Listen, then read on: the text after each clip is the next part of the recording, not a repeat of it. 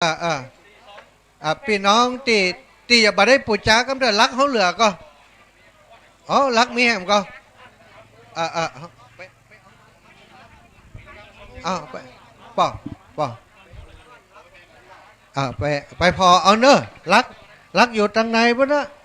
คณะกรรมการช่วยพ่อจิมช่วยพ่อจิมเนอะ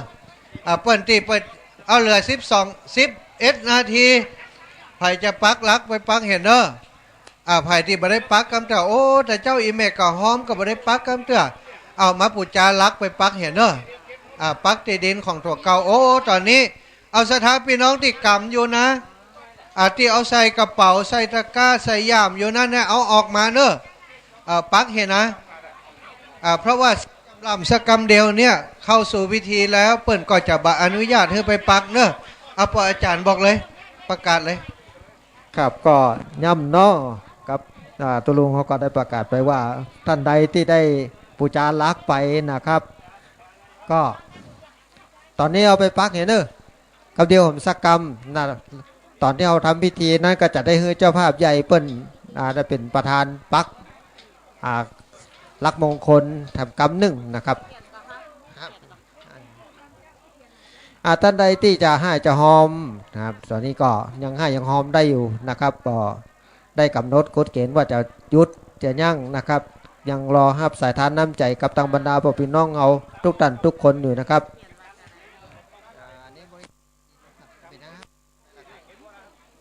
ครับต่อนี้ก็จะได้อ่านรายชื่อได้นามของธรรมดาพ่อพี่น้องที่ได้มาให้มาหอมนะครับเป็นเจ้าภาพร่วมทำบุญนะเป็นเงินแผ่นทองนะครับเป็นไม้ลักมงคลเป็นที่ดินที่เราจะได้ตั้งถวายเป็นถาวรนะครับเป็น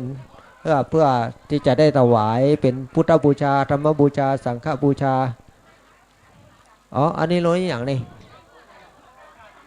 น้องๆนี่ไม่อย่างนี้ จะทำอย่างก็จะเริ่มไปเนอะเดี๋ยวตอนนี้จะได้อ่านรายชื่อตีโต๊ะข้างในก่อนเนาะก็หมายเมแม่เรืองวงวันอันนี้ก็ร่วมทำบุญตาใดนี่ไม่ได้เขียนมานี่เนาะ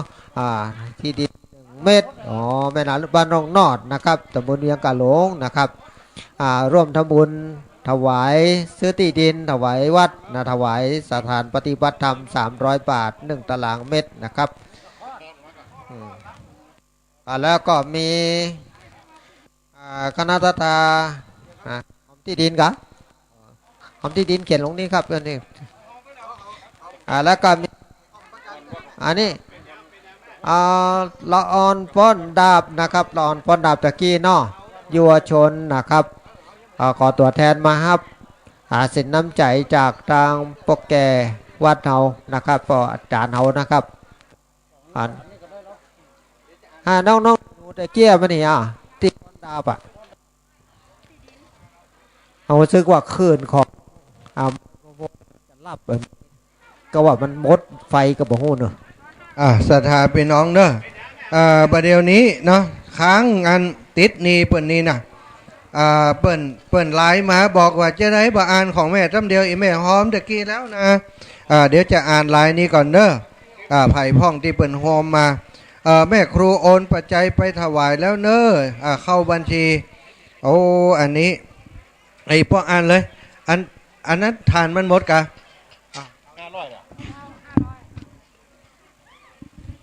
ครับแล้วก็มีผู้ที่ได้ให้ได้หอมเพิ่มเติมมาก็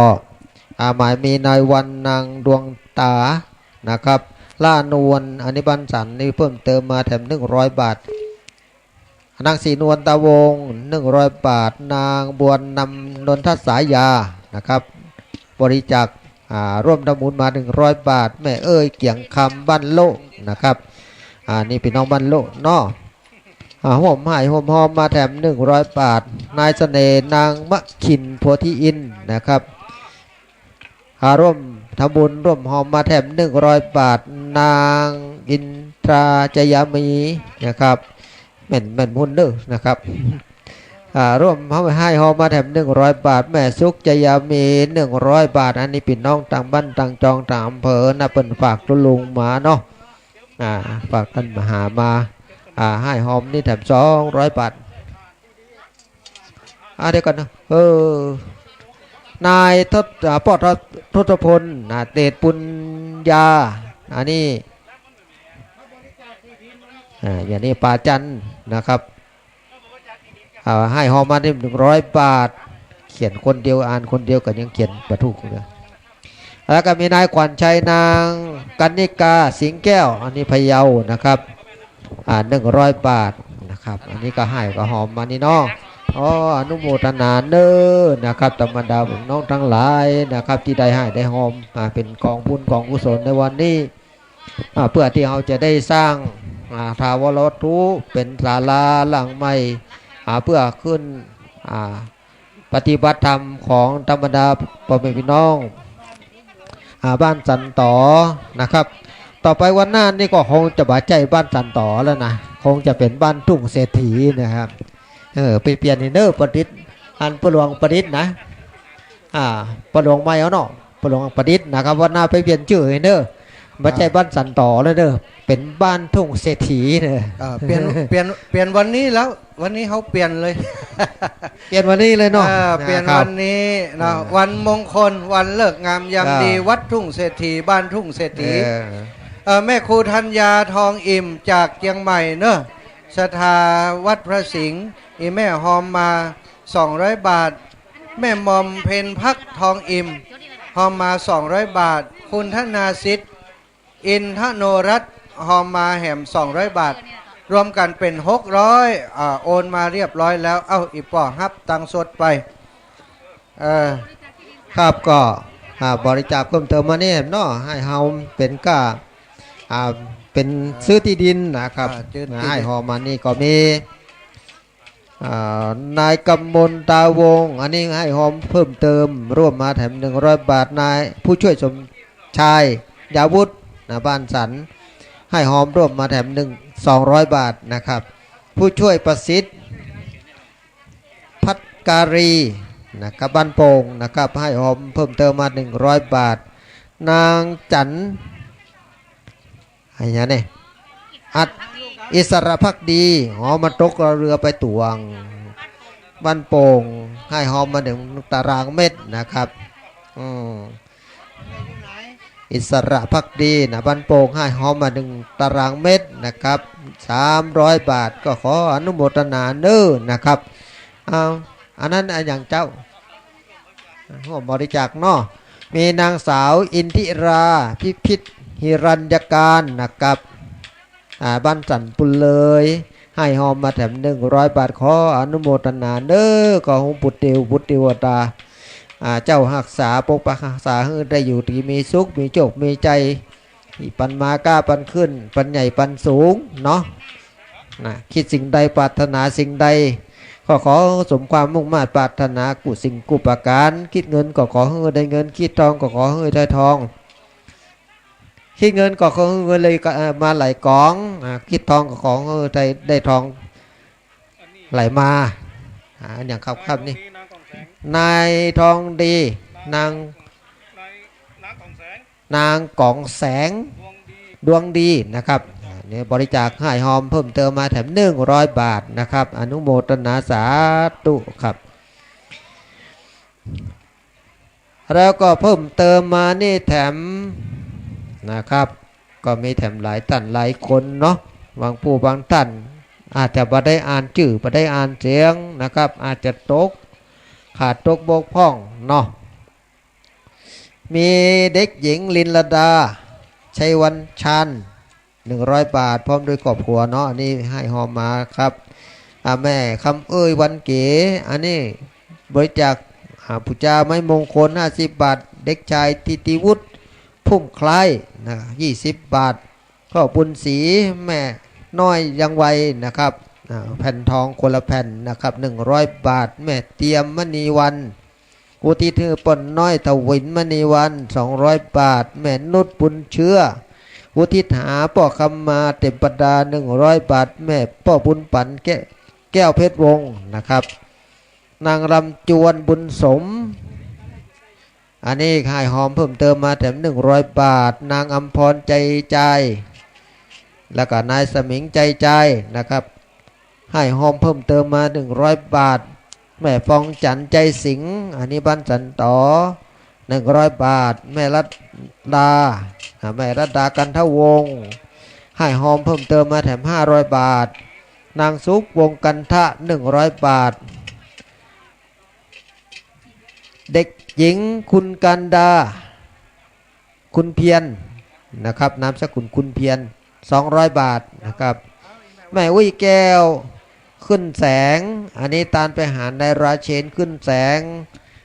100 บาทแล้วก็มี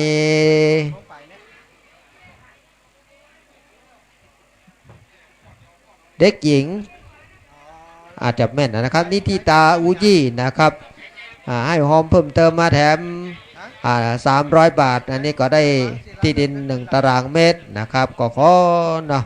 เพื่อนาบุญนากุศลทั้งหลายมวลหมู่นี้จงเป็นก้อแก้วไข่คำปิตกหาสาพ่อแม่พี่น้องจู่ผู้จู่คนนะครับเพื่อได้อยู่ดีสุขเพื่ออยู่ดีมีสุขมีโจกมีใจฮิปันมาก้าปันขึ้นชิดสิ่งดิ่งสิ่งใดก็ขอให้สมความมุ่งมั่นปรารถนานะกู้สิ่งพวกกู้ประการนะครับตอนนี้จะทำพิธีแล้วเนาะทางในจะทำพิธีแล้วครับเดี๋ยวทางในปุ้นจะทำพิธีไหว้พระหับศีลแล้วเนอะนะครับจะได้ทำกันต่อเนื่องไปเนาะตอนนี้ได้เวลาแล้วครับนะครับยังทำเถื่อกเถื่อเนาะกระหันเพิ่นเอาไม้ไปได้ครับครับเมินอยู่เนาะนะขณะเจ้าภาพเก่าเขาอยู่นี่โหยืนอยู่2 หน้าเนี่ยนะข้าภัยว่าจะให้เจ้าหอมแหมเนาะอนุโมทนาเด้อครับท่านใดที่ได้ให้หอมแล้วจักอุทิศไปหายังผู้ล่วงลับดับขันเนาะไปสู่ปรโลกไปหน้าให้เป็นปู่ป้าหน้าเป็นปู่ป้าหน้าเป็นปู่ลุงเป็นญาติที่ได้ล่วงลับดับขันลงไปก็ขออัญเชิญมเหสีกาเทพธิดา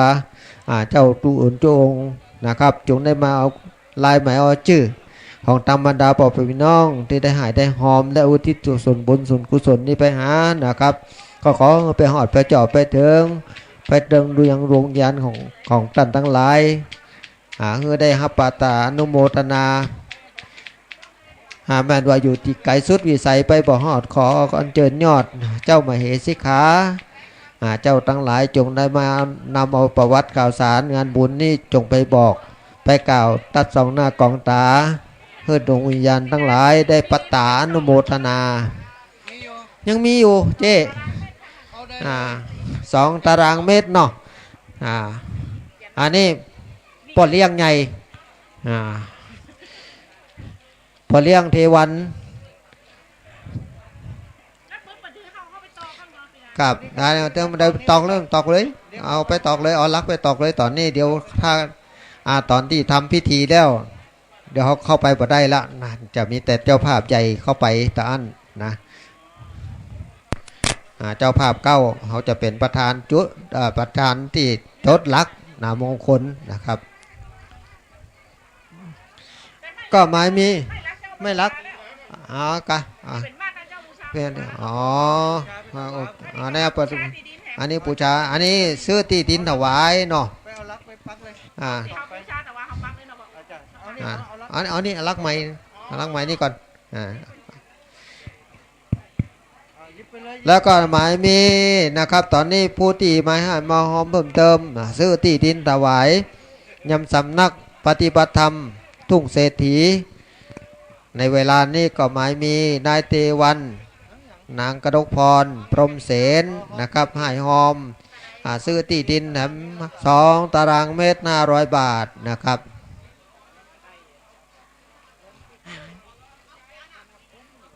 โอ้ขันไม่หนีนี่ครับเอาจดชื่อด้วยเนอะเขียนชื่อด้วยเดี๋ยวจะได้อ่านรายชื่อรายนามออกคือตั้งเทวพุทธเทวดาเปิดได้อ่านได้ไปจดเอาลายหมายเอาชื่อไปเขียนในปตาดับคำในหลับเงินหลับค ต่อไปวันหน้าเราจะได้บุญนั้นกลับคืนมานะครับพูดถึงเรื่องบุญเนาะตราบใดที่เรายังมีชีวิตยังมีจิตใจอยู่ที่นี่เราก็ทำกันไปเรื่อยๆนะครับเมื่อได้ผลบุญผลกุศลนั่นมันได้เต็มที่เต็มตังเหมือนกับเราตักน้ำใส่แก้วนะครับเมื่อน้ำเต็มแล้วมันก็ย่อมล้นก็เหมือนกับเปรียบเหมือนกับผลบุญผลกุศลที่เราได้ทำนะครับก็จะได้ย้อนมาพิทักษ์สามย้อนมาเฮือผลย้อนมาเฮือตัวเฮานั่นได้อยู่ดีมีสุขมีโชคมีใจซื้อเลขก็ถูกเลขถูกได้เงินได้ทองมาทำบุญต่อแถมอย่างถึงวันนี้นะครับบางผู้บางท่านเปิ่นทำได้เต็มที่แล้วเปิ่นทำบุญไว้นักแล้วเปิ่นก็ถูกหวยรวยเงินนะครับเปิ่นก็มาซื้อที่ดินอย่างเอาได้หันในวันนี้นะครับบางผู้บางท่านอาจจะได้เสวยผลบุญนั้นแล้วมีเงินมีทองมีปัจจัยที่จะทำบุญต่อก็มาทำบุญต่อตีตุงเศรษฐีตีนี่นะครับที่เอาได้หันอยู่นี่คราคร่ำอยู่ที่นี่มักหน้าหลายตาต่างตีนต่างแดนต่างอำเภอต่างจังหวัดมากันมาปะหน้าปะตากันเพื่อว่าจะมาสร้างสถานที่นี่เพื่อได้เป็นสถานที่เราได้ทำบุญทำกุศลต่อไปในวันข้างหน้านะครับ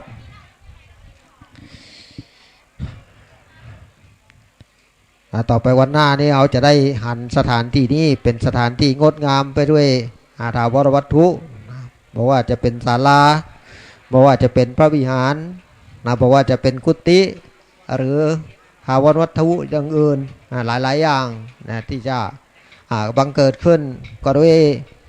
น้ำแรงจิตแรงใจแรงศรัทธาของธรรมดาพ่อพี่น้องเอาบ่ฮือที่นี่ได้มองมุนต้อยมันบัดตกตำต้อยไปจากที่อื่นนะครับมีพร้อมกุศลกุอันเนาะจะเป็นกุฏิก็ดีศาลาก็ดีวิหารก็ดีนะครับเขาก็จะได้สร้างกันไปเรื่อยๆภายในวันหน้าถ้าเรามีงบประมาณเพียงพอต่อการก่อสร้างห้างแปลงนะครับเมื่อมีเงินมีนักขึ้นก็เขาก็สร้างถาวรวัตถุนั้นได้นักขึ้นตอนนี้เขาสร้างศาลาไว้ก็ยังขาดเหลือพระวิหารกากุฏิกาที่อยู่ที่พักอาศัยของพระสงฆ์องค์เดนที่จะบังเกิดขึ้นในพระพุทธศาสนาเฮามันมาแน่มานอนเนาะต่อไปวันหน้าอาจจะเจริญยิ่งกว่านี้นะครับในนามของทุ่งเศรษฐีอาจจะเป็นวัดใจเป็นพระอารามหลวงต่อไปในวันหน้าก็ได้นะครับเพราะสิ่งที่จะเกิดขึ้นในวันหน้านั้นมันเป็นสิ่งที่เป็นอนาคตอยู่นะครับยังไม่สามารถจะหันได้เตื้อแต่ในปัจจุบันนี้ที่เขาจะหันเดี๋ยวในเวลานี้ก็คืองานวางศิลาฤกษ์นะครับงานนี้นะครับก็อาศัยแรงศรัทธาของธรรมดาพี่น้องทั้งหลายนั่นนะครับที่ออกมาร่วมกันในวันนี้เพื่อที่จะปลูกสร้างสถานที่นี้ให้มันเจริญยิ่งขึ้นไปปนนั้นเรียนเชิญครับ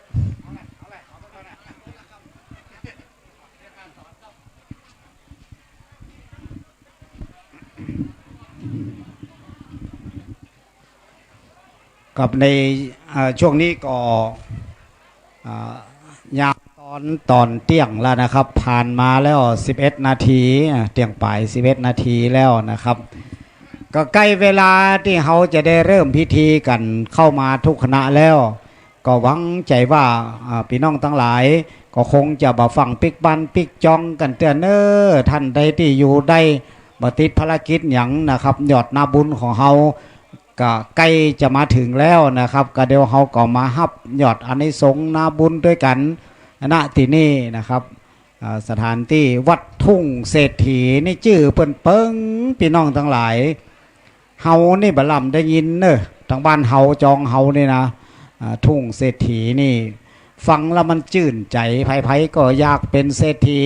ก็เข้ามาตังนี้นะครับเข้ามาตังในวัดในวามาไหว้สามากับไหว้มาทำพิธีอันเป็นมงคลทั้งหลายครับในช่วงนี้ก็ขอปรับสถานที่นิดหนึ่งนะครับปรับสถานที่กระเดียวตัดนี่ก็จะได้ทำพิธีกันแล้วนะครับเอาขอเชิญคณะกรรมการทั้งหลายได้เข้ามาช่วยกันจัดเก็บสถานที่นี้กำหนึ่งนะครับโต๊ะบริจาคนี่กับปิดช่วงนี้เหี่ยกำก่อนแถมบึ้ดท่านได้จะให้จะหอมได้แถมอยู่นะครับ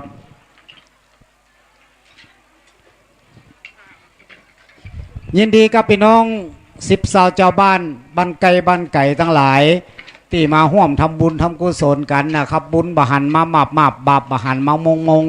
แต่บุญก็มีแต่บาปก็มีจริงพี่น้องทั้งหลายเหมือนก็เขาพอล้มบหันเนี่ยล้มก็มีแต่โลแต่จะได้เขาพอบหันเนาะ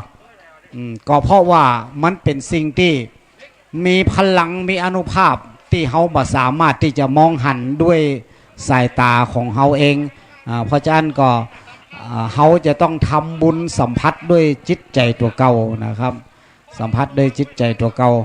จะได้รู้ว่าบุญคือความสุขได้ทำบุญไปแล้วมีความสุขนะครับ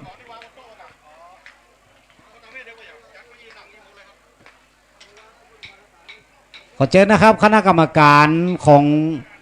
บ้านเฮานะครับบ้านพี่น้องสันต่อเฮาหรือว่าพี่น้องใดที่มีเวลาว่างๆมาช่วยกันจัดแจงกำหนึ่งยกโต๊ะตั้งมานั่งเก้าอี้จัดแจงตรงกองอำนวยการที่นี่เพื่อเป็นสถานที่ประกอบพิธีที่เฮาทั้งหลายจะได้นั่งไหว้นั่งสาอนุโมทนาสาธุด้วยกันช่วงนี้ก็เรียนเชิญเลยนะครับขอบคุณพี่น้องทั้งหลายที่ได้มาให้มาห้อมกันนั่งแต่เจ้ามาแล้วนะครับบางพ่องก็จากเป็นปันบางพ่องก็บริจาคเป็นร้อยบางพ่องก็บริจาคเป็น10นักน้อยก็บอกเป็นอย่างเนอพี่น้องทั้งหลายการให้การห้อมเนี่ยบุญกุศลทั้งหลายอยู่ที่เจตนานะครับถ้าหากว่าเขามีเจตนาดีบุญกุศลนั้นก็บ่หายไปไหนนะครับตีกองแข่งฟ้าขี่ม้าแข่งตะวันมันก็บอกใครถูกต้องสักตะใดพี่น้องทั้งหลายหันเป็นหอมนักเขาจะหอมนักบางทีปัจจัยเขาไม่ถึงแต่ว่าเขาหอมน้อยแล้วเจตนาเขานักเขาก็ได้บุญได้กุศลเหมือนกันนะครับมาให้มาหอมกันได้ตอนนี้ท่านใดจะมาให้มาหอมก็ยังได้อยู่ตะกี้จดชื่อไว้ก่อนจดชื่อไว้แล้วก็กระเดียวก็ก่อยเอาลงสมุดใหญ่นะครับนักน้อยบ่เป็นยังเนาะบางพ่องนั่นมีเงินเป็นกุยบ่กินตานตัวตายไปบ่ได้อันทรัพย์สิ่งของเงินทองบาทไต้บ่ได้ตัวไปสักเชื้อกันดับจิตตายเหลือแต่จิ้นเนื้อเน่าเหม็นอยู่ล่องคนเดียวสลีเกยใจไผ่บะแลเหลียวนอนสาดผืนเดียวมุ่งก็บ่ฮือได้หมอนขี้ไข่ดำไตคือตื้อเอาไปเผาตัวป่าจ้าอันทรัพย์สิ่งของเงินทองจ้างมาไว้ให้คำแก้วมาลูนทำบุญไปเตอะถึงบ่หายศูนย์จักได้เป็นทุนเอาไว้ไปหน้าบอกว่าเฮ้อไผ่ตึงเปิ่นตึงข้ามันหากเป็นมาแบบนี้แก้วมาลูนไข่หัวขี้มาจ่าปากอู้เสียงแหงแก้วมาลูนแต่บะปอกินแหนงกัวแก้วมาแซมปะไหนเอาหั่นปะไหนเอาหั่นเนี่ยนะแก้วมาแซมนี่ถึงนักแกเนอร์นะครับเอาละตอนนี้เขาจะใกล้ที่จะเริ่มพิธีอันเป็นสิริมงคลกันแล้วนะครับเจิญปีเจิญน้องเนอมาตั้งนี้ก็มาช่วยกันจัดแจงแต่งดาตั้งในหั่นเปิ้นก็ปรับสถานที่กันอยู่นะครับก็เดี๋ยวจะได้เริ่มพิธีกันตอนนี้พระสงฆ์องค์เจ้าก็มาถึงเรียบร้อยแล้วนะครับยินดีกับพี่น้องทั้งหลายนะครับที่ได้มาให้มาหอมกันในโอกาสนี้เวลาก็ใกล้เข้ามาแล้วนะครับที่เขาจะได้พักตั้งเรื่องกองอำนวยการโต๊ะบริจาคอย่างที่นี่เพื่อจะทำพิธีทางศาสนากันต่อไปนะครับก็ขอพี่น้องเอายอดบุญยอดกุศลที่เขาได้ตั้งใจไว้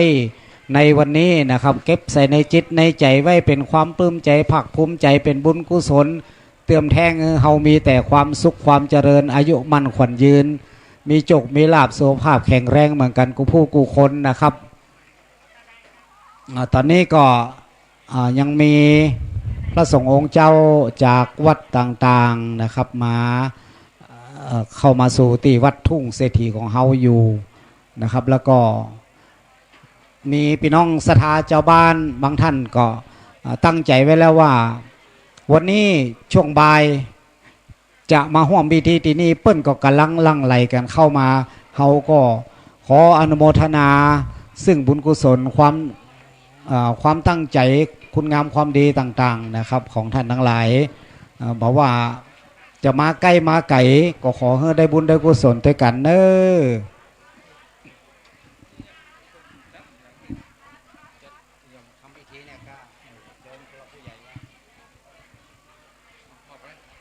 ครับตอนนี้เอาตั้งคณะกรรมการว่าเนอะเปิ้นได้อู้กันไว้เปิ้นจะจัดแจงอย่างใดถ้าแล้วเราก็เอิญมาตั้งนี้นะครับเอิญมาตั้งกองอำนวยการของเขาก็จะได้อู้จ๋าประชาสัมพันธ์บอกกล่าวให้ได้รับทราบโดยทั่วถึงกันนะครับทั้งเครื่องขยายเสียงก็อาจจะดังกว่าเฮาอู้ธรรมดานะครับเพราะจะอันถ้าหากว่าขั้นตอนจะเริ่มที่ไหนตรงไหนอย่างใดคณะกรรมการจะเป็นผู้จัดแจงแล้วก็ประสานกับทางพระคุณเจ้า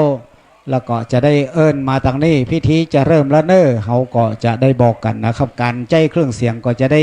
ยกได้โอนไปตั้งในศาลาพิธีนะครับก็ซึ่งก็จะต้องรอกันสักกรรมสักบึดสักเมื่อนะครับ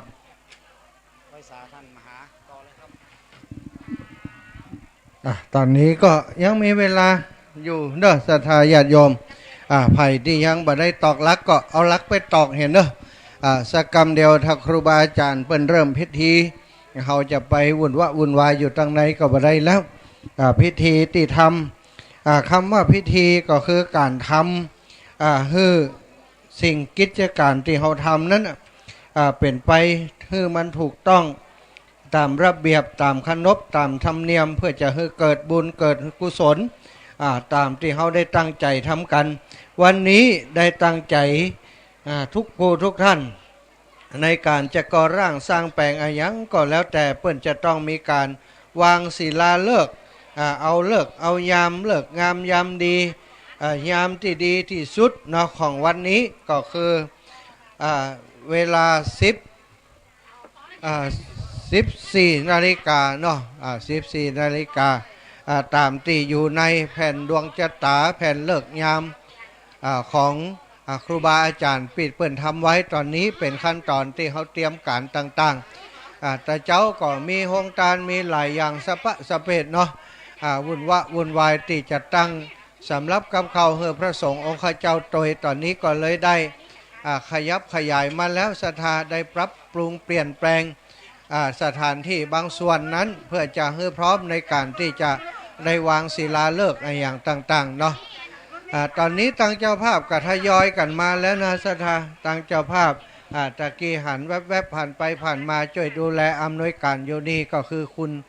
เชิดพงษ์กิ่วแก้วซึ่งเป็นมหาอุบาสกที่ช่วยการช่วยงานหลวงปู่เนาะเป็นลูกศิษย์หลวงปู่ทองหลวงปู่ทองของเฮาซึ่งทุกคนหู้จักกันดีอันนี้ก็คือลูกศิษย์ก้นกิติเป็นลูกเป็นหลานของหลวงปู่แล้วก็สนองงานหลวงปู่โดยเฉพาะบัดเดี๋ยวนี้ก็มาติดตามลำตัวช่วยดูแลท่านอาจารย์ท่านพระครูอภิวัฒนวิกรมมีการมีงานที่ไหนถ้าเป็นสิ่งที่มีประโยชน์แก่ส่วนรวมแล้วคุณเชิดพงษ์กิ่วแก้วก็จะได้เปิ้นกับปาครอบครัวเปิ้นมาเป็นเจ้าภาพเพื่อหลายการหลายงานและศรัทธาที่นอนม่อนพระศรีสองเมืองดอยนางแก้วเป็นเจ้าภาพสร้างเจดีย์พระธาตุเจดีย์3 องค์ด้วยกันพร้อมกับติศรัทธาพี่น้องหมู่เฮาช่วยกันให้กันหอมไปก็สำเร็จลุล่วงไปด้วยดีอันนี้ก็เป็นเศรษฐีใจบุญผู้เป็นมหาอุบาสกเนาะถ้าเปรียบสมัยโบราณก็บัดแตกต่างจากท่านอนาถปิณฑิกะเศรษฐีเปิ่นทำบุญสุนทรทานนั้น บ่ชอบที่จะเอาหน้าเอาตาเนอะเขาจะจดชื่อเสียงเรียงนามนี่บางแต่บ่เอาอาจารย์ตะกี้ก็ยิบสตังค์ใส่หีบบริจาคตัวใดบ่หัวจับใส่บ่ต้องจดบ่ต้องจานยังต้องการเอาบุญกุศลล้วนๆเนาะก็อนุโมทนาบุญกับครอบครัวของคุณโยมเชิดพงษ์กิ่วแก้วแล้วก็ยังมีศรัทธาต่างๆที่เป็นเจ้าภาพวันนี้แห่มนัศรัทธาที่ดูอยู่ในแผ่นเลิกแผ่นดวงแผ่นศิลาเลิกนั้นเนาะที่ได้เตรียมไว้สำหรับท่านประธานที่จะเป็นเจ้าภาพสร้างศาลาในคราวครั้งนี้ศรัทธาญาติโยมก็อาจจะบหันกับเตื้อว่าโอ้ไผ่แต้เนาะที่มาเป็นเจ้าภาพเจ้าศรัทธาเก่านั้นจริงๆแล้วก็มีหลายท่านด้วยกันหลายคนด้วยกันที่อาตมาได้ไปพอในแผ่นศิลาฤกษ์นั้นนะก็หันเปิ่นจดเปิ่นจานในแผ่นดวงแผ่นศิลาฤกษ์นั้นว่ามีเจ้าภาพประธานที่จะวางศิลาฤกษ์ในคราวครั้งนี้ก็คือคุณธีรพงศ์คุณศรีจันทร์ปุรานิธินะพร้อมครอบครัวคุณพิญญาภักดิ์ปุรานิธิพร้อมกับครอบครัวคุณอภิรดีเด็กชายณัฐภูมิปุรานิธิพร้อมครอบครัวคุณกิติพงศ์คุณชมพูนุชปุรานิธิพร้อมครอบครัวแล้วก็คุณกิติเทพคุณอรดาปุรานิธิพร้อมครอบครัวนี้เป็นที่บันทึกจดจานลงในแผ่นศิลาฤกษ์ศรัทธาญาติโยมก็อนุโมทนาบุญกับพี่น้องของเฮาตัวเนอะศรัทธาพี่น้องบ้านวัดทุ่งเศรษฐีบัดเดี๋ยวนี้ที่ผ่านมาเฮาตั้งอกตั้งใจช่วยกันซื้อที่ดินเอามาสร้างวัดสร้างวาบัดเดี๋ยวนี้ป่อเลี้ยงเอียงคำต่างๆมหาอุบาสกอุบาสิกาทั้งหลายนุโมทนาบุญกับคุณสุวิมลเสวตในเนาะพร้อมทำบุญแห่ม300 บาทเป็นเจ้าภาพที่ดิน1 แปลง300 บาทเนอะอนุโมทนาบุญกับท่านตัวศรัทธาญาติโยมหลายคนมาหาตะกี้ตุลุงยองไปไหนบ่ได้ยินเสียงอีนะ มาแล้วไปพักผ่อนมาแล้ว เอาแล้วจะมอบเวรประเคนไว้เฮือตุปีอ้ายของอาตมาอาจารย์ของอาตมาในพบปะกันเวลาในช่วงนี้เพราะว่าใกล้จะถึงพิธีเต็มทีแล้วเนาะก็ถวายความเคารพมอบเวรประเคนใหม่ให้ตุลุงยองได้ดำเนินการอุจาปปะกับศรัทธาญาติโยมตอนรับมหาอุบาสกอุบาสิกาต่อไปเนอะถวายความเคารพครับขอบคุณท่านพระมหาสมชาติชาตปัญโยเจริญพรป้อนน้อยป้อนหนานเข้าตัวเนอะวันนี้ช่วยกันเต็มที่ฟังป้อนน้อยป้อนหนานอู้ก็ม่วนเป็นข้าวเป็นเคีย เป็นที่ปึกเล้าเอาอกเอาใจละเมาเอาใจแล้วก็ญาติโยมก็ช่วงบ่ายนี้สีว่าไปนะเนาะให้อย่าปิกไปพ้องก็มีจ๋ากำลังมาก็มีเจริญพรต้อนรับพี่น้องจากเหล่าเป้าอำเภอดอยหล่อก็มาแถมนึ่งกันตู้นะพร้อมกันนั้นก็ศรัทธาก็หลายที่หลายต่างกรุณารอสักกรรมเตี้ยงป่ายอยู่เนาะจากนี้ไปราตรีนั้นยังยาวไก่พี่น้องศรัทธาญาติโยมก็ร่วมทำบุญกันไปกู้คนเนาะที่ได้ตอกไม้มงคลกันนะเป็นที่ม่วนที่งานเนาะทุกพี่เจ้าอาวาสเจ้าสำนักวัดนี้เพิ่นบอกว่าตั้งแต่เป็นวัดมานี่เตือนเนี่ยคนนักที่สุดเป็นว่าน่ะทุ่งเศรษฐี คนนักคนหลายม่วนอกม่วนใจเพราะว่าปีไหนเขาไม่เตือนเนี่ยต้องลุงนะก็พอดีเนาะก็เพราะว่าแรงบุญศรัทธาเนาะญาติโยมทั้งหลายนะมีผู้ใหญ่ใจบุญในทุนใจดีก็หาบดีที่มีจิตใจอันแรงกล้าในพระพุทธศาสนาสร้างไปหลายที่ซึ่งเปิ้นเป็นโยมอุปถากในเมตตาธรรมอาจารย์พระครูอภิวัฒนวิกรมก็มาปรึกษาหารือกันว่าเปิ้นใครสร้างศาลาเอกะแล้วก็ไปปรึกษากับครูบาดอยก็เลยมุ่งตรงมาเนี่ยตุปี้เปิ้นดีอกดีใจหรอที่ว่าเราถ้ามีครูบาดอยขอเนี่ยมันได้แปลงเอาไอ้หรอก็เลยมาจัดแจงมาแปลงมาแต่งดากันนี่สดาเลยมีวันนี้ขึ้นมาเนาะแต่กี้อาจารย์ท่านพระมหาสมชาติได้ประกาศรายชื่อที่เจ้าภาพที่เปิ้นจะมากึศมาสร้างเนี่ยเจ้าภาพใหญ่เนาะแล้วเราก็เป็นบริวารช่วยกันเนี่ยเมตตาธรรมพี่น้องศรัทธาญาติโยม ก็ได้ช่วยกันบอกว่าจะเป็นร่วมทำบุญเป็นเจ้าภาพตังที่ดินก็ดีนะบอกว่าจะเป็นเจ้าภาพปักไม้มงคลตลอดถึงสถานที่เปิ้นมาเป็นเจ้าภาพตังงานนี่ก็นะแผ่นดวงเลิกนะแผ่นดวงมงคลเนาะกำลังหลังไหลกันมาปปลพอเด้อเนชลบและเปิ้นก็กำลังมากันก่อนรถในการไปทางพูนแต่ในดีมดีติดลมเหมือนกันเด้อทางพูนน่ะมันที่ถมใหม่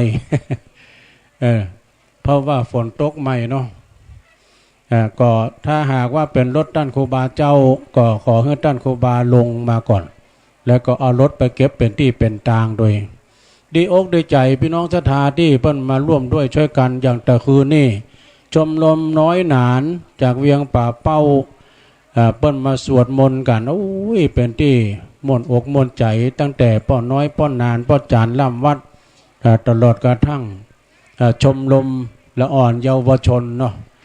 เยาวชนคนวัยรุ่นเนาะเปิ้นมาสวดมนต์กันตังป้ออาจารย์ป้อนนานเขาที่เปิ้นออกรายการสถานีวิทยุโดยนะขอบคุณเด้อเอาเลยญาติโยมตอนนี้จะปรับสถานที่ใหม่เนาะพ่อหลวงพ่อก็ว่าจะปรับสถานที่ใหม่เอาว่าคนก็มานักมาหลายตังพ่อหลวงเขาก็ใจดีนะมีความช่วยกันปรับปรุงที่ก่อนโอ้บนไล่ที่แล้วลุก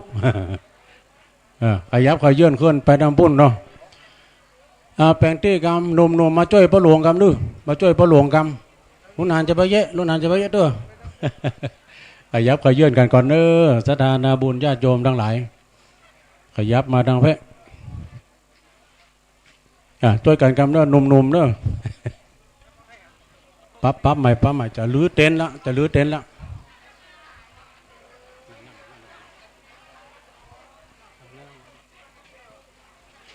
ขยับขยื่นนี่แม่เขานั่งให้กันโอ้เสียงเป็นไปฮะตอนนี้มันไก่ยะไก่เสียงไปเบ็ดหลังตำก่อนนะเบ็ดเขาก็ขยับขยายไปนะพุทธเนาะโอ้อันนี้ผู้หูเนาะเอาเก็บคืนกรรมเนาะพี่น้องที่ได้ไปปักริมปักไม้มงคลแล้วก็กรุณาเอาค้อนหน้าแว่นมาเลยเด้ออันนี้เพื่อนเอาตอกฝ่ายแต่ก่อนนะแม่เนาะก่อนนะใหญ่เลยนี่ขยับมาตอนนี้ได้หรือกล่องอำนวยการขยับมาแดดมาดึงไล่มาได้แดดมาดึงไล่มา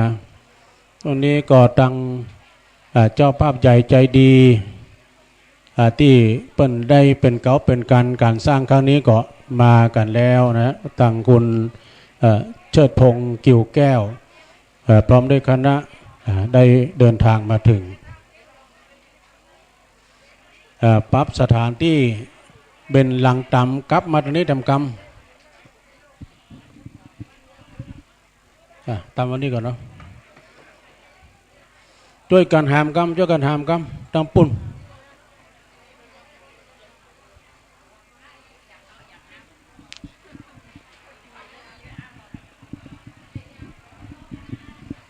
ครับในขณะนี้ก็กำลัง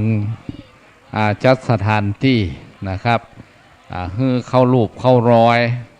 เพื่อที่จะได้ประกอบพิธีกรรมได้สะดวกและก็พ่อแม่พี่น้องคณะศรัทธาก็จักได้หันนะครับให้ประจักษ์แก่สายตาว่าในการประกอบพิธีกรรมในครั้งนี้มาทั้งทีก็ให้ได้หันนะครับก็ถือว่าหมู่เฮาร่วมโดยช่วยกันและก็จักได้พอได้กอยโดยกันนะครับเวลาที่กำหนดนั่นกำเดียวเจ้าหน้าที่เพิ่นจะสัญญาณมาเองเนาะครับเนาะในช่วงนี้ก็อู้จากันไปก็ยังมีเวลาอยู่เนอะครับพี่น้องทั้งหลายที่จะได้เอาไม้มงคลไปปักแล้วก็ไปเป็นเจ้าศรัทธาในส่วนของที่ดินที่จักได้ ก่อร่างสร้างแปลงยังศาลาการประเรียนณโอกาสต่อไปนะครับก่อยังข้างแหมอยู่นะครับจะไปให้มันข้างเนอะพ่อแม่พี่น้องทุกท่านครับอย่างมันข้างนี่มันบักให้ม่วนนะครับก็เพราะฉะนั้นทุกอย่างก็เพื่อได้สำเร็จลุล่วงไปด้วยดี ก็ถือว่าพ่อแม่กำลังศรัทธาของพ่อแม่พี่น้องร่วมโดยช่วยกันตั้งแต่แต่เจ้ามาแล้วนะครับ ในการตอกไม้มงคลตอกจับจองเป็นเจ้าของสถานที่อันเป็นที่ของกินของทานกับวัดกับวากับตนตัวของพ่อแม่พี่น้องนะครับก็ถือว่าหมู่เฮาทั้งหลายได้ปากันมาสนับสนุนในกิจกรรมของพระศาสนาบัลละวัดยะบัลละวัดบัลละวาเนาะเพื่อให้ได้หมองมนเศร้าก็เพราะว่าพ่อแม่พี่น้องคณะสัทธาหมู่เฮาทั้งหลายล้วนแต่เป็นผู้ที่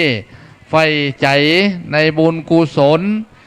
บางที่ก็มาไกลบางที่ก็มาใกล้ตะวันตกวันออกของไทยหนเหนือ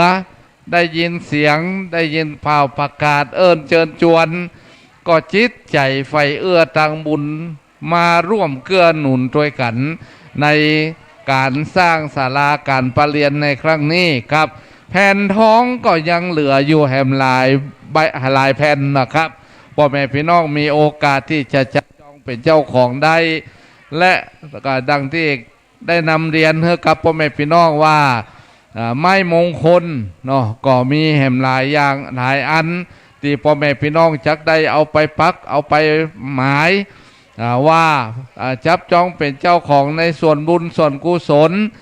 ปลูกฝังไว้ในพระศาสนาครับในครั้งนี้โอกาสนี้มีวันนี้เนาะครับที่นี่ตันนี้ที่ศาลาการประเรียนที่เขาจะสร้างนี่มีวันเดียวนะครับที่จะได้ประกอบพิธีกรรมในการวางศิลาฤกษ์ศิลาก็คือแผ่นเนาะครับเลิกอันเป็นมงคลที่เขาจะได้เอาเลิกผ่านาทีที่ดีแม่นขนาดเนาะในส่วนของการประกอบพิธีกรรมในครั้งนี้ครับมีแหมหลายตาหลายช่องอยู่นะครับพ่อแม่พี่น้องได้เป็น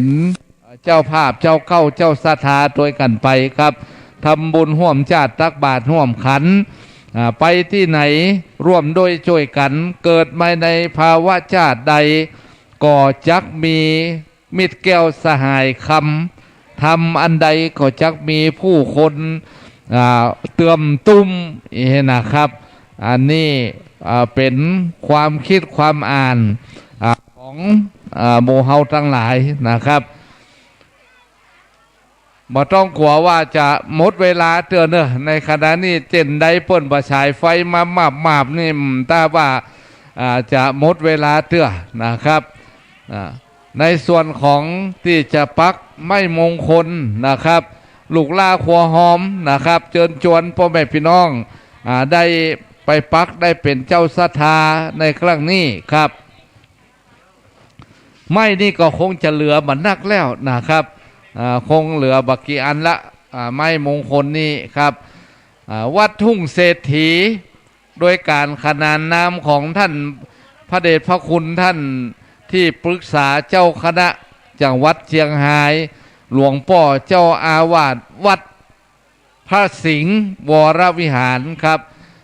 ในส่วนของเป็นท่านเป็นเจ้าภาพอดีตเก้าก็คือเจ้าภาพพระธาตุโดยตุงเป็นเจ้าอาวาสนะครับพระธาตุโดยตุงเสร็จจากนั้นท่านได้รับการแต่งตั้งเป็นเจ้าอาวาสวัดห้วยไข่ใหม่ทัดจากนั้นก็ได้มาเป็นเจ้าอาวาสในส่วนของพระอารามหลวงวัดพระสิงห์ครับท่านได้มาโห่มาหันท่านได้มาขนานนามบอกกล่าวให้กับพ่อแม่พี่น้องหมู่เฮาว่าต้องเป็นทุ่งเศรษฐีอีกนะครับสันต่อมันจะมีกาดต่ออยู่ว่ามันเป็นกาดต่อต้นมันมีไหนเหี้ยครับเพราะฉะนั้น ใครจะผูกดวงใครจะทำบุญ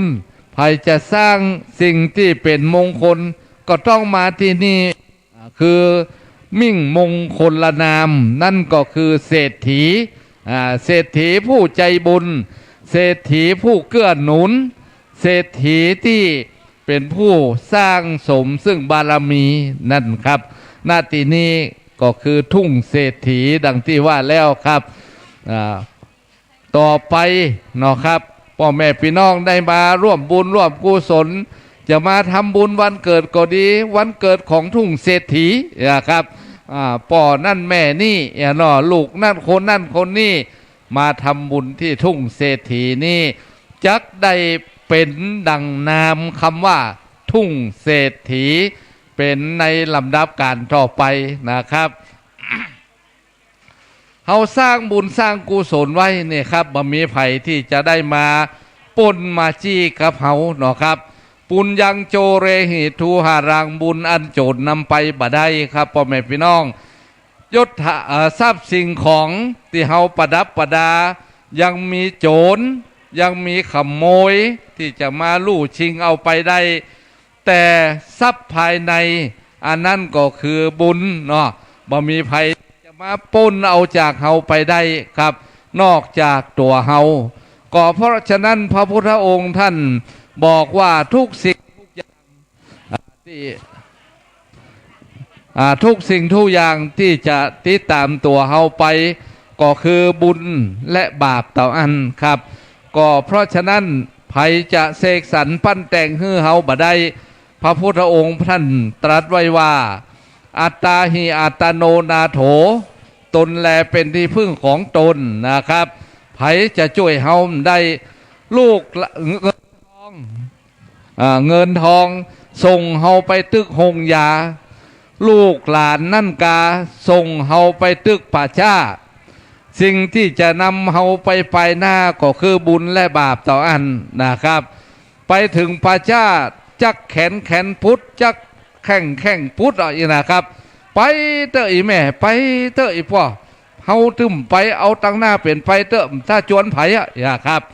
ก็เพราะฉะนั้นเปิ่นพระพุทธองค์ท่านสรรเสริญว่าโลกหน้านั้นไผ่จะไปตัวเฮาบ่ได้ก็อยู่ที่บุญบาปที่จะติดตามตัวเฮาไปครับเป็นคนทุกคนยากมีพละกำลังที่ดีแบกกระสอบอยู่หน้าหงสียังดีกว่าเศรษฐีที่นอนผังงาบอยู่ที่หงยาบ่มีความหมายแล้วครับเป็นเศรษฐีก็เป็นแต่น้ำเอาช่วยเหลือยังบ่ได้สักอย่างปากก็บ่ได้ไปก็บ่ได้แล้วอันนั้นเป็นเพียงแต่การขนานนามก็เพราะฉะนั้นเฮาจะทำก็ต่อเมื่อเฮามีชีวิตเฮามีจิตมีใจที่ตามเดินไปไหนได้นะครับก็ครับเจ้าของรถตู้37442ครับได้โคดค่ายง่ายรถตั้งกำเนิดครับเพราะว่ามันดูเหมือนว่าจะกีดขวางกับต่างเปิ่นออกไปมาอีกครับขอสุมาเตือนอช่วยกันครับทุกเปิ่งปะอาศัย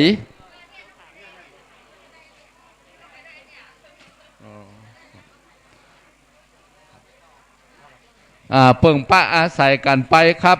กับที่อยู่ได้กับใจอยู่ยากครับก็เปิ่นถึงบอกว่าเต็มว่าที่กินที่นอนกีดกับจักอยู่ได้นานไปกับกีดจอมแน่นในหัวใจจักอยู่ต่อไปหัวใจบินบางโอ้ท่านละชด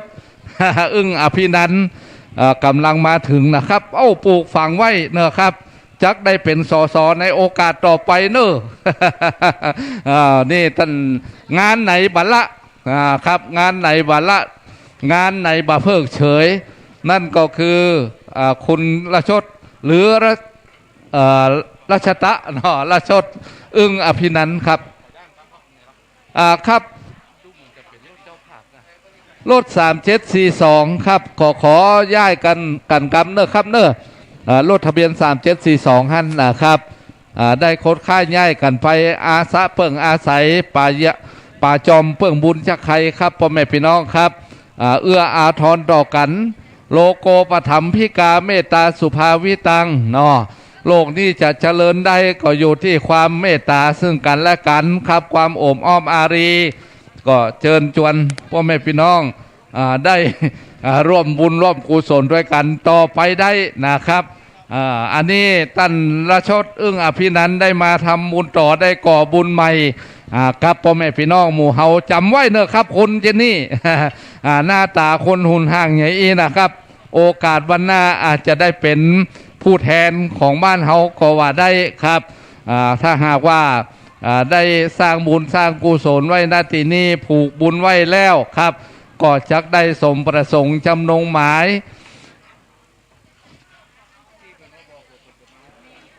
มาแล้วเจ้าของนะแต่วันครับผมโอ้ โอ้ครับครับไม่มงคลมีอยู่เนอะครับพ่อแม่พี่น้องทุกท่านครับโอ้นี่ฮั่นเนาะไม่ฮั่นแน่อ๋อที่เขียนชื่อนะอ๋อครับครับก็ต่อจากท่านเจ้าที่ประชาสัมพันธ์ได้ประชาสัมพันธ์ไปนะครับก็ถัดจากนั้นมาก็หมายมีพ่อถามแม่สุรีวงศาพร้อมครอบครัว300 บาทแม่สมยงตานาพินและนายสุพันธ์ครับนายรุจิตานาพันธ์ครับ300 บาทอ่านบอกให้ออกดีนะครับเนอะแม่ธัญพรสุริยา300 บาทนางดาวเรืองวงวันที่ดิน300 บาทสอบต.สมบุญนางเหรียญเมืองยอดร่วมบริจาค500 บาทร้อยตำรวจตี2เมืองดวงดาวเตชะนันถวายที่ดิน300 บาท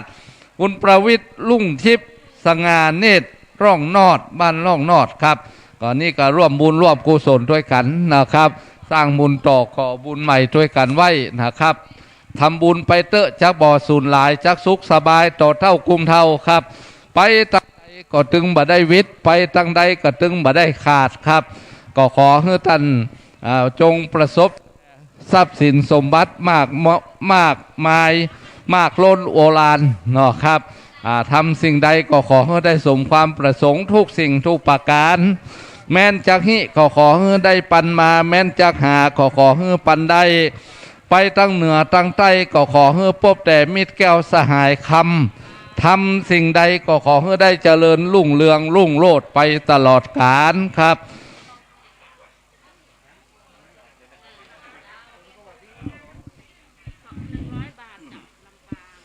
ขอบคุณทางพระนานบุญธรรมเด้อพ่อมัคคนายกวัดพระธาตุม่อนจอมพอกำอูกำจ๋าจักเจิญจวนสตาญาติโยมร่วมบุญกุศลด้วยกันมาตั้งแต่ตอนเช้าแล้วพ่อน้อยพ่อนานชมรมตั้งชมรมน้อยหนานตอนนี้พี่น้องลำปางก็มาจดร่วมทำบุญเกี่ยวกับตั้งที่ดินเนาะเดี๋ยวแจกของดีด้วยแม่ดูไปคัดได้ของดีนี่หนังสือสวดมนต์ หนังสือสวดมนต์ก็แจกให้ศรัทธาญาติโยมตอนนี้เวลาก็ยังมีอยู่เนาะอากาศวันนี้ก็จัดสรรเนาะจะร้อนเกินไปก็บ่ร้อนวันนั้นฝนตกลงมาแน่นหนาแล้วก็ตอนนี้ก็เย็นอกเย็นใจในศาลานั้นก็เมตตาบารมีธรรมครูบาอาจารย์หลายตนหลายองค์หลวงพ่ออำเภอแล้วก็มาตั้งแต่ตอนเจ้าเอาลูกศิษย์ลูกหามาสร้างสีสันในงานมาฟ้อนเนี่ยแล้วก็ฟ้อนดาบโดยในเมตตาธรรมอาจารย์ท่านพระครูปริยัติรัตนโชติอาจารย์ท่านพระมหาเสาแก้ว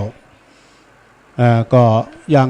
มีการอยู่ทางนั้นบุญสดาเนอะเอาละจะฟ้อนต้อนรับแต่ครั้งหนึ่งนะฮะดนตรีนี่เป็นการฟ้อนเล็บเนอะโยมเนอะฟ้อนเล็บของพี่น้องเมืองล้านนาเฮา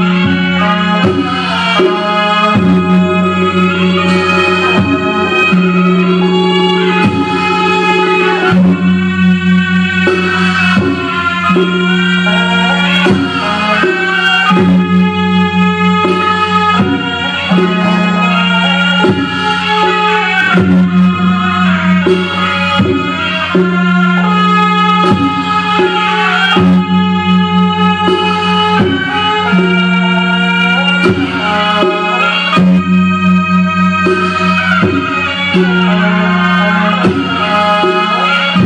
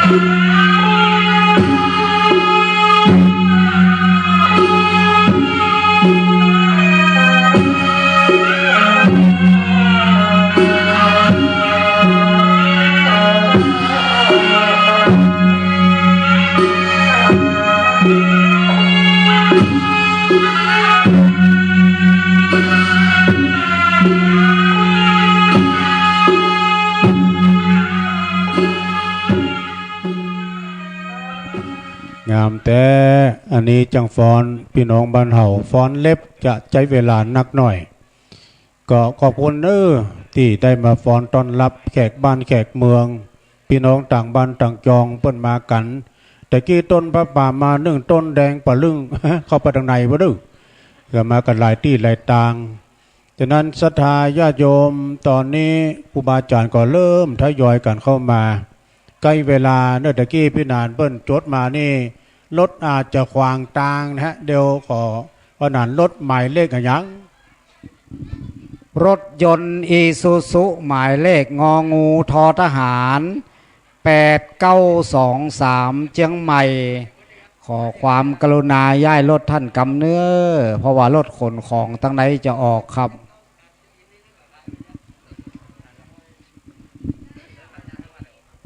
กับตอนนี้ก็ขออนุโมทนาบุญกับท่านที่ได้มาให้หอมบริจาคกันที่นี่ก็มีเด็กหญิงกัญญารัตน์อุเมฆ100 บาทนางมณีอินทมุน100 บาทนายสุภชัยศรีสุยงก็แม่นก็ลังว่าสุยงเนาะ100 บาทนางจันเพ็ญพันขันบ้านโป่ง100 บาทนางรัตนาสุจริตพร้อมครอบครัว100 บาทนางสิริวัลวงหมื่นพร้อมครอบครัว300 บาทนายสราวุธปาลัวจากลำปางโอ้ลำปางมาจัดไก่เนาะครับก็100 บาทนางจันฉายปาลัวลำปาง100 บาทป้อพรหมมาแม่ปุ๋ยพร้อมลูกทุกคน200 บาทนางศรีวันดีวงศาลำปาง200 บาทป้อพยุงแม่ศรีดาทระลำปาง200 บาทนายวิทูลนสนาทีดีวงศาลำปาง100 บาทนางปลิวคำยานะบ้านสันแถม100 บาทต่อจากนั้นก็หมายมีนายสมบุญแฮดคำเนี่ยแฮดคำแหยม100 บาทนายอภิสิทธิ์สินธุวัฒน์บ้านสัน100 บาทนางสาวนิพาพรกันกอง100 บาทนายปรีดาศรีทุมมา100 บาทนี่ก็เป็นชื่อเสียงเรียงนามของท่านที่ได้มาให้หอมบริจาคกันที่นี่ก็ขอเทวบุตรเทวดาเจ้าจดเอาลายใหม่เอาชื่อของท่านผู้ที่ให้หอมบริจาคกันมาใส่ไว้ในสุวรรณปัตตาแผ่นเงินแผ่นคำอำนวยอวยพรให้ท่านได้ประสบแต่ความสุขความเจริญรุ่งเรืองก้าวหน้ายิ่งขึ้นไปเนอะครับตอนนี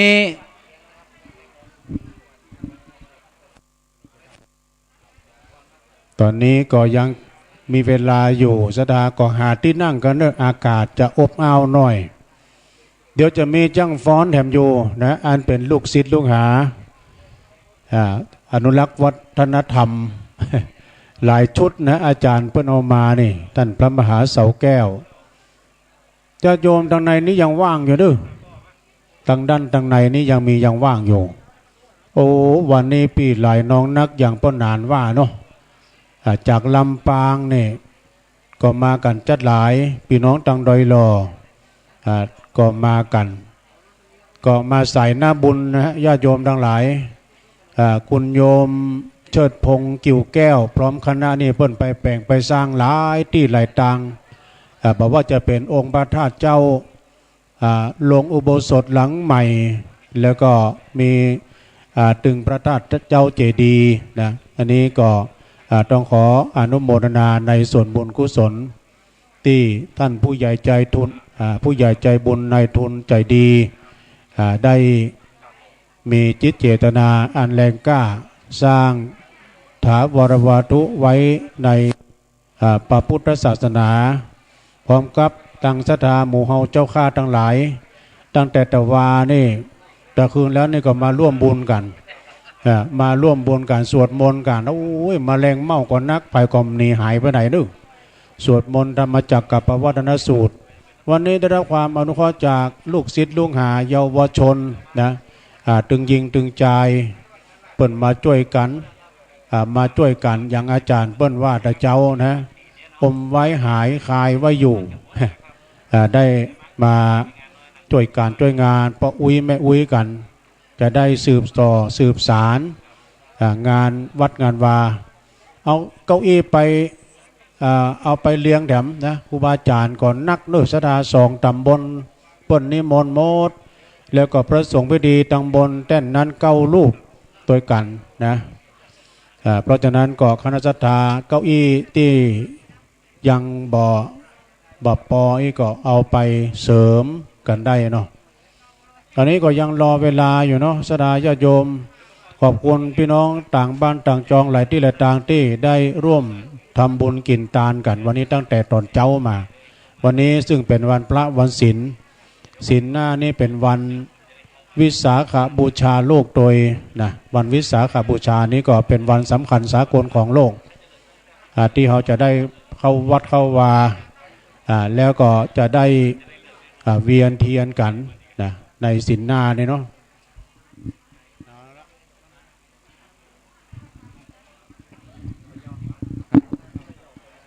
ครับอย่างกับอันตุลุงยองว่านะครับวันที่15เดือนพฤษภาคม2565ที่จะถึงนี้ก็จะเป็นวันสำคัญทางพระศาสนาจนว่าองค์การสหประชาชาติยอมรับว่าเป็นวันมหัศจรรย์ของโลกครับก็คือวันประสูติวันตรัสรู้วันปรินิพพานขององค์สมเด็จพระสัมมาสัมพุทธเจ้าได้มาตัดกันแต่คนละพศว่าจะอันนะครับเป็นวันมหัศจรรย์ของโลกแห่งวันหนึ่งก็คือวันเดือน8เพ็งวันนี้วันเดือน8ออก8ค่ำวันเดือน8ออก8ค่ำของล้านนาของเมืองเฮาที่ว่าเป็นเดือน8ออก8ค่ำเดือน8เพ็งจะเป็นวันวิสาขบูชาก็ดังที่ท่านพระคุณเจ้าเพิ่นว่าไว้เนาะครับวันวิสาขบูชานี่เป็นวันยิ่งใหญ่ของพระศาสนาถัดจากนั้นก่อนเข้าพรรษา1วันเข้าพรรษาของพระสงฆ์นะครับเป็นวันอาสาฬหบูชาเป็นวันที่มีพระพุทธพระธรรมพระสงฆ์พร้อมกันเรียกว่าพระรัตนตรัยนั้นในวันอาสาฬหบูชาครับพร้อมกันนั้นวันยิ่งใหญ่ของพระศาสนาแถมก็คือวันมาฆบูชาซึ่งตรงกับซึ่งเป็นวันสำคัญทางพระพุทธศาสนาคือพระสงฆ์1,250 รูปมาประชุมกันโดยบ่มีการนัดหมายถัดจากนั้นพระสงฆ์เหล่านั้นล้วนเป็นพระสงฆ์ที่เป็นเอหิภิกขุอุปสัมปทาก็คือที่พระพุทธเจ้ากำหัวบวชทั้งนั้นนี่นะครับอันแล้วก็พระสงฆ์เหล่านั้นล้วนเป็นพระอรหันต์หมดอาสวะกิเลสทั้งปวงทั้งหมด แล้วเป็นวันที่พระพุทธเจ้าย่อเอาหัวใจของพระศาสนามาแสดงให้กับพระสงฆ์พระอริยสงฆ์ 1,250 รูปนั้นจาก 84,000 พระธรรมขันธ์มาย่อเหลือ3อย่าง ก็คือละความชั่วทำความดีทำจิตใจให้ผ่องใส3อย่างเนาะพระพุทธเจ้าเปิ่นฝากไว้กับหมู่เฮาทั้งหลาย และแถมวันหนึ่งเป็นวันสำคัญของพระศาสนาก็พ่อแม่พี่น้องบางผู้บางท่านก็คงจะได้ลืมหรือว่าไม่ได้นึกถึง คือวันอัฐมีบูชา วันที่เก็บกระดูกของพระพุทธเจ้าในวันในแห่ม8 วันหลังจากที่เพิ่นได้เผาเนาะเผาสรีระร่างกายขององค์พระสัมมาสัมพุทธเจ้าแล้วก็ได้เก็บกระดูกคือวันอัฐมีบูชาเพราะฉะนั้นเฮามีวันสำคัญของพระศาสนา4 วันด้วยกันครับแต่อย่าลืมอย่าพลาดวันที่15วันวิสาขบูชาเป็นวันสำคัญของพระพุทธศาสนาที่จะมาถึงในวันข้างหน้านี้โดยประมาณ7 หรือ 8 วันเนี่ยครับคือวันที่15วันนี้วันที่8นะครับซึ่งตรงกับสำนักสงฆ์ทุ่งเศรษฐีได้กำหนดที่จักได้วางศิลาฤกษ์เอาเลิกเอาชัยเอาวันดีวันแม่นนี่นะครับในการลงหลักปักฐานในการที่จะสร้างศาลาปฏิบัติธรรมณที่นี่ครับเอาไว้เป็นที่เพิ่งตั้งใจเนาะส่วนอื่นส่วนใดดังอื่นนั่นมันก็เป็นตอนนี้ครับผมในเนี่ยเราจะได้เริ่มทำพิธีนอกตั้งนอกขอยุดเสียงทุกอย่างเลยเนาะครับตอนนี้กราบนิมนต์ครับ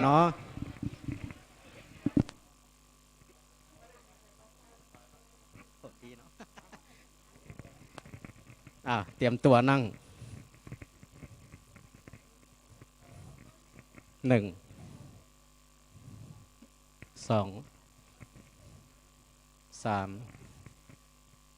4กราบพระแบบเบญจางคประดิษฐ์กราบ1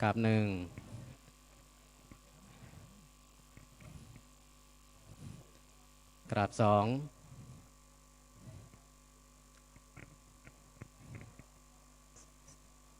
ลงแหละ นับคนเดียวกะกลับหลังหันลำดับต่อไปนี่ก็ขอเจริญพรบรรดาศรัทธาญาติโยมครูบาอาจารย์ต้องขออนุญาตวันนี้ได้นำเอากลุ่มยุวพุทธสัมพันธ์วัดฮ่องกูตำบลป่างิ้วอำเภอเวียงป่าเป้าจังหวัดเชียงรายจะได้มาสาธยายมนต์บทพระธรรมจักรกัปปวัตนสูตรซึ่งเป็นบทพระธรรมเทศนากันแรกที่พระองค์ทรงแสดงให้แก่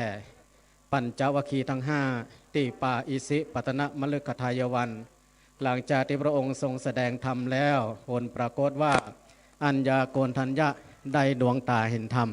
แล้วได้ขออุปสมบทกับพระพุทธเจ้านับว่าเป็นพระสงฆ์องค์แรกในทางพระพุทธศาสนาและวันนั้นถือว่าเป็นวันพระรัตนตรัยเกิดขึ้นครบทั้ง3คือพุทธรัตนะธรรมรัตนะสังฆรัตนะบริบูรณ์ฉะนั้นวันนี้ทางกลุ่มโยพุทธสัมพันธ์วัดฮ่องกูจึงได้นำเอาเยาวชนจะได้มาสาธยายมนต์เพื่อเป็นการเฉลิมฉลองศรัทธาประสาทะของคณะศรัทธาวัดตุงเศรษฐีสันต่อแห่งนี้ซึ่งจะมีงานวางศิลาฤกษ์ฉะนั้นก็ขอให้บรรดาศรัทธาญาติโยมทั้งหลายได้ตั้งอกตั้งใจแล้วก็ประนมมือร่วมกันสาธยายกับละเด็กละอ่อนเด้อเพราะว่าอันนี้เป็นการสาธยายมนต์ธรรมเทศนาของพระพุทธเจ้ากันแรกถ้าไผ่สวดได้ก็สวดตัวละอ่อนถ้าไผ่สวดบัดได้ก็ประนมมือสงบนิ่งกายวาจาใจ ตอนนี้ก็คิดว่าบรรดาศรัทธาญาติโยมทั้งหลายคงจะพร้อมกันแล้ว ก็ขอเจริญพรบรรดาศรัทธาญาติโยมทั้งหลายได้พร้อมใจกันเด้อ นะโมตัสสะภะคะวะโตอะระหะโตสัมมาสัมพุทธัสสะนะโมตัสสะภะคะวะโตอะระหะโตสัมมาสัมพุทธัสสะนะโมตัสสะภะคะวะโตอะระหะโตสัมมาสัมพุทธัสสะเอวเมสุตังเอกังสมายังภะคะวะภาราณสียังวิหารติสิปตาเนมิคาทาเยตาระโคภะคะวะปัญจวัคคีเยภิกขุอามันเตสิทาเวเมภิกขเวอันตปาภาชิเตนานาเสวิตาหายุจายังกาเมสุกามาสุขันลิกานุโยโคหิโนคัมโมโปทุชานิโกอานาลิโยอานาทาสันหิโตโยจายังอาตากิลามาทานุโยโคตุโคอานาลิโยอานาทาสันหิโตเอเตเตภิกขเวอุโภอันเตอนุปคัมมามาชิมาปฏิปทาตถาคเตนาภิสัมพุทธาจาคุกาลนิยานากาลนิอุปสมัยาภิญญายาสัมพุทธายานิพพานายาสังวาตาติกาตมาจาสาภิกขเวมาชิมาปฏิปทาตถาคเตนาภิสัมพุทธาจาคุกาลนิยานากาลนิอุปสมัยาภิญญายาสัมพุทธายานิพพานายาสังวัตติอายาเมวะริโยอาทังคิโกมาโคไสยาทิทังสัมมาทิฏฐิสัมมาสังกัปโปสัมมาวาจาสัมมากัมมันโตสัมมาอาชีวสัมมาวายาโมสัมมาสติสัมมาสมาธิอายังโคสาภิกขเวมาชิมาปฏิปทาตถาคเตนาภิสัมพุทธาจาคุกาลนิยานากาลนิอุปสมัยาภิญญายาสัมพุทธายานิพพานายาสังวัตติทังโคปนาภิกขเวตุขังอริยสัจจังชาติปิทุกขาชาราปิทุกขามรณัมปิทุกขังโสกปริเทวทุกขโทมานาสุปายาสาปิทุกขาปิเยหิสัมปโยโคทุกโคปิเยหิวิปโยโคทุกโคยัมปิชังนาลภติตัมปิทุกขังสังขิเตนะปัญจุปาทานาขันธาทุกขาอิทังโคปนาภิกขเวทุกขาสมุทัยโยอริยสัจจังยายังตัณหาโปโน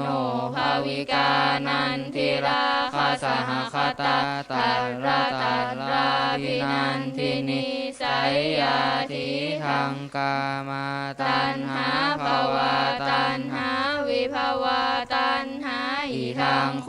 ปนาภิกขเวทุกขานิโรโธอริยสัจจังโยตัสสะเยวาตัณหายาเสสวิราคานิโรโธจาโคปฏินิสาโคมุติอนาลโยอิทังโคปนาภิกขเวทุกขานิโรธคามินิปฏิปทาอริยสัจจังอายาเมวาริโยอาทังคิโกมาโคไสยาทิทังสัมมาทิฏฐิสัมมาสังกัปโปสัมมาวาจาสัมมากัมมันโตสัมมาชีวสัมมาวายาโมสัมมาสติสัมมาสมาธิอิทังทุกขังอริยสัจจันติเมภิกขเวปุเพอานานุสุเตสุธัมเมสุจักขุงอุทปปาทิญาณังอุทปปาทิปัญญาอุทปปาทิวิชชาอุทปปาทิอาโลโกอุทปปาทิตังโคปานิทังทุกขังอริยสัจจังปริญญายันติเมภิกขเวปุเพอานานุสุเตสุธัมเมสุจักขุงอุทปปาทิญาณังอุทปปาทิปัญญาอุทปปาทิวิชชาอุทปปาทิอาโลโกอุทปปาทิตังโคปานิทังทุกขังอริยสัจจังปริญญาตันติเมภิกขเวปุเพอานานุสุเตสุธัมเมสุจักขุงอุทปปาทิญาณังอุทปปาทิปัญญาอุทปปาทิวิชชาอุทปปาทิอาโลโกอุทปปาทิทังทุกขาสมุทัยโยอริยสัจจันติเมภิกขเวปุเพอานานุสุเตสุธัมเมสุจักขุงอุทปปาทิญาณังอุทปปาทิปัญญาอุทปปาทิวิชชาอุทปปาทิอาโลโกอุทปปาทิตังโคทุกขาอริยสัจจังปะหาตาพันติเมภิกขเวปุเพอานานุสุเตสุธัมเมสุจักขุงอุทปปาทิญาณังอุทปปาทิปัญญาอุทปปาทิวิชชาอุทปปาทิอาโลโกอุทปปาทิตังโคปานิทังทุกขาสมุทัยโยอริยสัจจังปาหินันติเมภิกขเวปุเพอานานุสุเตสุธัมเมสุจักขุงอุทปปาทิญาณังอุทปปาทิปัญญาอุทปปาทิวิชชาอุทปปาทิอาโลโกอุทปปาทิทังทุกขานิโรโธอริยสัจจันติเมภิกขเวปุเพอานานุสุเตสุธัมเมสุจักขุงอุทปปาทิญาณังอุทปปาทิปัญญาอุทปปาทิวิชชาอุทปปาทิอาโลโกอุทปปาทิตังโคปานิทังทุกขานิโรโธอริยสัจจังสาชิกาตาพันติเมภิกขเวปุเพอานานุสุเตสุธัมเมสุจักขุงอุทปปาทิญาณังอุทปปาทิปัญญาอุทปปาทิวิชชาอุทปปาทิอาโลโกอุทปปาทิตังโคปานิทังทุกขานิโรโธอริยสัจจังสาชิกตันติเมภิกขเวปุเพอานานุสุเตสุธัมเม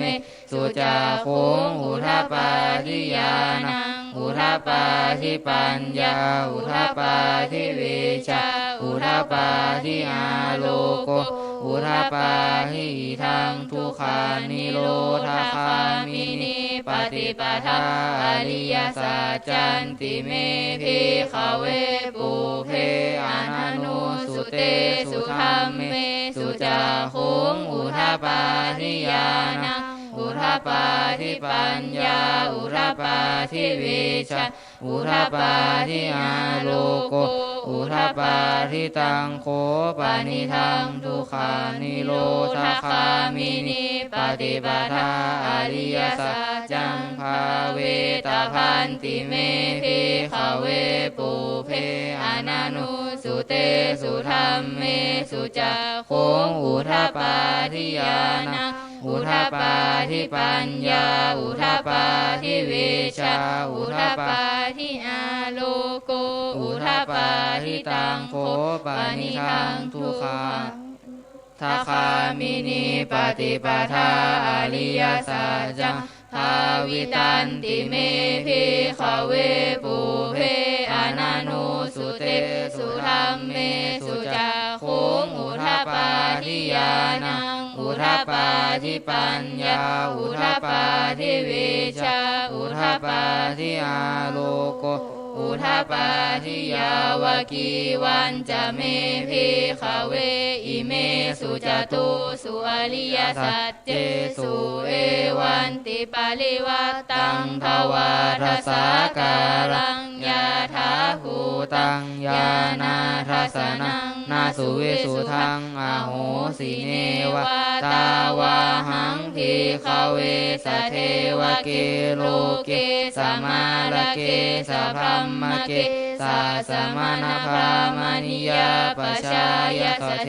วมนุสายานุตารังสัมมาสัมโพธิงอภิสัมพุทโธปัจจัญญาสิงยาโตจะโคเมภิกขเวอิเมสุจตุสุอริยสัจเจสุเอวันติปาลิวัตตังทวาทสาการังยาถาภูตังยานาทัสนังสุเวสุทังอโหสิอาถาหังภิกขเวสเทวเกโลเกสมาลเก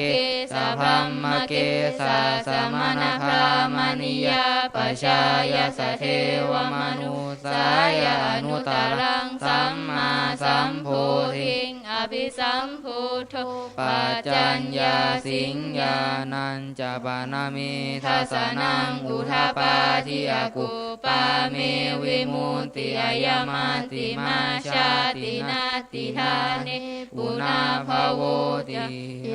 มโวจาภควาอัตตมานาปัญจวัคคียาภิกขุภควโตภาสิตังอภินันทุงอิมาสมิงจะปานวัยยาการณสมิงพัญญามาเนอายาสมโตโกทัญญัสสะวิราชังวิตามารังธรรมจากขุงอุทาปาทิยังกินจิตสมุทัยธรรมังสาพันตังนิโรธธรรมันติปวัตติเตจาภควตาธรรมจักเกภูมิมาเทวะสัทธมนุสาเวสุงเอตัมภควตาภาลานาสิยังอิสิปตาเนมิคาทาเยอนุตตรังธรรมจักกังปวัตติตังอาปาติวัตติยังสมเนนวะพระมเนนวะเทเวนวะมาเลนวะภามุนาวะเกนะจิวาโลกัสมินติภูมิมานังเทวานังสัทธังสุตวะจตุมมหาราชิกาเทวาสัทธมนุสาเวสุงจตุมมหาราชิกานังเทวานังสัทธังสุตวะตาวติงสาเทวาสัทธมนุสาเวสุงตาวติงสานังเทวานังสัทธังสุตวะยามาเทวาสัทธมนุสาเวสุงยามานังเทวานังสัทธังสุ สุตวาตุสิตาเทวาสัทธมนุสาเวสุงตุสิตานังเท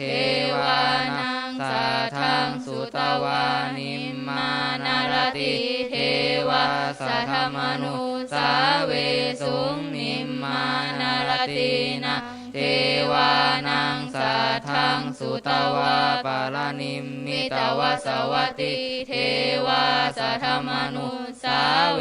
สุงปารานิมมิตวสวัตตินะเทวานังสัทธังสุตวาภามกายิกาเทวาสัทธมนุสาเวสุงเอตัมภควตาภาลานาสิยังอิสิปตเนมิคาทาเยอนุตรังธรรมจักกังปวัตติตังอาปาติวัตติยังสมเนนวะพรามเนนวะเทเวนวะมาเลนวะพรามุนาวะเกนะจิวาโลกัสสมินติอิติหะเตนะคะเนนะเตนะมุหุเตนะยาวะพรัมมโลกัสสะโทอะภูคชีอายัญจะทัสสะสหัสเสโลกะธาตุสังกัมปิสัมปะกัมปิสัมปะเวทิอาปามาโนจะโอลาโลโอภาโสโลเกปะตุลาโหสิยติกัมเมวะเทวานังเทวานุภาวังอัตถโคภะคะวะอุทานังอุทานิสิอัญญาสิวัตโพโกทัญโยอัญญาสิวัตโพโกทัญโยติติทังอายะสมโตโกทัญโยสาอัญญาโกทัญโยตเววนามังอาโหสิติปานาสัตว์ไม่ฆ่าอาทินนาไม่ละของกาเมไม่หมายปองคนละของใครๆมุสาไม่พูดปดไม่โกหกและเหลวไหลสุราและเมลัยไม่ดื่มเหล้าเมาเปเอ่ยพนันกัญชาสุราบุหรี่ยาบ้ายาอีเป็นผีกินคนทำให้ยากจนเป็นคนเหลวไหลทรัพย์สินเสียหายร่างกายเป็นภัยถ้าเลิกไม่ได้ต้องตายแน่เลยถ้าเลิกเสียได้สบายใจเอ่ยคนจะงามงามน้ำใจใช่ใบหน้าคนจะสวยสวยจัญญาใช่ตาหวานคนจะแก่แก่ความรู้ใช่อยู่นานคนจะรวยรวยสินทานใช่บ้านโตอันนินทากาเลเหมือนเทน้ำไม่ชอบช้ำเหมือนเอามีดมาขีดเขียนเขานินทาด่าเราเหมือนเขาเตือนจงแย้งเยือนยิ้มรับบังคับใจนักเรียนที่ดีไม่โยกเก้าอี้ไม่หนีโรงเรียนไม่เขียนข้างฝาไม่ด่าครูสอนไม่นอนตื่นสายไม่นายการเรียนไม่เพียรทำผิดไม่คิดหาเรื่องไม่เคืองโกรธกันไม่หันหาบายมุกไม่คุกกะเกมกะเสมแน่แน่พ่อแม่ก็ชื่นใจคุณครูก็ชื่นใจอย่าซ้ำซ้อนควรนึกเสียวเดี๋ยวติดเอดหน้าสังเวชเอระบาดขาดยาแก้ติดเข้าแล้วก็ต้องตายวายดวงแดงคิดให้แน่เดี๋ยวจะแย่แก้ไม่ทันถ้ามันเรียนอะไรก็ต้องรู้ถ้ามันดูอะไรก็ต้องเห็นถ้ามันทำอะไรก็ต้องเป็นถ้าไม่เล่นมันแต่ทำจะจำเริญถ้าค้านทำถ้าค้านเรียนอะไรก็ไม่รู้ถ้าค้านดูอะไรก็ไม่เห็นถ้าค้านทำอะไรก็ไม่เป็นต้องลำเค็ญเป็นขอทานพ่อค้านเอ่ยสาธุสาธุ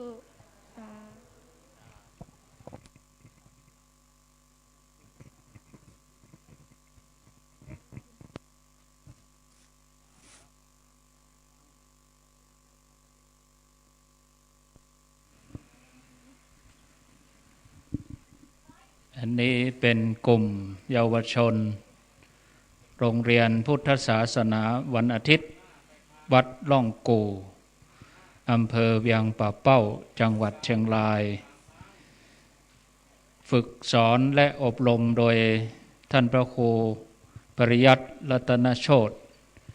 เจ้าอาวาสวัดล่องกู่เมื่อคืนนั้นก็เป็นเยาวชนกลุ่มเยาวชนบ้านสันต่อได้สวดธรรมจักรกับปวัตตนสูตรเมื่อคืนนี้ได้เจริญพุทธมนต์จบขอเสียงสาธุอนุโมทนากับลูกหลานสัก3 ครั้งอนุโมทนาพร้อมกันสาธุสาธุสาธุเชิญเยาวชนไปกับที่พักคุณแม่ศรีจันทร์โบราณนิธิพร้อมกับครอบครัวคุณพ่อธีรพงษ์ได้มีน้ำใจมอบรางวัลให้เยาวชนทุกคนที่ได้มาสวดมนต์วันนี้เชิญไปรับรางวัลจากคุณพ่อธีรพงษ์และคุณแม่ศรีจันทร์โบราณนิธิอีกสักครู่หนึ่งก็จะมีเยาวชนได้แสดงศิลปะการฟ้อนดาบหลังจากที่ศาสนพิธีจบก็จะได้เชิญคณะเจ้าภาพได้ไปนั่งในเต็นท์ที่รับรองเตรียมที่จะได้ประกอบพิธีวางศิลาฤกษ์ต่อไปบัดนี้นำเรียน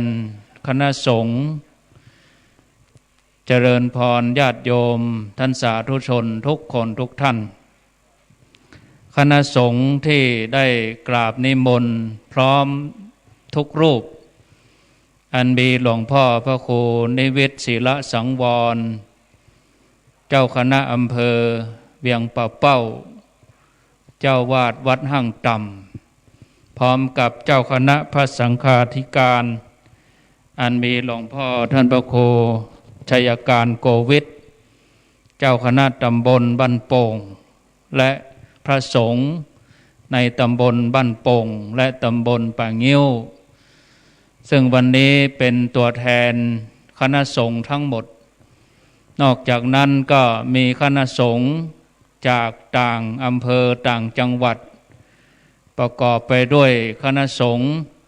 อำเภอเวียงป่าเป้าดอยลอจอมทองลำพูนและจากทั่วทุกสารทิศตลอดจนถึงญาติโยมท่านสาธุชนได้มาพร้อมกันณสถานที่แห่งนี้ซึ่งสถานที่แห่งนี้มีชื่อว่าทุ่งเศรษฐี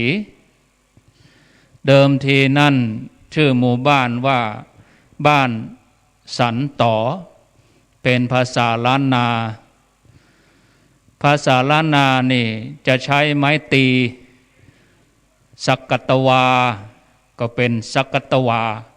สักกัตตวานี่อันนี้บ้านสันต่อหรือว่าบ้านสันตอตอในที่นี้ก็คือมันถูกตัดไปเหมือนกับตอไม้พระเดชพระคุณหลวงพ่อท่านเจ้าคุณวัดพระธาตุดอยตุงชาวบ้านไปกราบท่านอยากจะได้วัดช่างวัดชื่อหมู่บ้านจะให้คล้องจองกับชื่อวัดว่าวัดสันตอหลวงพ่อก็วัดตอมันก็กุดอยู่นั่นแหละเปลี่ยนชื่อใหม่เป็นทุ่งเศรษฐีเป็นชื่อมงคลดีวันนี้ทุกท่านได้มาร่วมวางศิลาฤกษ์สร้างศาลาการประเรียนปฏิบัติธรรมณทุ่งเศรษฐีตำบลบ้านโป่งอำเภอเวียงป่าเป้าจังหวัดเชียงรายบัดนี้ทุกอย่างพร้อมแล้วก็ขอเจริญพรเจ้าหน้าที่โดยสภาวัฒนธรรมชมรมน้อยหนานอำเภอเวียงป่าเป้าได้ประจำหน้าที่ทุกอย่างทุกฝ่ายเตรียมพร้อมตั้งไว้ ตั้งแต่เทียนชนวนและเจ้าหน้าที่ที่จะได้เชิญแผ่นศิลาฤกษ์และไม้มงคลต่างๆณโอกาสนี้จะได้เริ่มประกอบพิธีจุดธูปเทียนบูชาพระรัตนตรัยไหว้พระสมทานศีลพระสงฆ์ทั้งนั้นจะได้เจริญพระพุทธมนต์หลังจากที่พระสงฆ์ทั้งนั้นได้เจริญพระพุทธมนต์จบก็จะได้ถวายทายทานแด่พระสงฆ์และผ้าป่าซึ่งโดยเจตนาของเจ้าภาพคือครอบครัวของคุณพ่อธีรพงศ์คุณแม่ศรีจันทร์บุรานิธีพร้อมลูกหลานได้ตั้งกุศลเจตนาสร้างศาลาการประเรียนณสถานที่แห่งนี้จะได้ถวายผ้าป่าสมทบเบื้องต้นในการสร้างศาลาการประเรียนเราทั้งหลายจะได้ร่วมกันถวายให้จบเรียบร้อยจากนั้นถึงจะปรับเปลี่ยนเป็นการวางศิลาฤกษ์เนื่องจากว่าสถานที่คับแคบอยู่กันคนละที่คนละแห่งอีกสักครู่หนึ่งก็จะได้เชิญโยมไปนั่งบริเวณเต็นท์ข้างๆราชวัตรหลังจากที่ประกอบพิธีจบแล้วบัดนี้ญาติโยมพี่น้องศรัทธาทั้งหลายที่อยู่ต่างนอกท่านที่มีไม้ตอกเป็นไม้มงคลที่มีไว้ก็ช่วงขณะที่พระสงฆ์เจริญพุทธมนต์ญาติโยมก็กำไว้ก็เอาไว้หั่นกำไว้หั่นกำเดียวเขาจะได้เข้าแถวตอกไม้มงคลพร้อมกันส่วนท่านที่บ่มีคณะกรรมการเอาไม้มงคลที่เหลือเอาไปแจกจ่ายในเวลานี้ช่วงพระสงฆ์ประกอบพิธีก็ถือไว้ตั้งอกตั้งใจบัดนี้ทุกอย่างพร้อมแล้วเลิกอันเป็นมงคลจะได้ร่วมใจกันประกอบพิธีเจริญพรเชิญคุณพ่อธีรพงษ์และคุณแม่ศรีจันทร์บุรานิธีได้เป็นประธานจุดธูปเทียนบูชาพระรัตนตรัยขอเจริญพรเจิญพี่น้องศรัทธาญาติโยมทั้งหลายตั้งอกตั้งใจประนมมืออนุโมทนากับเจ้าภาพณบัดนี้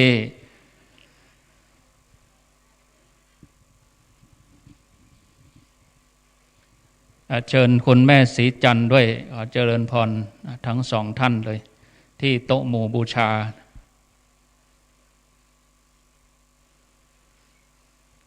ยืนก็ได้คุณพ่อนะอนุโมทนาอนุญาตไม่เป็นไรยืนนะ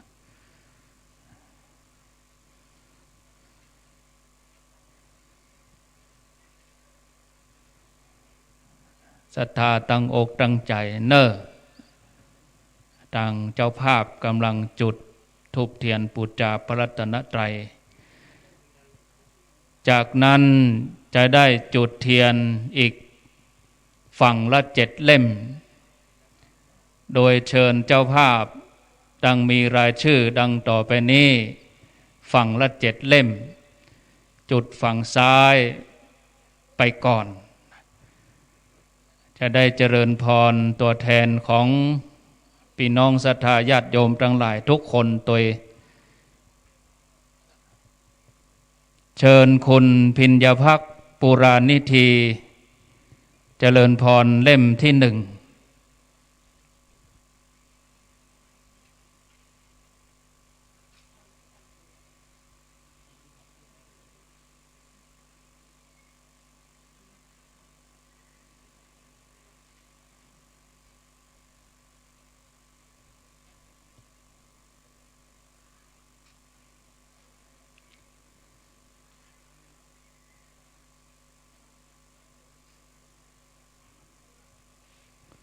เจริญพรเชิญคุณอภิรดีปุรานิธี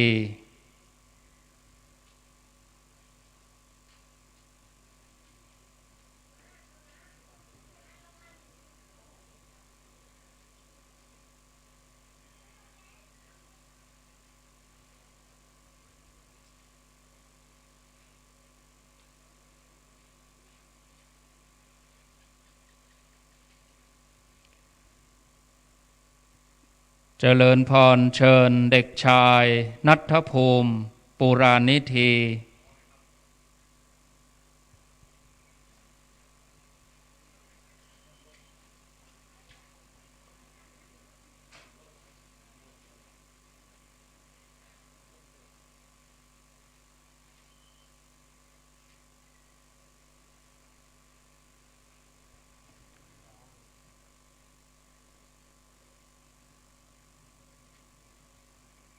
เชิญคุณกิติพงศ์ปุรานิธี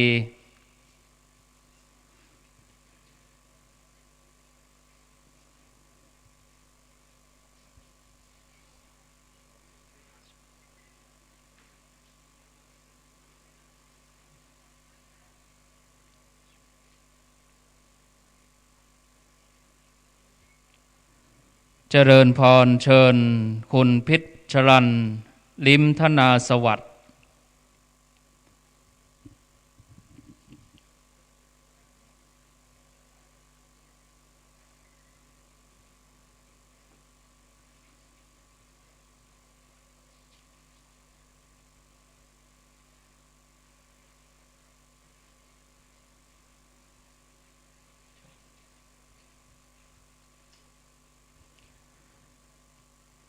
เชิญคุณณัฐวัฒน์เมืองจีน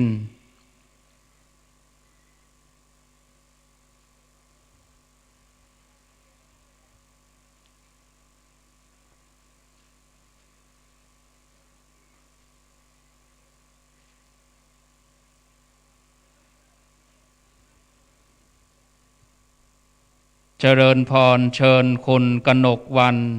แก้วสะอาด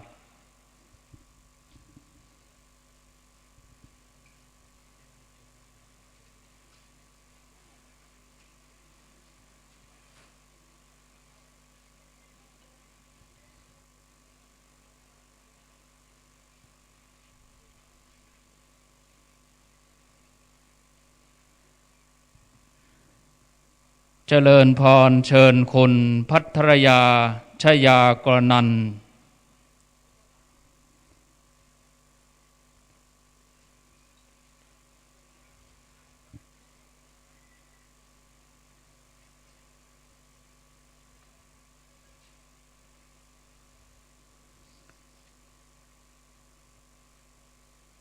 เจริญพรเชิญคุณพิมลวรรณชีวะเกรียงไกร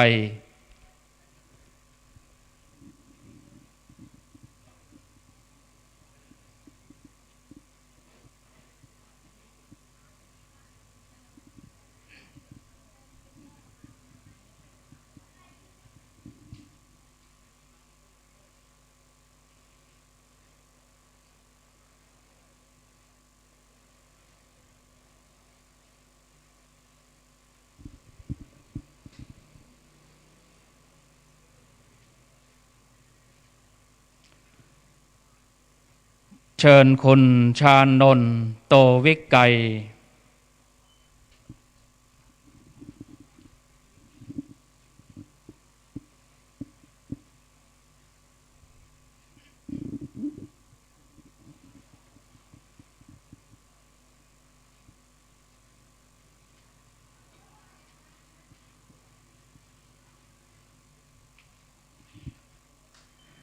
เจริญพรเชิญคุณชาติจินวรานิธิวุฒิเดช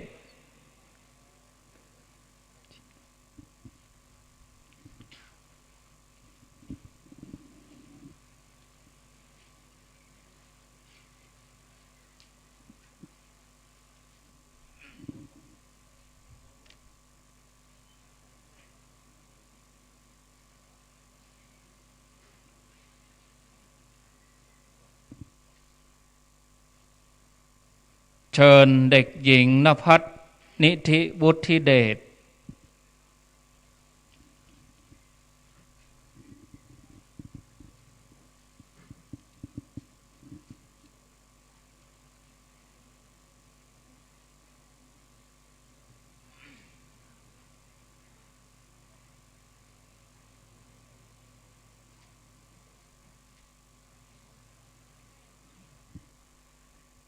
เจริญพรเชิญคุณ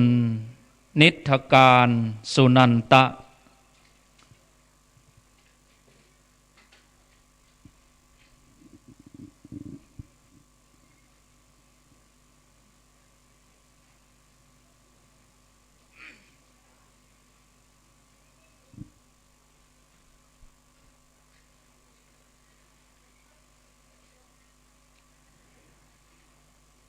เจริญพรเชิญคุณมัลลิสาเก่งการ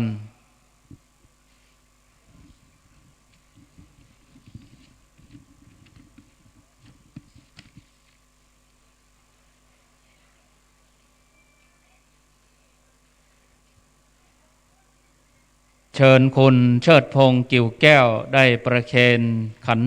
ขอศีลและจุดเทียนบาทน้ำมนต์เจริญพรคุณเชิดพงษ์กิ่วแก้ว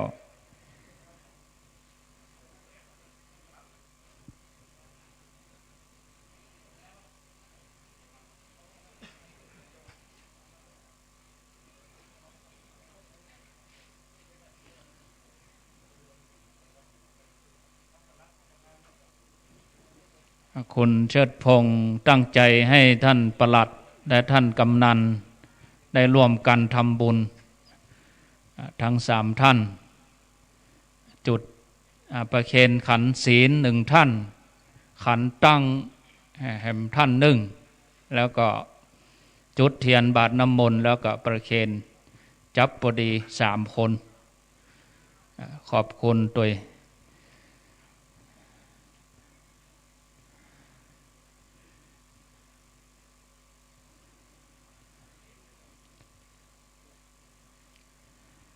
เชิญทุกท่านได้นั่งที่พักรับรองเดิมเชิญพี่น้องศรัทธาญาติโยมทั้งหลายได้ตั้งใจไหว้พระสมทานศีลและฟังพระสงฆ์เจริญพุทธมนต์ตามลำดับไปขอเชิญทุกท่าน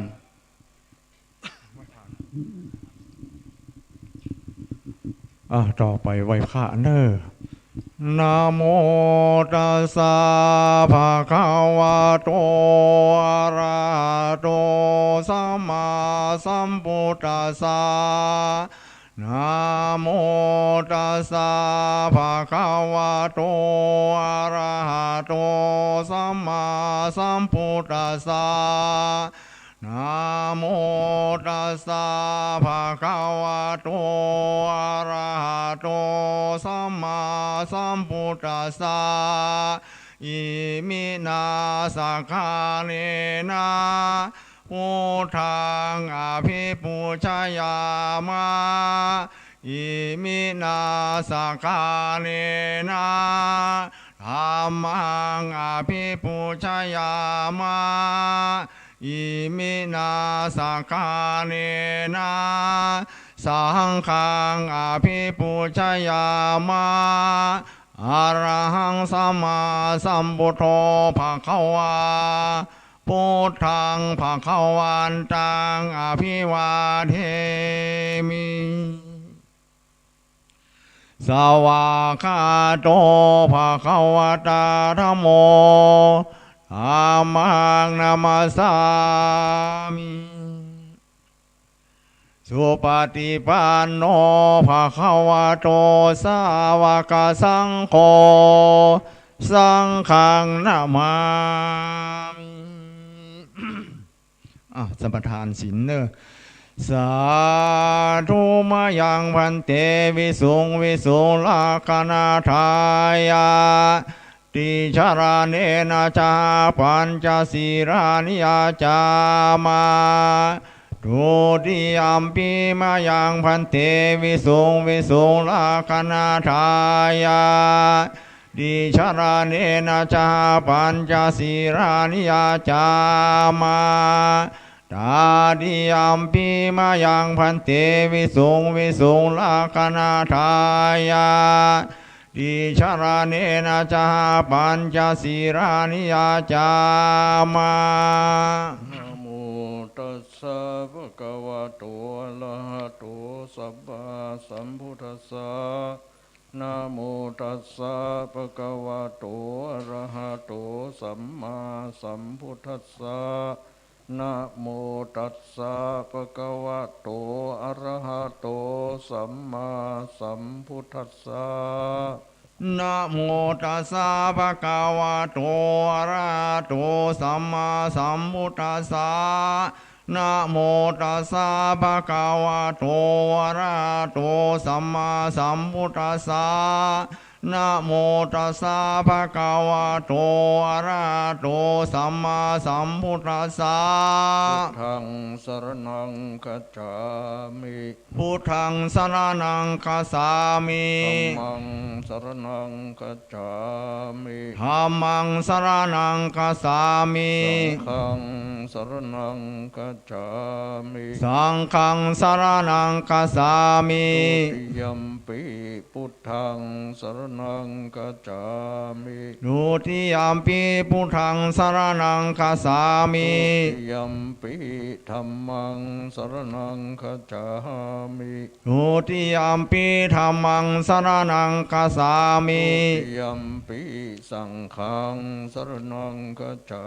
มิทุติยัมปิสังฆังสรณังคัสสามิตติยัมปิพุทธังสรณังคัจฉา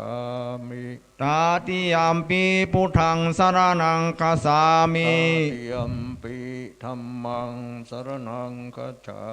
มิตติยัมปิธัมมังสรณังคัสสามิตติยัมปิสังฆังสรณังคัจฉามิตติยัมปิสังฆังสรณังคัสสามิ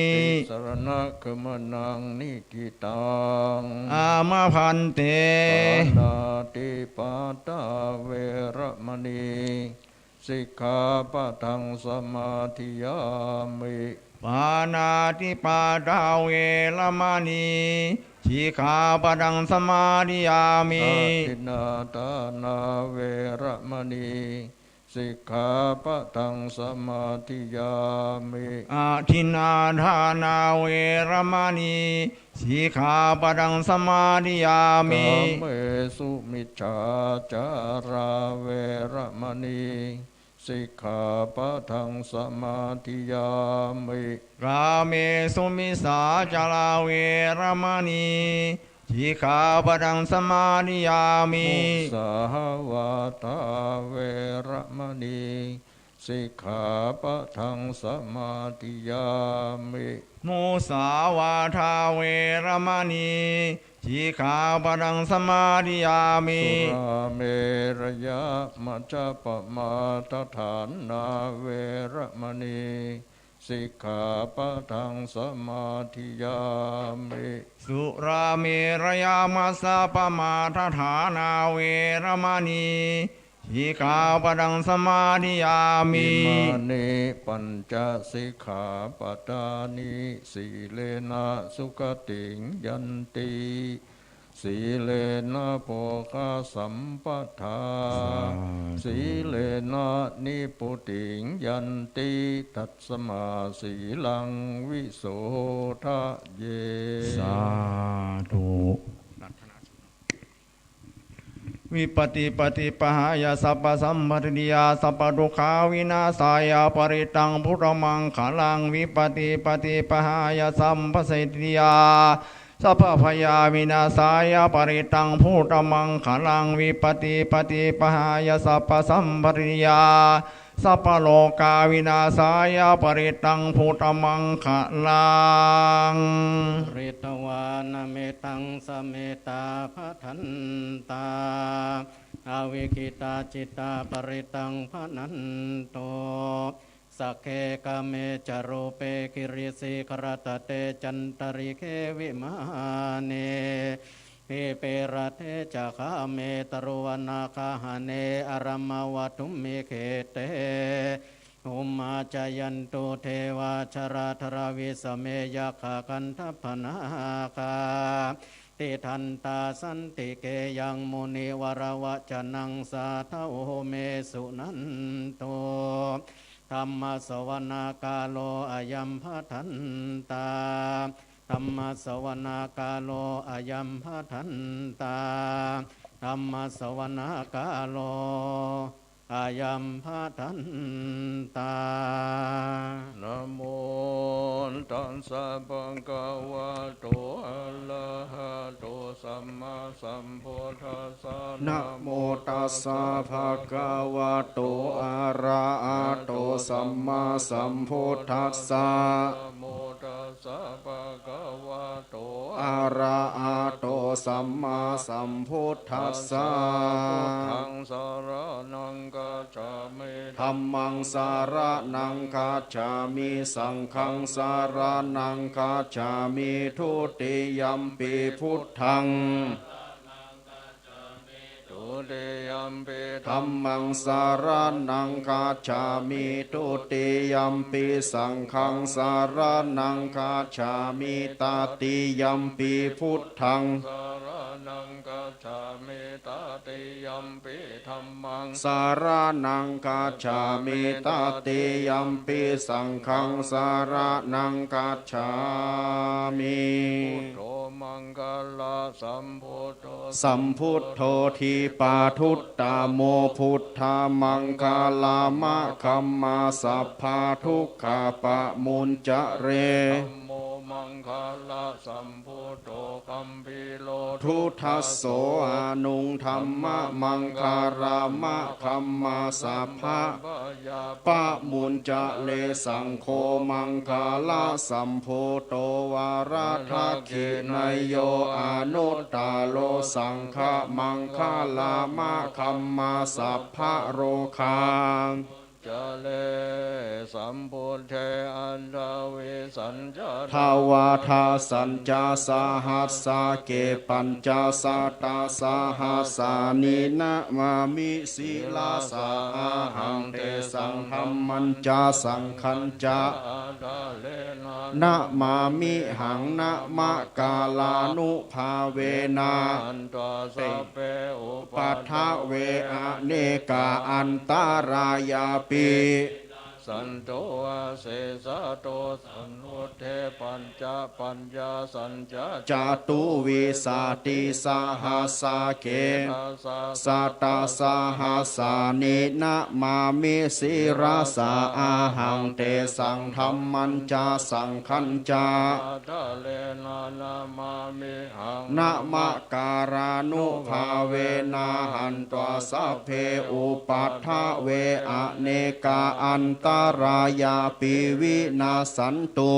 เสสะโตสัมพุทเทกวุต ตาราสาเตอัฏฐาจัตตาลิสาสาหัสสาเกวิสาติสาตาสาหัสสานินะมามิสิราสาอาหังเตสัง มันจะสังขันจะอาตาเลนะนามามิหัง นะมะการานุภาเวนะหันตวสัพเพอุปัฏฐาเวอาเนกาอันตารายาปิวินาสันตุอาเสสะโต นะโมเมสะปะพุทธานังตาวา ติงสาวาราราคาโนตันหังกาโลมหาวีโลเมทังกาโลมหายาโส สาลา นังกาโลโลกาหิโตทีปังกาโลชูจินทันโลโกนทันโยชานะปาโมกโคง กาโลโปเลสาสะโพ สุมาโนสุมาโนทีโลเลวาโตลาติวัฏฐาโน โตปิโตโคนะ อาโนมาทัสสิชานุตตะโมปะทุมโมโลกาปัจโชโตนาละโทวาลาสาลาทีปะทุมมุตตาโลสัตตาสาโล สุเมโทอากาปุงกาโลสุชาโตสัพพะโลกัคโคปิยาทัสสีนาราสะโพ อัฏฐทัสสิการุณิโกธรรมทัสสิตะโมนุโทสิทธัตโทอาสะโมโลเกติโสจาวาทาตังวะโรปุสโสจาวาละโทพุทโธวิปัสสิจา นุตตะโม สัพพาหิโตสัทธาเวสสัพภูสุขาทายะโกกะกุสันโทสัตตาวาโหโกนาคะมะโนละนัญชะโหกัสสะโปสิลิสัมปันโนโคตาโมสักกายะปุงคะโวสังฆาตาอิเมพุทธามาเหติกาการุณโคดะสัมปันนาสัพพะสิปุจิตาเอเตทัสสะปะลาพุทธาอุตตมากะปุคลาเตปิสังฆกุณาอาสุมปินติเยมาตังปาทังเตพุทธาอาติตาจามังคลาหนติสัพพะทาอัฏฐาวิสติเมพุทเทอาหังวันทามิสัพพะทาเตสังญาเนนะสีเลนะขันติเมตตาเลนะปิโนอนุลักขันตุอาโลคะเยนะสุเขนะจาตาวิสติเมพุทเทโยนะโรกะโตกะปานิสัตตสหัสสานิทุกะติงโสนัจฉาติอัฏฐาวิสติพุทธปาริตังนะโมอะระหะโตสัมมาสัมพุทธัสสะมะเหสิโนนะโมธัมมัสสะสวะกาตาเสวะเตนิทานะโมมหาสัสังงฆฆัสสาปิวิสุทธาศีลาทิฏฐิโนนะโมโอมาตายาลัทธัสสาลัตตานัตตายาสสาธุกังนะโมโอมากาติตัสสะตัสสะวัตถุตายาสาปินะโมอเวนาเวกาฉันตุอุปัฏฐวานะโมการานุภาเวนะสุวัตถิหนตุสัพพะทานะโมกาลาสาเตเชนาวิธิมหิโหมิเตชะวาเสวนาจะปารานังปันดิตานันจะเสวนาปูชานิยานังเอตัมมังกาลามุตตะมังปาติโลปาเทสาวาโสจาปุเพจากาตาปุญญาตาอัตตะสัมมาปานิทิจาเอตัมมังกาลามุตตะมังสัจจัญจาสิปัญจาวินาโยจาสุสิกิโตสุภาสิตาจยาวาจาเอตัมมังกาลามุตตะมังปิตุอุปัฏฐานังปุตตะทาลัสสะสังฆาโหอะนากุลาจะกัมมันตาเอตัมมังกาลามุตตะมังทานันจะธรรมาจาริยัญจายาตากานัญจะสังฆาโหอานาวัชชานิกัมมานิเอตัมมังกาลามุตตะมังวิลาติปาปามัชฌะปานาจาสัญญาโมอาปัปมาโทจาธรรมเมสุเอตัมมังคาลามุตตะมังนิวาโตจะสันโตทิจะกตัญโยตากาเลนะธัมมาสวานังเอตัมมังการามุตตะมังคันติจะโสจะสัตตาสัมมานานัญจาทัสสานังกาเลนะธัมมาสกัจฉาเอตัมมังการามุตตะมังโอจาพัมมาจาริยัญจาอาลิยาสัจจานาทัสสะนังนิพพานาสัจฉิกิริยาจาเอตัมมังคลามุตตะมังพุทธัสสะโลกธัมเมหิเจตังยาสนากัมปติอโศกังวิราชังเขมังละมุตตะมังเอตติสานิกาตวานาสัพพัทธามาปาราชิตาสัพพัทธาโสทิคัจฉันติมุตตะมันเตมหามังคลสุตตังยังกินชีวิตังอิทาวาหุลังวาสักเคสุวายังรัตตานังปานิตังนะโนสามังอาทิตาถาคาเตนะอิธัมปิพุทเทระตานังปานิตังเอเตนะสัจเจนะสุวะเตหนโตคายังวิราคังอามาตังปานิตังยาทัชชาคาสักกาย ยมุนี สมาหิโตนาเตนะธัมเมนะสมาธิ ที่กินจีอิธัมปิ ธัมเม ลัตตานังปานิตังเอเตนะสัจเจนะโสวัตถิหนตุ ยัมโพธาเสโท ปาลิวันนะยิสุจิงสมาธิมานันตาลิกัญญามาหุ สมาธินาเต นาสะโมนาวิชาติอิธัมปิ ธัมเม ลัตตานังปานิตังเอเตนะสัจเจนะโสวัตถิหนตุ เยปุคลาสัสสะ ตังปัสสัทธาจัตตาลิเอตานิยุคานิหนติเตทักขินายาสุขตัสสะสาวกาเอเตสุทินนานิมหัป ภาลาเด อิธัมปิ สังเค ลัตตานังปานิตังเอเตนะสัจเจนะโสวัตถิหนตุ ปโยตา มานาสาทันเหนานิกามิโนโคตามะสาสานัมหิเตปฏิปัตตาอามาตังวิไคหะลัทธามุธานิพุทธิพุชฌามะนาอิธัมปี ตานังวานิตังเอเตนะสัจเจนะสุวัจเจหนตุกินังปุระนังนะวังนาติสัมภวังตายาติเกภวัส สามิงเตขีนาพีชาอาวิรุณหิฉันทานิพันติทีรายะถายัมปะทีโป รัตตานังปานิตังเอเตนะสัจเจนะสุวัตถิหนตุ เมตัญจะสัพพะโลกัสสามิง มานาสัมภาวะเยอัปปาริมานังอุทธังอาโทจาเตเรยัญจาสัมภาทังอาเวรัง จะปัตตังติ ทันจารังนิสินโนวาสายะโนวายาวาตัสสาวิคาตามิโตเอตังสาติงอาทิตถายาภัมมะวิหาลังอิทธมาหูทิฏฐินจาอานุปาคัมมาศีลวาทัสสาเนนะสัมปันโนกาเมสุ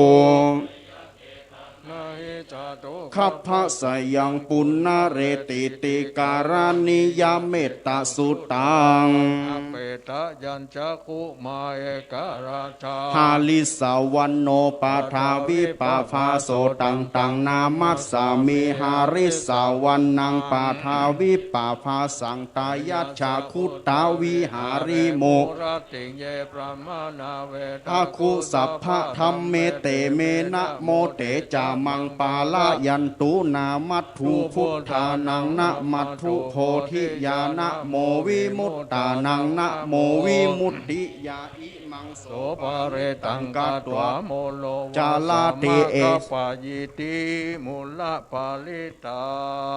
งสาสนาสัจจโลกาสาวุเทสัพพะทาสาสานัมปิจาโลกันจ เทวาลักขันตุสัพพะทาจิงหนตุสุขีสัพเพปาริวาเลหิอัตตโน นิคาสุมานาหุนตุสห สัพเพหิยาติพี ราชโตวาโจละโตวามนุสสะนุสะโตวาคิโตวาอุตกาโตวาปิสัจจโตวาคา นุกาโตวากันทากาโตวา นาคาตะโตวาชา นาปาทาโรคาโตวาอาสัตธรรมะโตวาอาสันทิทิโตวาอาสัพปุริสะโตวา จันดา หัตถิอาสามิคาโคนากุกุระอาหิวิชิกามานิสัปปะทิปิอัจฉตาราชาสุกาลมาหิสา คาราคาสาธินานาปยะโตวา นานาคาโตวานานาอุปัฏฐาวะโตวาอาลักขังคันหันตุ ยันตุนิมิตังอวะมังคารัญจโย จามนาโปสากุณาสาสัทโธปะปักขาโหทุสุปินังอากันตังพุทธานุภาเวนะเวนะสาเมนโต ยันตุ นิมิตังอาวะมัง คะลัญจะโยจามะนาโปสากุณนัสสะสัทโทปาปักขะโหทุตโสปินังอากันตังวินาสาเมนโตยันทุนนิมิตตังอาวะมังคะลัญจะโยจามะนาโปสากุณนัสสะสัทโทปาปักขะโหทุตโสปินังอากันตังสังฆานุภาเวนาสเมนโตอัปปมาโนพุทโธอัปปมาโนธัมโมอัปปมาโนสังโฆปมานาวันตานิสิริงสาปานิอาหิวิชิกาสาตาปาทีอุณนะนาพีสาละภูโมสิกากาตาเมระกากาตาเมปาริตาปาติกามันตุภูตานิโสหังนะโมภะคะวะโตนะโมสันตันนังสัมมาสัมพุทธานังอิติปิโสภะคะวะระหังสัมมาสัมพุทโธจาลานะสัมปันโนสุขาโตโลกาวิทูอนุตตาโลปุริสธรรมสาลาธิสัทธาเทวมานุสสานังภะคะวะเตสวะคาโตธัมโมสันเดธิโกอากาลิโกเอหิปัสสิโกโอปานะยิโกปัจจัตตังเวทิตัพโพวินโยอิติสุปาติปันโนภะคะวะโตสาวกสังโฆอุชุปาติปันโนโตสาวกสังโฆยะยะปาติปันโนภะคะวะโตสาวกสังโฆสามีจิปาติปันโนภะคะวะโตสาวกสังโฆจัตตาลีปุลิสายุคานิอัฏฐปุลิสาปุคะลาเอสะภะคะวะโตสาวกสังโฆอาหุนายโยปาหุนายโยทักขีโยอัญชลิกาลานิโยอนุตตรังกัสสติปาหุงสหัสมาพินิมิตาสาวุธันตังคีเมฆาลังอุทิตาโคละสะเสนะมาลังธานาทิธรรมวิธินาชิตาวามุนินโทตันเตชะสะตุเตชะยะมังคะลานิมาลาติเลกามะปิโยสิตาสัพปะลัตติงโคลัมปานาลาวักกามะขามาทัฏฐายะขังคันติสุทันตาวิธินานภาวันตุเตชายะมังคะลานีคาชาวะลังอาติมัตตะภูตังสุทาลุนันตังเมตตัมภูเสกวิธินาชิตาวามุนินโทตันเตชะสาภาวันตุเตชายะมังคะลานีภาคามาติหัตถาสุทาลุนันตังทาวันติโยชนะปะถังคุลีมาละวันตังอิทธิพิสังฆาตามะโนตันเตชะสาภาวันตุเตชายะมังคะลานีอีวะคัพพินิยาจินจายาทุตถาวะจานังชานะกายะมัชเชสันเตนะโสมาวิธินาชิตาวานภาวันตุเตชายะมังคะลานีมาติสัจจากาวาทะเกตุงวาทาพิโลปิตามะนังอาติอันทะภูตังปัญญาปะทีปาชาลิโตมุเดนโดตันเตชะสากาลาเนนันโทปนันดาปูจาคังเวพุทังมาหิถิงพุเตนะเตระปูจาเคนะธรรมาปยันโตอิทุปเตสาวิธินาโมเนนโดตันเตชะสาภาวะตุเตสยะมังคลานิติติปุจาเคนะสุตตาหะธังพระมังวิสุทธิสุติเมติปะกาพิธานังยานาคะเทนะวิธินาชิตาวามุนินโทตันเตชะสาภาวันตุเตชะยะมังคะลานิพุทธชัยยะมังคลาอัฏฐคาถาโยวาจาโนทินนะทินเนสาละเตมะตันทีหิตัวนะเนกาวิวิธานิจุปัตตวานิโมขัง อาทิขมายะนะโรสปัญโยการุณิโกนาโทเฮตายาสัพพาปานีนางปูเลนตัวปาละมีสัพพาปัตโตสัมโพธิมุตตามังเอเตนะสัจจวัชเชนะหนโตเตชัยยะมังคะลังยัตโตโพธิยาโมเลสกายานังเอวังดาวังวิจโยโหหิชัยยะสุชัยยะมังคะเลอัปปาราชิตาปัลลังเกสีเสปาทาวิโปคาเลอาภิเสเกสัพพะพุทธานังโตปโมทติสุนาคตังสุมังคะรังสุภาพตังสุโหติตังสุขาโนสุโมโหโตจาสุจิทังพระมจาริสุปาทักขีนังกายกัมมังวาจากัมมังปาทักขีนังปาทักขีนังมโนกัมมังปาทักขีนานิกัตตัวนาละพันตัดเทปาทักขีเนเตอัตลาทาสุเกตาเวลุนหาโพธาสาสเนอโรคาสุเกตาโหทัสสะยาติเพสากตัวปุถารัตานังโอสะทังโอตามังวะลังหิตังเทวมนุษสานังบุตเตเจนะโสตินา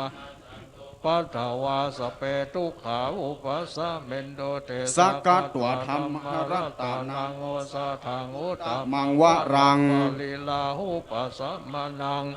เตเชนาโสทีนานัสสันตุปัทวาสัพเพพยาวุปัสสะเมนตุเตสักกตัวสังขารัตตานังว่าลังอาหูนยังบาหูนยังสังฆาเตเชนาโสทีนานัสสันตุปัทวาสัพเพโลคาวุปัสสะเมนตุเตนาทิเมสารนังอันยังพุทโธเมสารนังวะลังเอเตนาสัจจวัชเชนะโหนตุเตชัยยะมังคะลังนัตถิเมสารนังอันยังธัมโมเมสารนังวะลังเตนะสัจจวัชเชนะโหนตุเตกาลังนาติเมสารานังอันยังสังโฆเมสาละนังวะลังเอเตนะสัจจวัชเชนะโหตุยะมังคะลังยังกิจเจรตานังโลเกวิชาติวิวิทังปุถุลัตตานังพุทธสามังนาทิตัสสะมาโสทิภะวันโตเตยังกิจจิรัตตานังโลเกวิชาติวิวิทังปุถุลัตตานังธรรมะสามังนาทิตัสสะมาโสทิวันโตเตยังกิจจิรัตตานังโลเกวิสติวิวิทังปุถุรัตตานังสังฆะสามังนาทิตัสสะมาโสทิภะวันตุเตทุกขปัตตาจานิทุกขาพยาปัตตาจานิพยาโสกปัตตาจานิโสกาหุนตุสัพเพปิปานิโนเอตาวาตาจาอัมเหหิสัมภะตังปุญญะสัมปะทังนุโมทันตุสัพพะสัมปติสิทธิยาทะนังทะทันตุสัทธายะสีลังลักขันตุสัพพะทภาวนาภิรตาหุนตุกัจฉันตุเทวตาคตาสัพเพตาปเจกานันจะยังวะลังอระหันตานันจะเตเชนะลักขังพันธามีสัพพะโสตยะคาภูตานาปาปัคคหานิวาระนาปาลิตัสสานุภาเวนะหันตัวเตสังอุปัฏฐเวนะขัตตายะขาปูตานังปาปัคคหานิวาระนาตัสสานุภาเวนะหันตัวเตสังอุปัฏฐเวข้าปูตานังปาปัคคหานิวาระนาปาลิตัสสานุภาเวนะหันตัวเตสังอุปัฏฐเวสุโขพุทธานังอุปัฏโตสุขาสัทธัมมเทศนาสามัคคีสามัคคานังตาโปสุโขขันติโยเชโทชาเนตัสสามิงเยโคตปฏิชายิโนวิจาจารณะสัมปันโนโสเสโทเทวามโนเสทิวาตปฏิอาทิตโจลติมาภาติจันทิมาสัตนัทโทขันติโยตปฏิชายิตปฏิภมโนตัสสะปะมะโหระตังพุทโธตปฏิเตจัสสาโรคยาปาระมาลาภาสันตุถิปาละมังทัตนังวิสาสาปะระมายาตินิพพานังปะระมังสุขังสาธุ สาธุสาธุบัดนี้พระสงฆ์ทั้งนั้นได้เจริญพระพุทธมนต์เป็นที่จบเรียบร้อยสมบูรณ์โดยหลวงพ่อพระครูนิวิตศิลสังวรเจ้าคณะอำเภอเวียงป่าเป้าประธานสงฆ์พร้อมกับพระสงฆ์อีกจำนวน20 กว่ารูปรวมแล้วก็เป็น29 รูปทุกท่านต่อนนี้ไปจะได้ตั้งใจกล่าวคำถวายผ้าป่าและสังฆทานถวายแด่พระสงฆ์ทั้งนั้นเชิญทุกท่านได้ตั้งใจตั้งนะโม3 จบพร้อมกันและกล่าวคำถวายผ้าป่าสามัคคีในวันนี้พร้อมกันว่าตามมรรคนายกณบัดนี้นะโมตัสสะภะคะวะโตอะระหะโตสัมมาสัมพุทธัสสะนะโมตัสสะภะคะวะโตอะระหะโตสัมมาสัมพุทธัสสะนะโมตัสสะภะคะวะโตอะระหะโตสัมมาพุทธัสสะอิมานิมายังพันเตปังสกุจีวรานิสัพปริวารานิภิกขุสังฆสาโอโนสยามาสาธุโนพันเตภิกขุสังโฆอิมานิปังสกุจีวรานิสัพปริวารานิปฏิคันหาตุอัมหากังทีคารตังหิตายะสุขายะข้าเดพระภิกษุสงฆ์ผู้เจริญข้าพเจ้าทั้งหลายขอน้อมถวายผ้าปังสกุลพร้อมกับของเป็นบริวารทั้งหลายเหล่านี้แก่พระภิกษุสงฆ์ขอพระสงฆ์จงรับเพื่อประโยชน์และความสุขแก่ข้าพเจ้าทั้งหลายตลอดชินกาลนานเทิน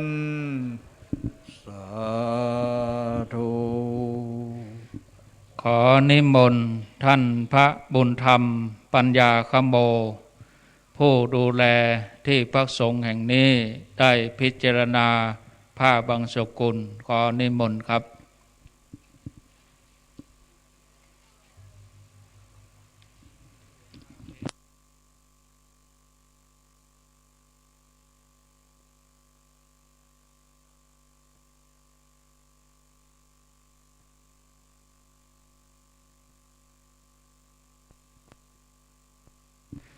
เชิญทุกท่านได้ตั้งใจประนมมือขณะที่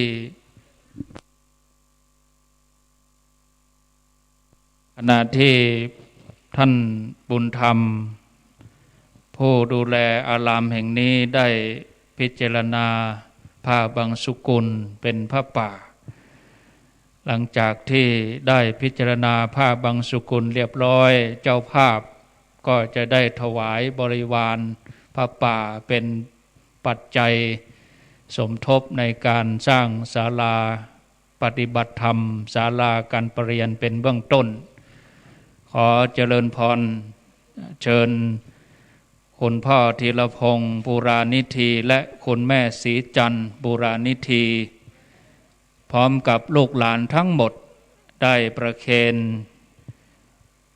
ตรงที่พระอาจารย์บุญธรรมปัญญาคโมผู้ดูแลอารามแห่งนี้ขอเจริญพรประเคน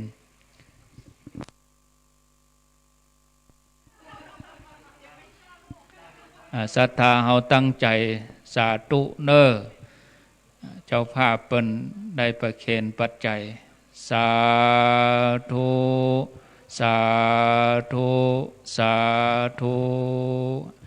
เชิญทุกท่านไปนั่งที่รับรองเดิมก่อนต่อไปนี้อาตมาภาพจะได้เจริญพรเชิญท่านที่มีรายชื่อตามลำดับเข้าประเคนพระพุทธเป็นเบื้องต้นและพระสงฆ์ต่อไปเป็นบุญญาติโยมที่มาร่วมกันณทุ่งเศรษฐีโยมสังเกตรอบบริเวณแห่งนี้นี่ฝนตกรอบไปเลยเมื่อวานก็อย่างเนี้ยโยมตลอดทั้งวันฝนตกรอบวันนี้ก็เหมือนเดิมสถานที่แห่งนี้นี่ไม่มีฝนแต่ไม่แน่ถ้าเราช้านะเลย3 โมงไปแล้วนี่ลงมาอย่างหนักเลยอันนี้ลุ้นด้วยบุญนะ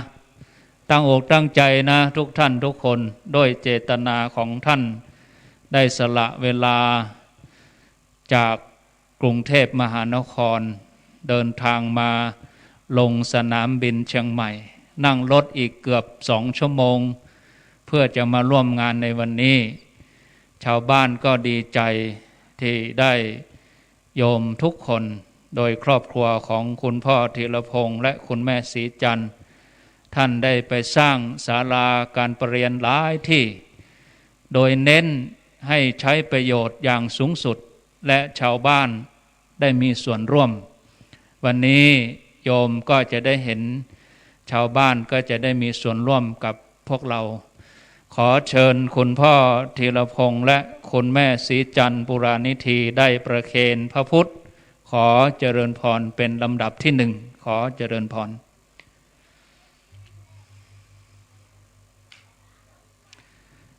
หลังจากคุณพ่อได้ประเคนพระพุทธและเจริญพรได้ประเคนประธานสงฆ์ชุดที่1พร้อมกันเลยทั้ง2 ท่านคุณพ่อธีรพงษ์และคุณแม่ศรีจันทร์ปุรานิธีได้ตั้งใจประเคนพระพุทธประเคนชนโต๊ะหมู่เลยโยมชนแท่นกลับแล้วก็วางที่แท่นกลับนั่นก็นั่นวางตรงนั้นเลยข้างบนนั่นนะโยมบนแท่นกลับตรงนั้นนะแล้วก็ประเคนประธานสงฆ์เจริญพรประเคนหลวงพ่อประธานสงฆ์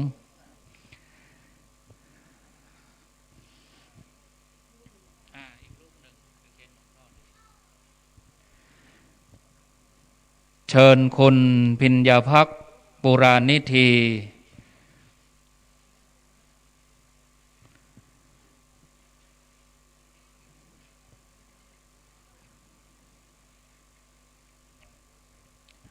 โยมไปเคนเรียบร้อยแล้วก็กลับไปนั่งที่รับรองเดิมได้ขอเจริญพร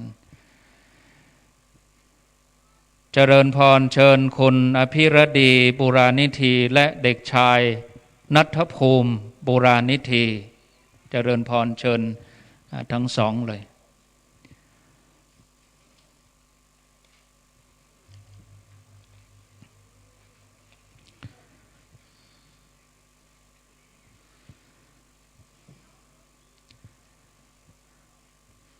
เชิญคุณกิตติพงศ์ปุรานิธีเจริญพรคุณพิชรัญลิมธนาสวัสดิ์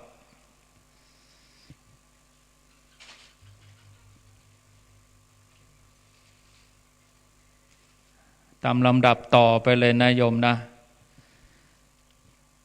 คุณณัฐวัฒน์เมืองจีน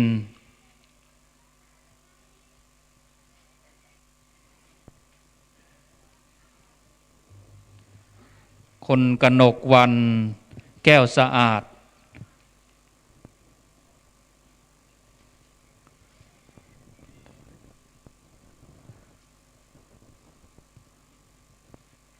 คุณภัทรยา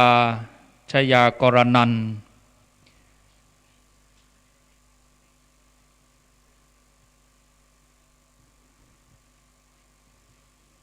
และเจริญพรคุณพิมลวรรณ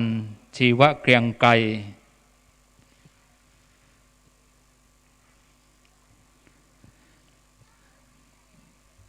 ที่เหลืออีก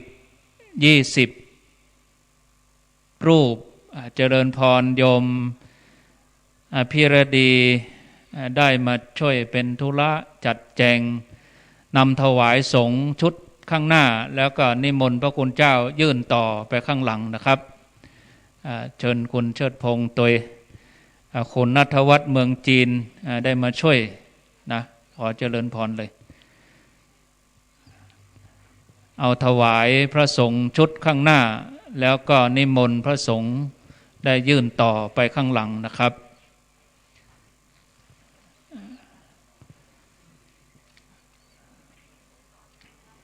ส่งต่อกันมาข้างหน้าเลยแถวหน้านะโยมนะเจริญพรช่วยกันเลยที่เหลือคุณชานนท์คน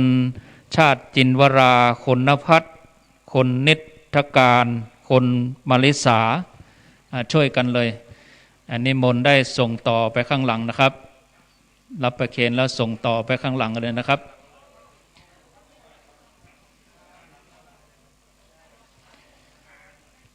นิมนต์นะครับ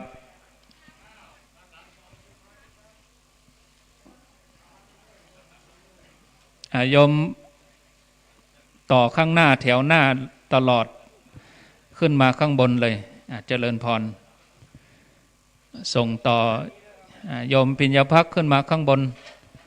องค์แรกเลยท่านจะได้ส่งต่อไปข้างหลังเจริญพร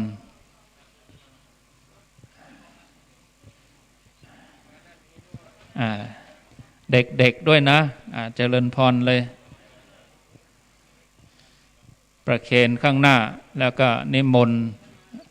ส่งต่อไปข้างหลังนะครับโยมตั้งใจจะถวายทุกรูปนะครับมานี่เลยแถวหน้าเลยเด็กน้อยเด็กโตลูกเล็กเด็กแดงถวายหลวงพ่อเลยนั่นสาธุกับมาเลยนะเด็กวันนี้คือผู้ใหญ่ในวันข้างหน้าส่งต่อเลยถวายหลวงพ่อเลยองค์ไหนก็ได้เอาเลือกเอาเด็กน้อยจะเอาองค์ที่สมบูรณ์นี่แหละเอาครบนะครับดูถวายให้หมดทุกรูปนะครับส่งต่อเรื่อยๆขึ้นมาข้างบนนี่โยมเจริญพร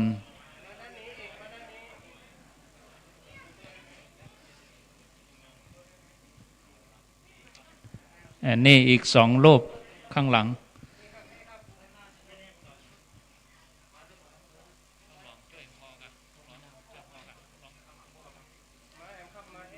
เรียบร้อยไม่เป็นไรที่เหลือก็จะเป็นปัจจัยจากชาวบ้าน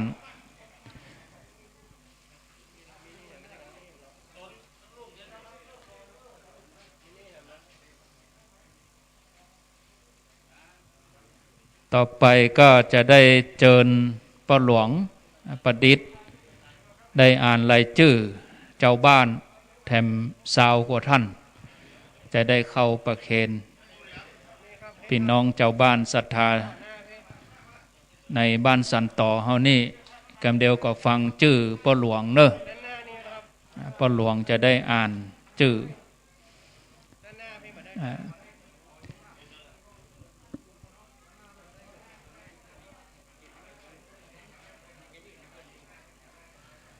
เดี๋ยวรอสักกรรมใจเย็นๆนะถวายเรียบร้อยเราก็จะปรับเปลี่ยนสถานที่ได้ขยับขยายหลังจากที่รับพรจากพระสงฆ์แล้วก็เจริญพรโยมคณะเจ้าภาพได้เปลี่ยนสถานที่ไปนั่งในเต็นท์ข้างรัชวัตรพระสงฆ์ที่นั่งในศาลาก็กราบนิมนต์ได้ปรับเก้าอี้หันหน้าไปทางนอกนะครับแหมสักกรรมนะครับจับพอดีครบ เรียบร้อยต่อไปพ่อหลวงมาตั้งเพศ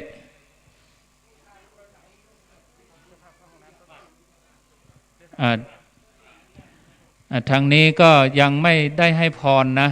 โยมจะมีธุระเข้าห้องน้ำอะไรก็ไปทำธุระก่อนพ่อหลวงจะได้อ่านชื่อเจ้าบ้านเข้ามาเกณฑ์ต่อไปนี้จะเป็นชื่อของชาวบ้านที่ผู้ใหญ่บ้านจะได้อ่านชาวบ้านประชาชนอยากมีส่วนร่วมกับคุณโยมจะถวายพระสงฆ์ทั้งหมดทุกรูปตามลำดับผู้ใหญ่บ้านจะได้อ่านรายชื่อดังต่อไปนี้ศรัทธาเขาได้ยินชื่อก็เข้ามาเกณฑ์เลยเนอะพร้อมกับปัจจัยที่คณะกรรมการเจิญพ่อหลวง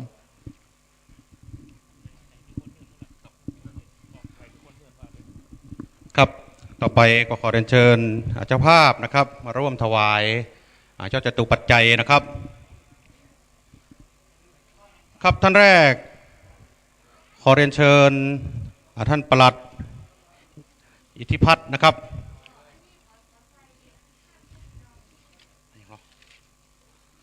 รัตนรักษ์พงศ์นะครับ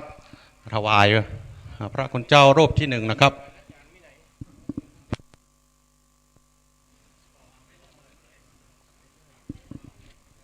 ครับท่านที่สองนะครับขอเรียนเชิญพ่อกำนันวิสิทธิ์กันทวงศ์นะครับพ่อกำนันตำบลวัดโป่งครับ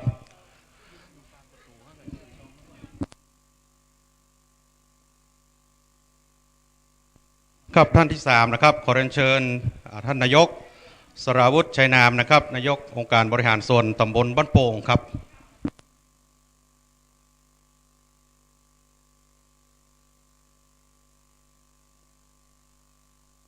ครับท่านต่อไปนะครับ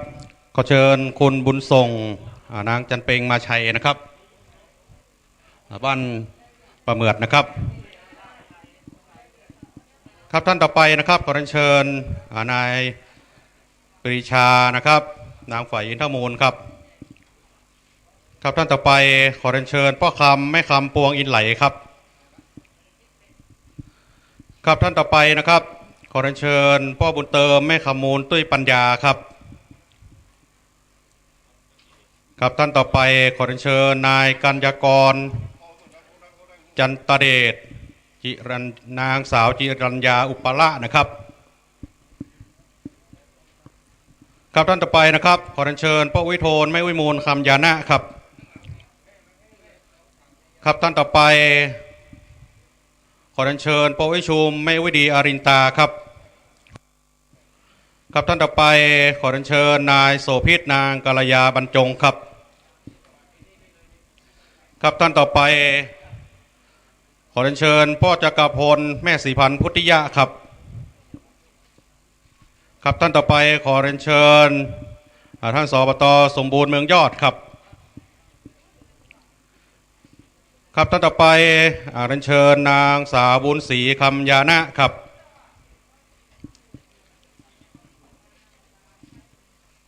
ครับท่านต่อไปพ่อบุญปันพ่อปันไพบูลย์นะครับครับท่านต่อไปพ่อคำอ้ายแม่มณีตุ้ยปัญญาครับครับท่านต่อไปพ่อวงแม่สวยดวงแก้วครับ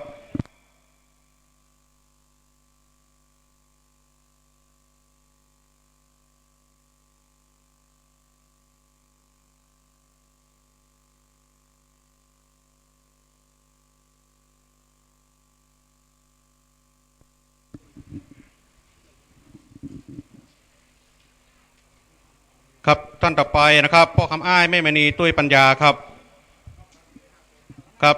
ท่านต่อไปพ่อวงแม่สวยดวงแก้วครับ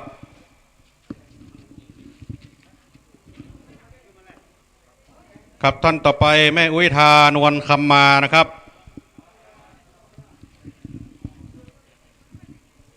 ครับท่านต่อไปนางนพการวิรัตเกษมครับครับท่านต่อไปพ่อแก้วแม่ใสนะครับวงขันคำครับครับท่านต่อไปพ่อหนานสมแม่เอ้ยปาติบครับ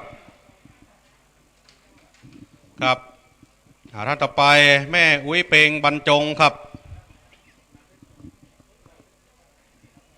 ครับท่านต่อไปป้าอุ้ยตุ้ยนะครับแม่อุ้ยเรือนแม่อุ้ยเรือนคำชัยวุฒิครับท่านต่อไปนายอภิชาตินาริศราคนขยันครับครับท่านต่อไปป้าอุ้ยยืนจันคำครับท่านต่อไปนายสมพงษ์นางขันแก้วนวลคำมาครับครับท่านต่อไปนางสีคำชิดทองครับท่านต่อไปนะครับป้าแดงแม่เรือนคำพรหมเสนครับครับท่านต่อไปป้าทวีใจเสมอครับครับท่านต่อไปป้อกองคำแม่ปทุมตุ้ยปัญญาครับครับท่านต่อไปป้อแก้วมาแม่ขมูลอินใจครับ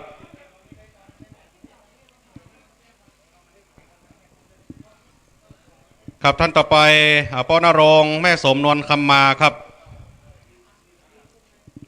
ท่านต่อไปนางนัทธิดานวลคำมาครับ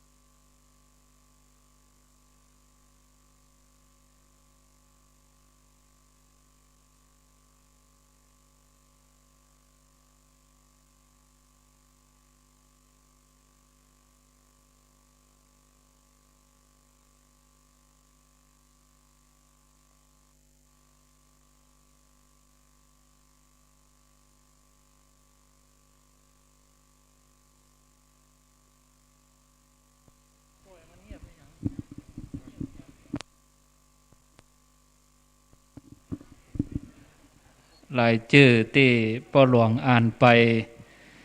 ถ้าหากว่าขาดตกบกพร่องไปก็ต้องขอสุมาอภัยกับศรัทธาญาติโยมตัวถ้าเตือนหน้าตั้งใจนี่ญาติโยมช่วยกันเป็นสามัคคีอย่างนี้โยมเจ้าภาพเปิ้นหันก็ชื่นใจเจ้าบ้านได้มีส่วนร่วมเมื่อทุกอย่างได้เรียบร้อยสมบูรณ์ดีแล้วตอนนี้ทุกท่านตั้งใจที่จะรับพรจากพระสงฆ์ เตรียมตรวจน้ำเตรียมน้ำหยาดเนอะญาติโยมเนอะเชิญทุกท่านได้รับพรจากพระสงฆ์ศรัทธาเดี๋ยวเอาน้ำหยาดมาให้เจ้าภาพเปิ้นกำช่วยกันศรัทธาที่มีไม้มงคลถือไว้ก็เกียมตั้งไว้หันเนอะเดี๋ยวสักกรรมหลังจากที่ฮับปอนแล้วก็จะได้กราบนิมนต์พระสงฆ์แล้วก็เชิญเจ้าภาพไปที่บริเวณใกล้ราชวัตรกราบนิมนต์ครับฮับปอนเนอจะถาวาริวหาปุราปริปุเรนติสาครังเอวะเมวะอิโตทินังเปตานังอุปกปติอิจิตังปฏิตังตุมหังคิปะเมวะสมิสตุสัพเพปุเรนตุสังกปาจันโทปันนรโสยะถามณิโชติลโสยะถาสัพพิติโยวิวัสสันตุสัพพะโลกโควินาสันตุมาเตภวัตวันตาลายโยสุขียุโกภาวะอภิวาทนาสีลิสเนจังปัจจายโนจัตตารโอธรรมาทันติอายุวันโนสุขังสมิงปะเทเสกาเปติวาสังปันทิตาชาติโยศีลวันเตตาโพเชตวาสัญญาเตภามาจาริโนยาตาตาเทวตาตาสังทาขีนามาทิเสตาปูชิตาปูชยันติมานิตามานายันตินังตาโตนังอนุกรรมมาตาปุตตังวะโอราสังเทวตาปิโตโปโสสัทธาภัทธารานิปัสสติติอายุวัตตะโกตุลวัตยะจิวัตตะโกยะสวัตตะโก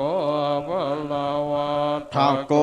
วันนาวัตถะโกสุขวัตถะโกโหนตุสัพพทาโทคารโรคาพยาเวราโสกาสัตตุจุปัฏฐวาอเนกาอันตรายาปิวินาสันตุจเตจัสสะชัยยสิทธิทานังลาพังโสทิภาคะยังพลังสิริอายุจวันโนจะโพคังบุทิจยัสสวาสตาวาสาจะอายุจะชีวาสิทธิภวันตุเตภวตุสัพพะมังกาลังลาคันตุสัพพะเท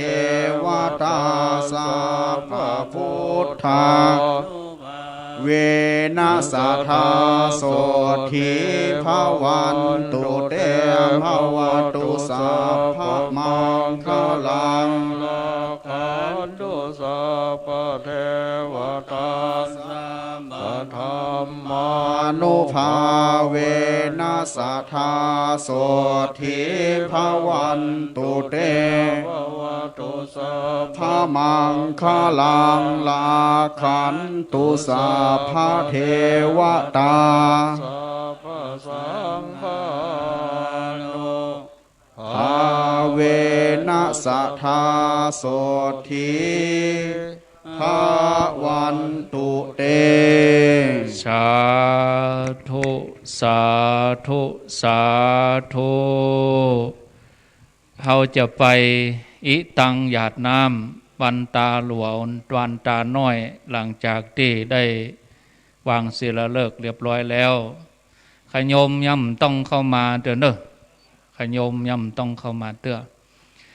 เชิญคณะเจ้าภาพทุกคนได้ปรับเปลี่ยนสถานที่เจริญพรคณะของคุณพ่อธีรพงษ์และคุณแม่ศรีจันทร์ได้ขยับขยายไปนั่งบริเวณในเต็นท์นิมนต์พระสงฆ์ที่มีเก้าอี้หันหน้าไปทางทิศตะวันตกนะครับศรัทธาปรับเก้าอี้หันหน้าเข้าไปในแนวราชวัตรทั้งหมดขอเจริญพรคณะจังฟ้อนละอ่อนจากล่องกูเกียมตัวเอาที่บริเวณหน้าประตูที่บริเวณหน้าประตูด้านใต้ละอ่อนเยาวชนห้องกูเตรียมตัวเลยทำการแสดงตั้งแต่เวลานี้เยาวชนบ้านสันต่อมาช่วยประหลวงย้ายแผ่นศิลาฤกษ์ไม้ตอกไม้มงคลไปไว้ที่โต๊ะจะได้กราบนิมนต์ประธานสงฆ์ได้ไปเจิมและปิดทองและเจริญพรเจ้าภาพได้ร่วมกันปิดทองต่อไปณตอนนี้เลยเยาวชนบ้านห้องกูวัดห้องกูเตรียมตัวเลยนั่งในเต็นท์เลยโยมนะละอ่อนมิไหนห้องกูที่หน้าตั้งใต้หน้าประตูหั่นเลยตั้งใต้หั่นเลยถ้าพร้อมแล้วก็จะได้เปิดเพลงหลังจากที่วางศิลาฤกษ์จบหมดก็จะเป็นการรำอวยพรปิดท้ายแล้วก็คณะจังฟ้อนบ้านสันต่อก็จะได้ฟ้อนที่บริเวณในขวังศาลา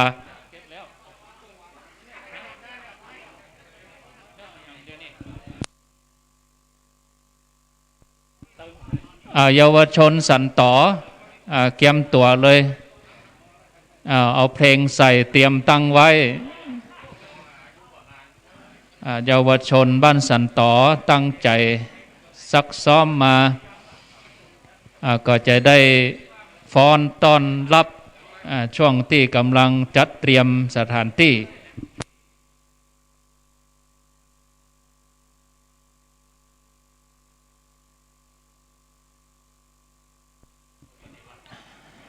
ตั้งใจได้เปิดเพลงเลยเตรียมตัวเลยอย่างพร้อมก่อนก็เอาอันนั้นก่อนแม่บ้านพร้อมก็เอาแม่บ้านก่อนเลยไปที่ในลานที่จะวางศิลาฤกษ์จังฟ้อนแม่บ้านอันใดก่อนเอานั้นก่อนอันใดพร้อมก่อนเอาอันนั้นก่อนเลยละอ่อนพร้อมก็เอาละอ่อนก่อนแม่บ้านพร้อมก็เอาแม่บ้านก่อนเอาเลยอันใดพร้อมก่อนก็เปิดเพลงนั้นก่อนเลยเลยเร่งรีบหน่อยเนอะสำหรับการแสดง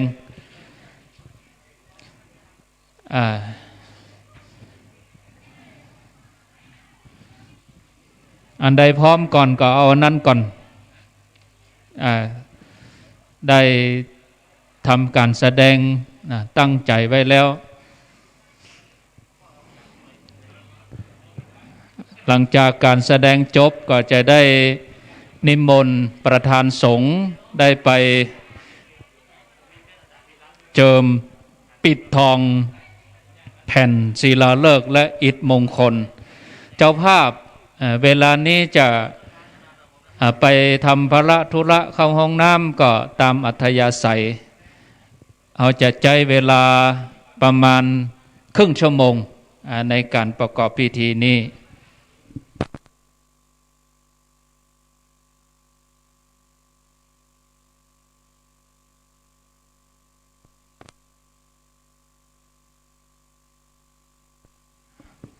อันใดพร้อมก่อนก็เอาอันนั้นก่อนแม่บ้านพร้อมกับแม่บ้านฟ้อนก่อนเราอ่อนพร้อมเตื้อกับปิดท้ายเอานะเอาฟ้อนเล็บ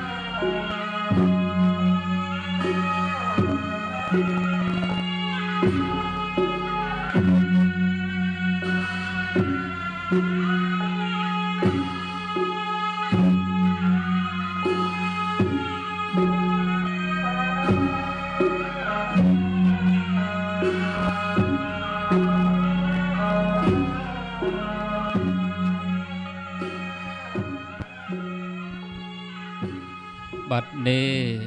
คณะจังฟ้อนกลุ่มแม่บ้านบ้านสันต่อฟ้อนเล็บการฟ้อนเล็บนั่นต่างภาคเหนือ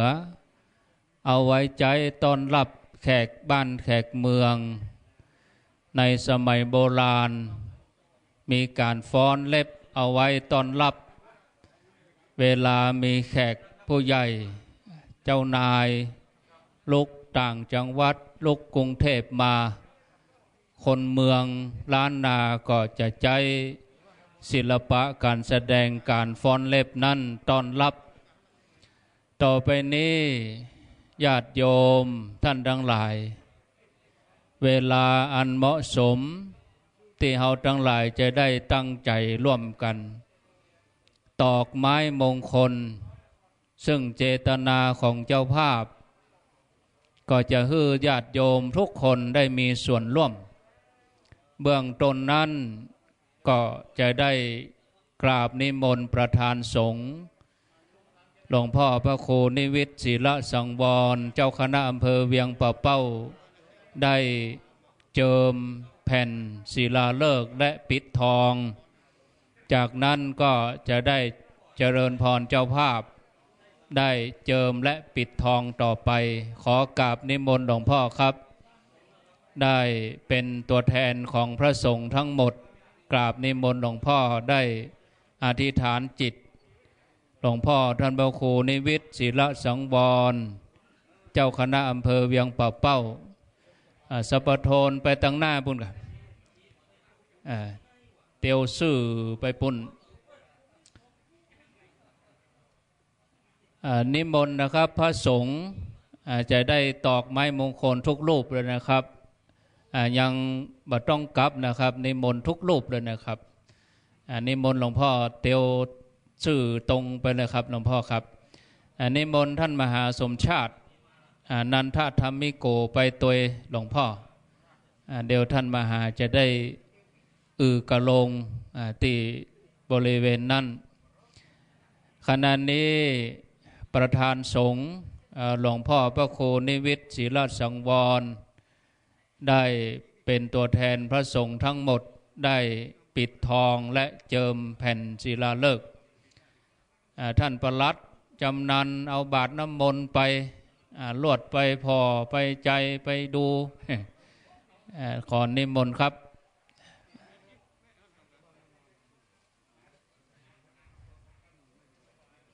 พระสงฆ์ที่เดินทางมาร่วมก็มีหลายรูปที่มาใหม่ก็มีท่านพระครูสถิตสารคุณ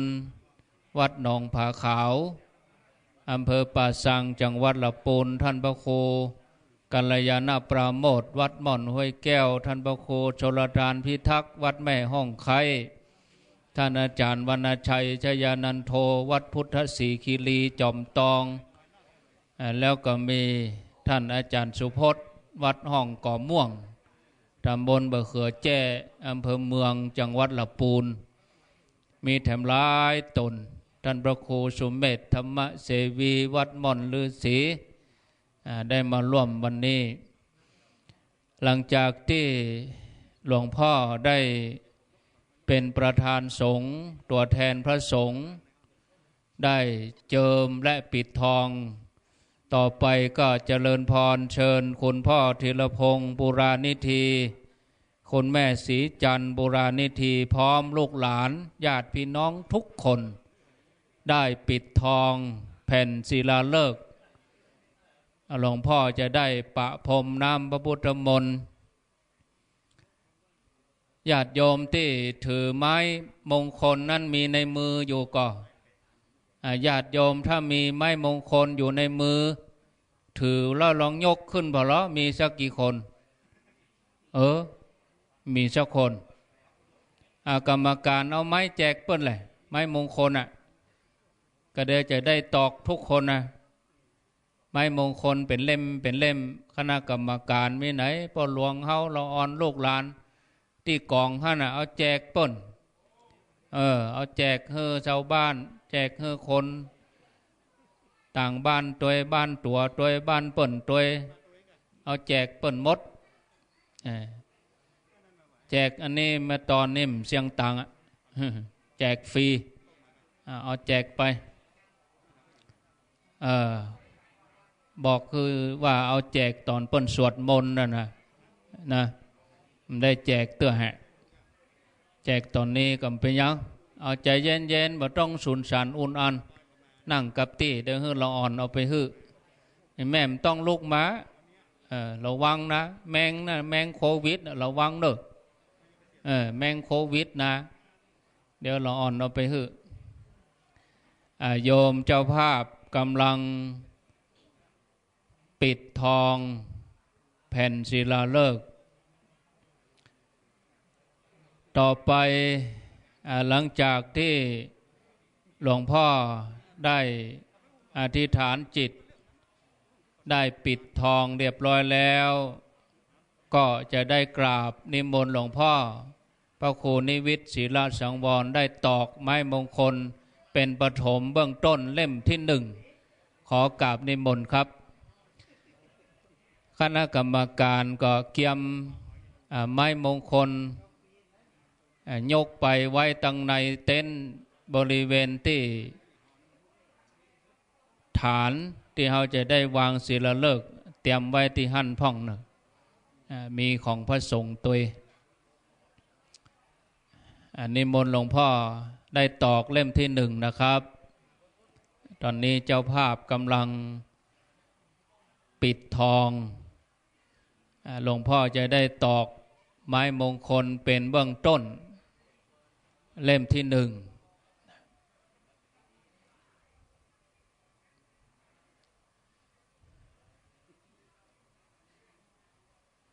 ศรัทธาเกียมไม้ที่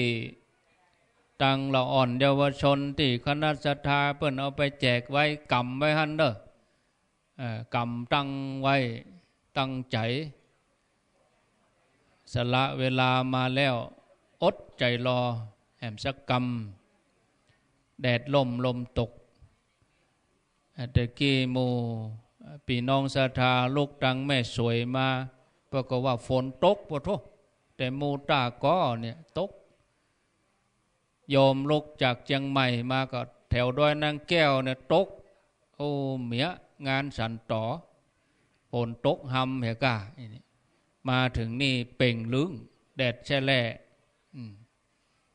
โอ้อากาศดีลมโชยโยมกำลังปิดทองใจเย็นเย็นเนอะแม่เขาพ่อเขาศรัทธาเขาก็แปลงใจนิ่มตั้งมั่นไว้หั่นพี่น้องศรัทธาสันต่อนี่เกี่ยมกันเป็นเดือนแล้วตั้งแต่เตศาลาหลังเก่าจ่อยกันดาครัวเกี่ยมกันเป็นเดือนรอแหมบักกี้ชั่วโมงนะแหม4 โมงนี่เมียคนที่นั่งนี่นะไปทางใดมดหัว ใครเฮือเปิ่นเขียนที่อยู่ละไว้ฮะเนาะเขียนที่อยู่เอายองไว้เก้าอี้เฮือกำเด้อตอนเก็บเก้าอี้จะได้พออยู่บ้านอย่างพ่องพี่น้องสันต่อจะได้ง่อมนี่โอ้คนอยู่นักกันม่วนกันขณะนี้เจ้าภาพกำลังปิดทองพร้อมคณะลูกหลาน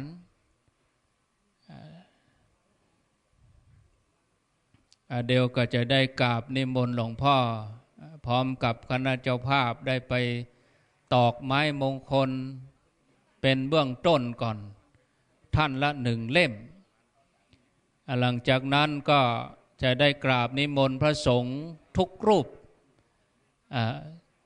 ได้ตั้งแถวเข้าไปตอกไม้มงคลทุกรูปนิมนต์พระสงฆ์ก่อนนิมนต์หลวงพ่อเป็นประธานเบื้องต้นในนามคณะสงฆ์แล้วก็เจ้าภาพทุกคน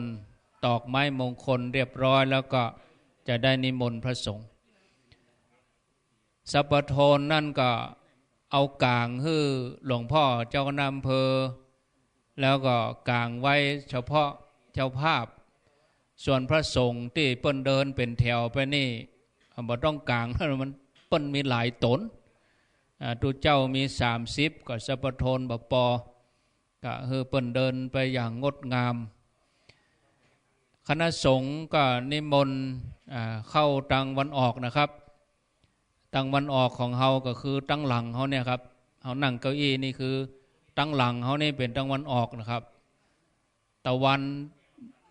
ชื่อหน้าเฮานี่เป็นตะวันตกนะครับนี่ศาลาก็เลยพระเจ้าพงพระประธานก็คือติดเต็นท์กลางท่านก็หันหน้าไปทางวันออกนะครับอันนี้ทางออกก็คือทางหลังเขานี่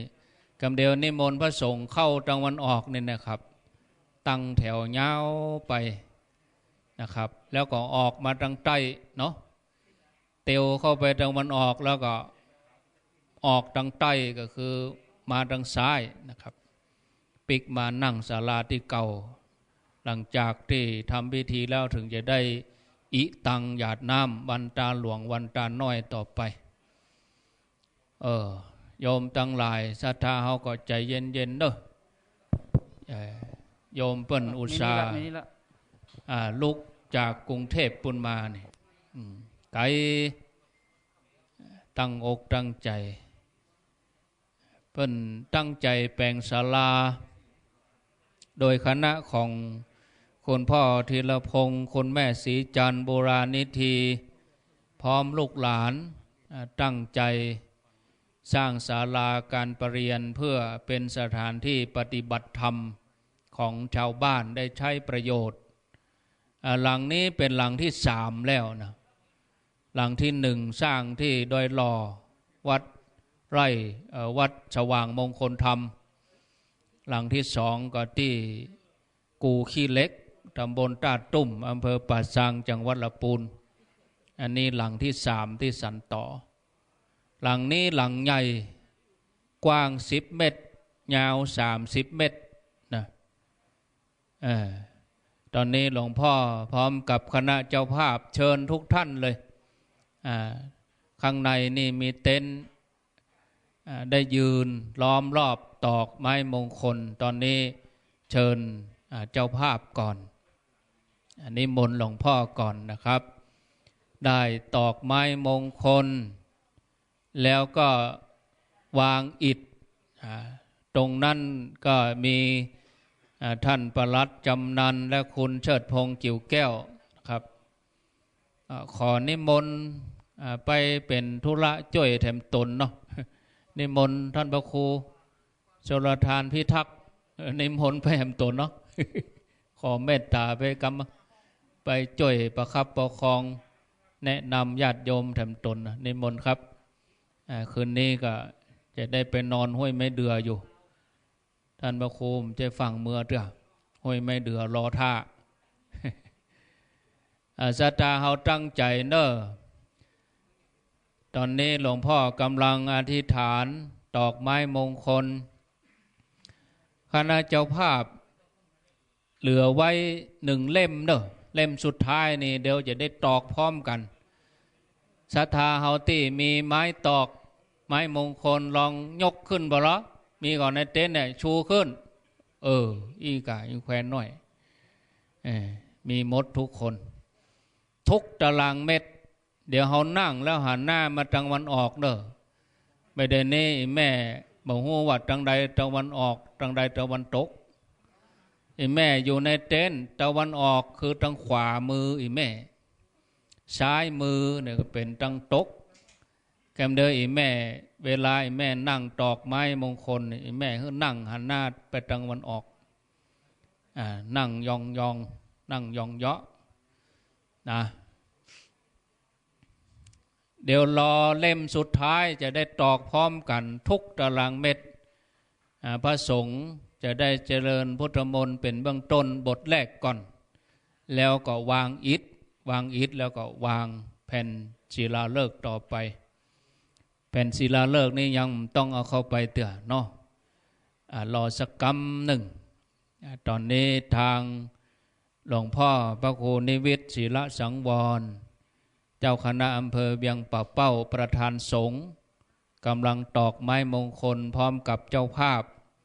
คุณพ่อธีรพงศ์คุณแม่ศรีจันทร์บุรานิธีพร้อมกับลูกหลานได้อธิษฐานจิตเป็นบุญเป็นกุศลอันยิ่งใหญ่สร้างศาลาถวายในพระพุทธศาสนาศาลานี่ถือว่าเป็นวิหารทานพี่น้องศรัทธาเขาว่าวิหารทานก็คือทานวิหารนะก็ท่านบัจใจเนอะวิหารทานแปลว่าที่อยู่อันยังก็จ้างที่เป็นที่อยู่นะเป็นวิหารทานเป็นการทานเสนาสนะนี่ตั้งตกปุ่นไปน้อยนี่ก็เป็นที่เปิ้นถมใหม่เนอะศรัทธาเป็นต้งเป็นนาอันนี้สร้างมาปี2561ปีนี้2565ศรัทธาจ่วยกันหอมเอาดินมาถมแปลงพระแปลงยังเอาเป็นที่ไหวที่สามาหันอย่างอีพระพุทธศาสนารู้สึกว่าอุ่นใจศรัทธารวมกันที่ไหนก็เกิดวัดรวมกันที่ไหนก็เกิดวัดม่วนเนาะเมื่อเขารวมตัวกันที่ไหนเขาก็อยากจะรวมจิตรวมใจกันหาศูนย์รวมจิตใจขำมาได้ยินเสียงวัดสวดมนต์ข้ามตรงได้ยินกลางวาสาได้ยินเสียงละกังดังม่วนเนี่ยได้ยินเสียงสวดโยโกห้องอากาศดีหน้าตรงหน้ากบเขียดห้องเช้าสลับกับเสียงตุเจ้าสวดมนต์ม่วนเนาะช่วยกันเนอะศรัทธา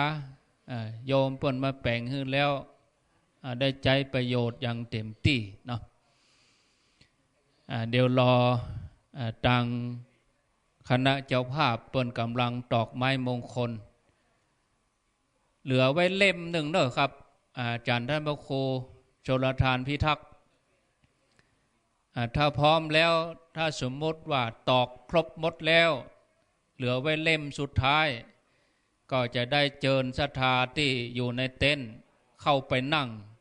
ตามตารางเม็ด นั่งคนไหน1 ตารางเมตรนะญาติโยมทั้งสันต่อเฮานี่ตัวนะได้ร่วมกันพระสงฆ์ทั้งนี้ก็จะได้เจริญชัยมงคลคาถาบ่ได้ไปปุ้นว่าไม่บ่ถึงคลื่นไม่ไปไม่ถึงไปตึกที่ท่านมหาสมชาติคลื่นไม่ไปตึกปากประตูเตียวไปปุ้นถึงเดี๋ยวรอสักกำหนึ่งเหลือไว้เล่มหนึ่งเนอะถ้าดังนั้นพร้อมแล้วก็เชิญโยมหันหน้ามาทางทิศตะวันออกนะทิศตะวันออกแล้วก็อาตมาจะได้เชิญญาติโยมที่มีไม้ตอกและค้อนตอกเข้าในพื้นที่ศรัทธาเขาเข้ามาตะวันออกไปเลยเข้าประตูตะวันออกไปนะเนี่ยเข้ามาตะวันออกไปตะวันออกก็คือตังที่ลำโพงเนี่ยเนอะแม่เนอะเข้ามาตังที่ลำโพงเพขอละอ่อนลูกหลานเยาวชนมาอยู่ตังเพก็เดียวจ้อยพอคนเท่านะคนเท่าบางคนก็สัมผัสที่6มันจึงมีเวลาคนเท่าฟังกั้งลูกย่างบ่ได้ระวังก็ลูกหลานละอ่อนจ้อยพอก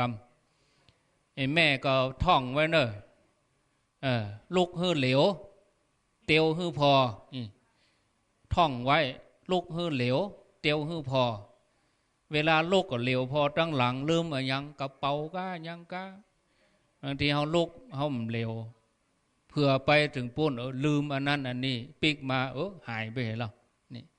เวลาเตียวฮื้อพอก็คือพอตึงดังบนพอตึงดังลุ่มจะไปก้มพอดังลุ่มดังบนเอาหัวไปจนพอก็ดังบนเมาเง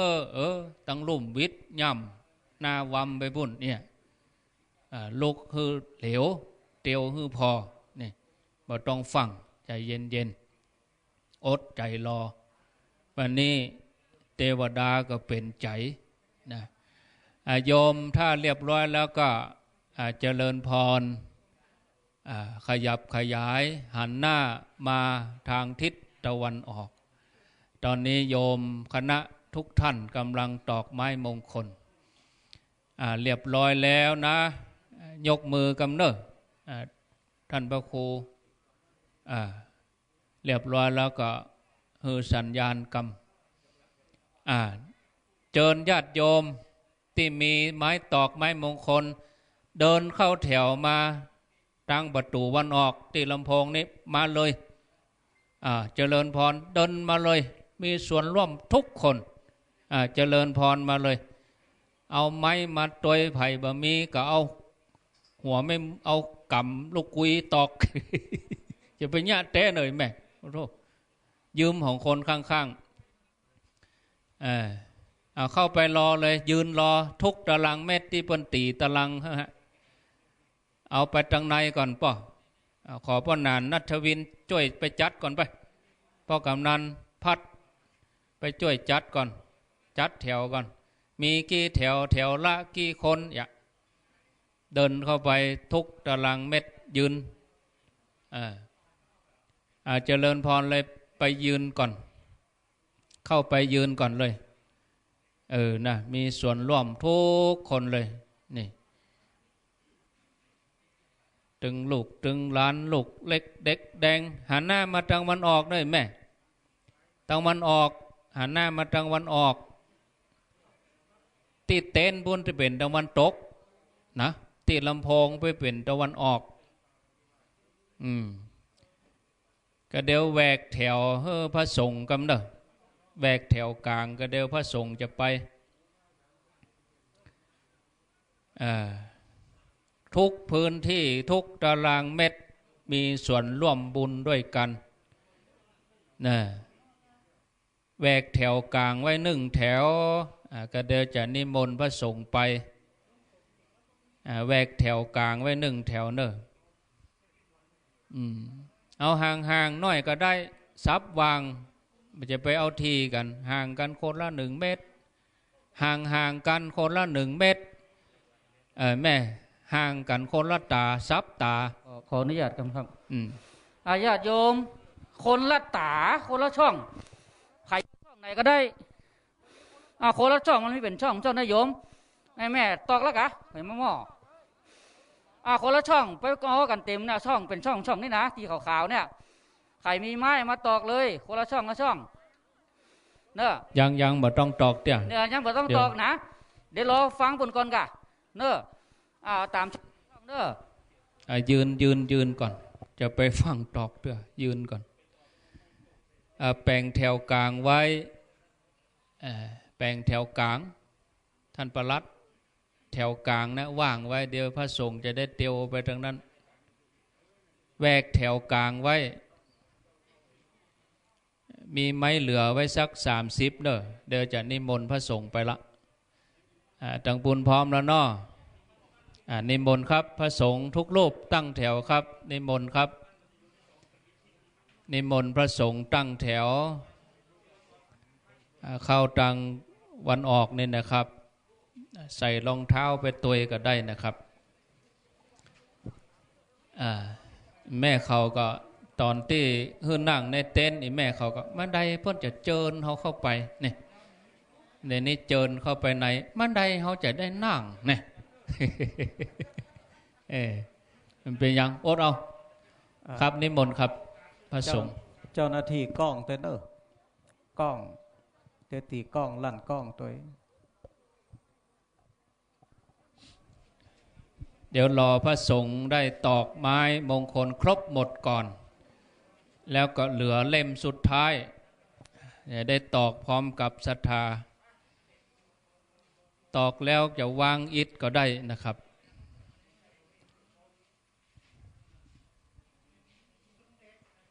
นิมนต์นะครับ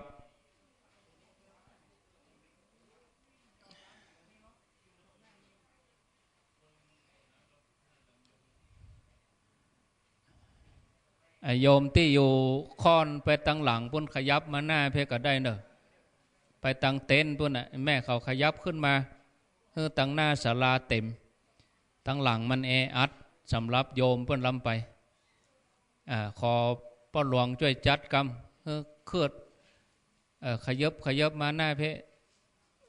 แออัดที่เต็นท์พุ่นแออัดซับวางก็ได้ถ้าบัดเต็มห่างกันข้ามตาก็ได้เนอะช่วยจัดกรรมมันอยู่หลังปุ่นนะขยับขึ้นมาหน้าเพะขยับขึ้นมาแถมซับวางก็ได้ไปอยู่หลังปุ่นเต็มอยู่หลังปุ่นลำไปมันอากาศไปได้ถ่ายเทมันอึดอัดเนาะอย่างนั้นซับวางก็ได้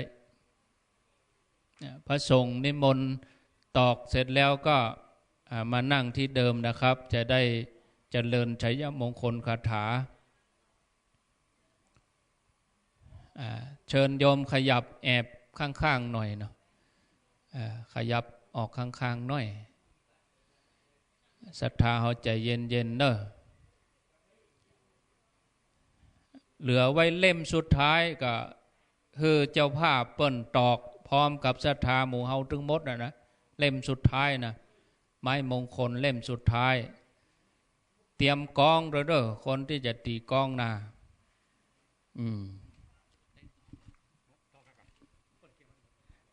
นิมนต์นั่งก่อนนะครับจะได้เจริญชัยมงคลคาถานะครับพระสงฆ์ทุกรูปนะครับเมื่อตอกไม้มงคลแล้วก็นิมนต์ก่อนนะครับจะได้เจริญชัยมงคลคาถาไอ้แม่จะนั่งก็ได้เนอะยืนเมินก็ใครนั่งเมินก็ใครยืนนั่งเมินก็ใครเตียวมันเป็นยังเกียมไว้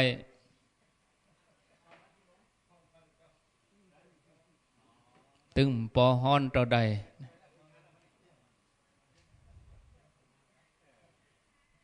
อากาศก็เป็นใจเนอะญาติโยมใกล้ๆหิมนี่ฝนตกแวดไปแวดมาจวดไปจวดมาค่ำไปค่ำมารอพระสงฆ์อีกประมาณ10 รูปนะ ประมาณ10 รูปเมื่อตอกไม้มงคลแล้วก็นิมนต์พระสงฆ์เข้ามานั่งที่เดิมนะครับทุกรูปนะครับจะได้เจริญชัยมงคลคาถาที่ท่านก็นิมนต์ ท่านมหาสมชาติเป็นต้นเสียงเลยเจริญชัยมงคลคาถา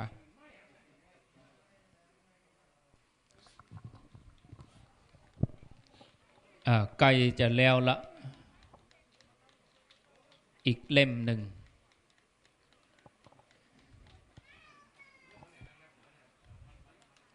เจ้าหน้าที่อสมลืมกันตะกี้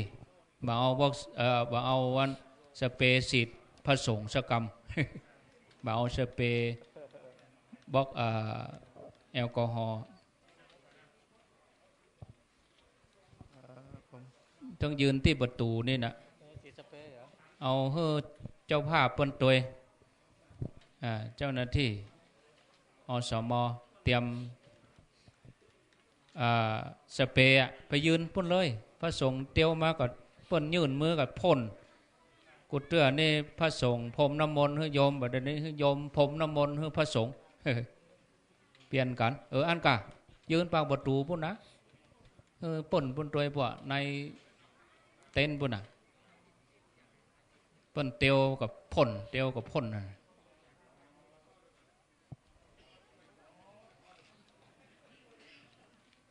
พี่น้องศรัทธาเฮา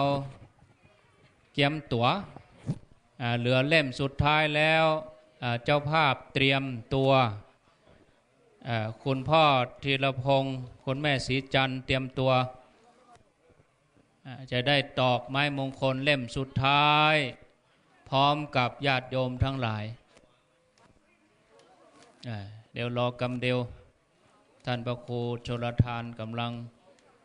จัดแปลงแต่งเตรียมถ้าเรียบร้อยแล้วก็ยกมือตะมือคือใจเตี้ยตะมือคือมาตรา5มาตรา5ก็คือยานะนี่เนาะ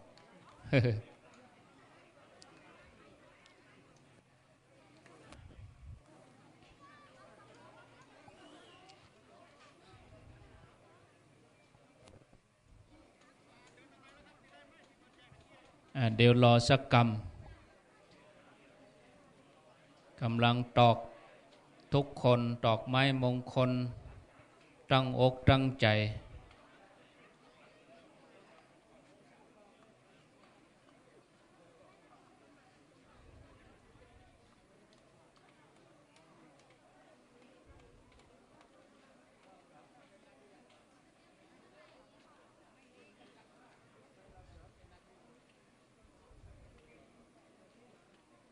เดี๋ยวรอสักกรรมเนอะศรัทธาเนอะคนเฒ่าคนแก่ลูกเล็กเด็กแดงถึงหล่ออ่อนถึงคนใหญ่คนเฒ่าถ้าว่าอยู่ขวางตังในหันเกิดอาการเมาหัวก็ออกมาได้เด้อสละ สละคนที่อยู่ในเต็นท์นี้ไปแทนถ้าเป็นอย่างกับบอกออกมาทดสอบความอดทนทดสอบความเพียร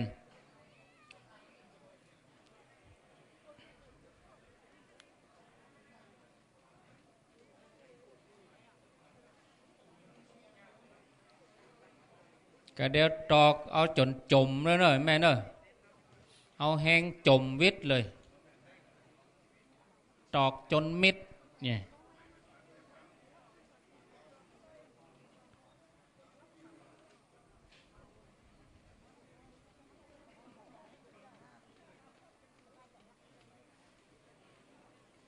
ใจเย็นโยมนะไม้นี่เตรียมมา200ป่ายศรัทธาสันต่อแปลงแฮม300ป่ายดงอันนี้กำลังตอกกันที่บริเวณฐานวางศิลาฤกษ์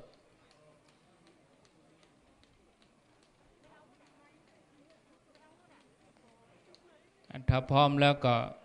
คือสัญญาณมาเด้อ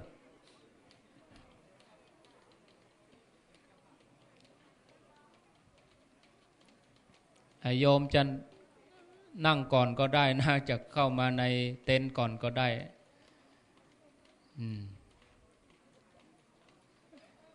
ศรัทธาโยมเจ้าภาพเปิ้นหันเพื่อก็ดีใจนี่ญาติโยมได้มีส่วนร่วมเรียบร้อยนะเอาตอกตีกล้องเลยตั้งปุ่นเอากล้องเฮ้เนี่ยชายันโตพรติยโมเรตีกล้องตีกล้องนังนันติวัตจันโนเอวังตะวังเอาจบมิดหิจายาสุจายามังกะเรอัปปาราชิตาปัลลังเกสีเสปัทวิโปกะเรปิเสเกสัพพะพุทธานังอากาปะโตปะโมทติสุนากาตังสุมังคารังสุปปาตังสุโหติตังสุขโนสุโมโตจะสุเยทังพระมจาริสุปทักขินังกายกรรมังวาจากรรมังปทักขินังปทักขินังมโนกรรมังปเนเตเตปทักขินาปทักขินาเนกัตตวานารพันตาเทปาทักขิเนสาธุสาธุสาธุอ้าวเข้ามานั่งในเต็นท์เหมือนเดิมก่อนการเดียวเจ้าภาพเปิ้นจะได้วางอิฐมงคลการเดียวจะได้ชยันโตแถมรอบชยันโตรอบสุดท้ายนี่เป็นการวางแผ่นศิลาฤกษ์ศรัทธาที่อยู่ในราชวัตรก็ขยับออกมานั่งแล้วก็หันหน้าเข้าไปในบริเวณที่เขาจะสร้างศาลาเจริญพรขอบคุณทุกคนทุกท่าน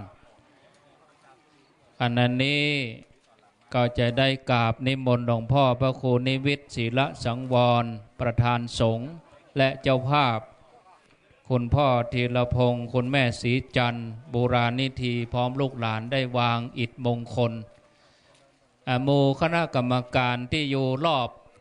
ขยับขยายออกห่างหน่อยเพราะว่ามันอึบมันได้ระบายเอาไปยืนล้อมเปิ้นมันก็อากาศบ่ได้ระบายเนอะหมู่ศรัทธาเฮาก็ดีออกห่างหน่อยเฉพาะคนมีหน้าที่บริเวณนั้นเป็นศรัทธาเป็นเจ้าภาพเปิ้นคณะของเปิ้นละออนที่จะฟ้อนบ้านสันต่อมีก็ขั้นรายการตอนนี้ได้นะสักประมาณ5 นาทีเนี่ยเยาวชน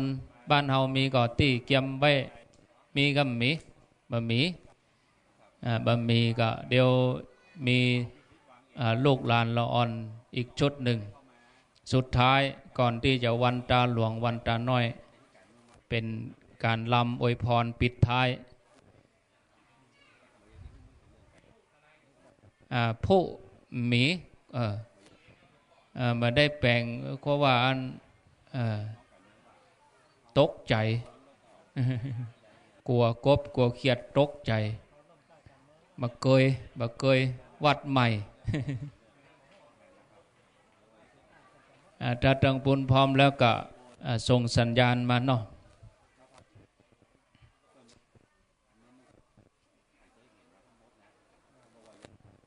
เจ้าภาพกำลัง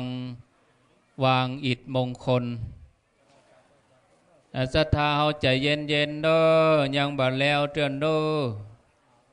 ยังบ่ได้อีตังหยาดน้ำยังได้วันตาหลวงวันตาน้อยเตื้อก็เดียวจบเฮาก็จะได้สงบจิตสักกรรมนะ ตอนนี้เจ้าภาพกำลังวางอิฐมงคล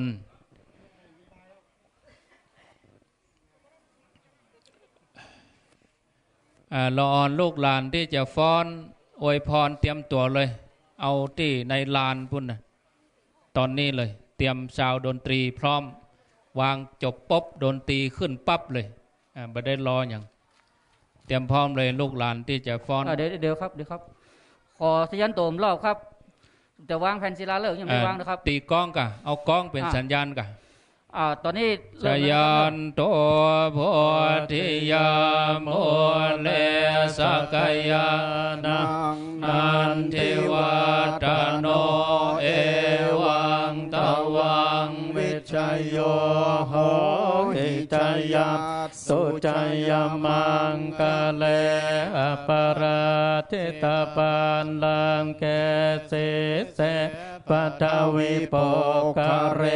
อภิเสเกสัพพพุทธานังอากาปโตปโมทติสุนาคาตังสุมังคลังสุปปาตังสงโอติตังสุขโนสุโมโหโตจะสุเย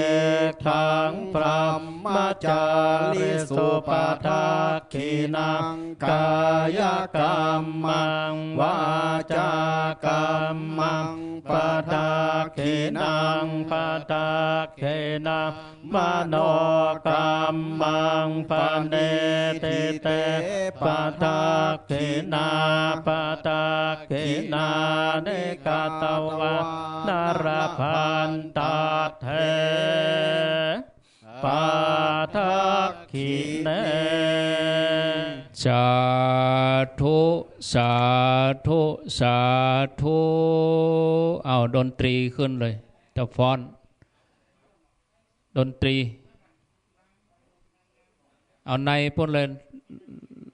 ลูกหลานที่จะฟ้อนดนตรีขึ้น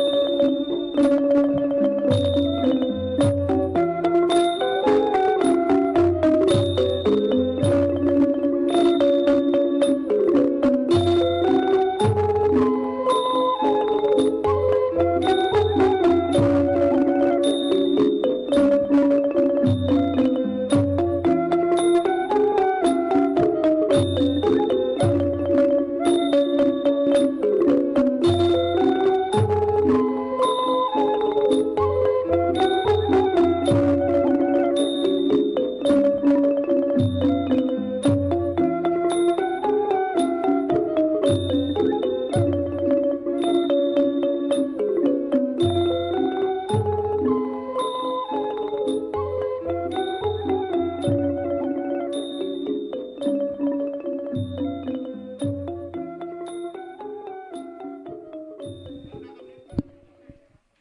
ละขอเสียงปรบมือให้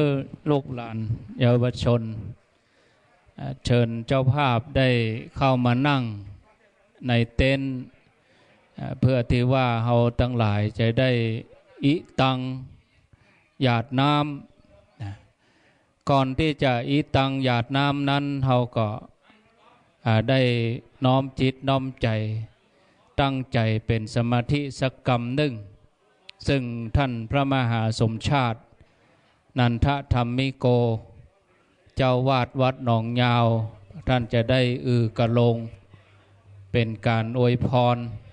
ปั่นโจกปั่นใจให้กับคณะเจ้าภาพและญาติโยมที่มาร่วมงานทั้งหมดเชิญเจ้าภาพได้เข้ามานั่งที่พักรับรองเดิมก่อนนะด้วยความตั้งอกตั้งใจเพื่อเป็นการบ่ให้เสียเวลาตามแบบเบ้าประเพณีล้านนากินตาลหยาดน้ำเราก็จะได้หยาดน้ำศรัทธาตั้งอกตั้งใจเนอะท่านมหาสมชาติอยู่ตรงนั้นก็นิมนต์เป็นต้นเสียงเป็นปูจานนำศรัทธาอิตังหยาดน้ำก่อนเลยนะครับนิมนต์ครับศรัทธาอิตังหยาดน้ำเด้ออิตังตานะกัมมังเนปานาปัจจยโยโหนตุโนเนจังอิตังศีลากัมมังเนปานาปัจจยโยโหนตุโนเนจังอิตังภาวนากัมมังเนปานาปัจจยโยโหนตุโนเนจังยังกินเจโกสารังกาตาปักกัมมังสัพเพหิกาเตกาตังปุญญังโนอาโนโมตันโตสุนันโตปนโตเยเตวะสามิงกาเนอาติกาตาติกาโยกาสัตตาโหนโต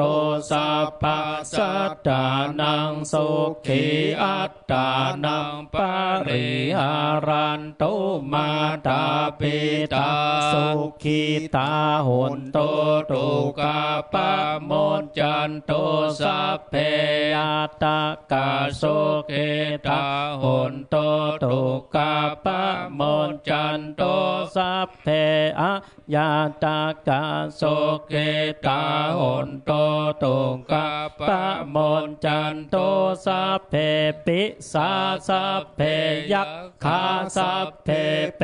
ตาสุขีตาโหนโตตุกาปะโมจจันโตสัพเพนากาตาสุขีตาโหนโต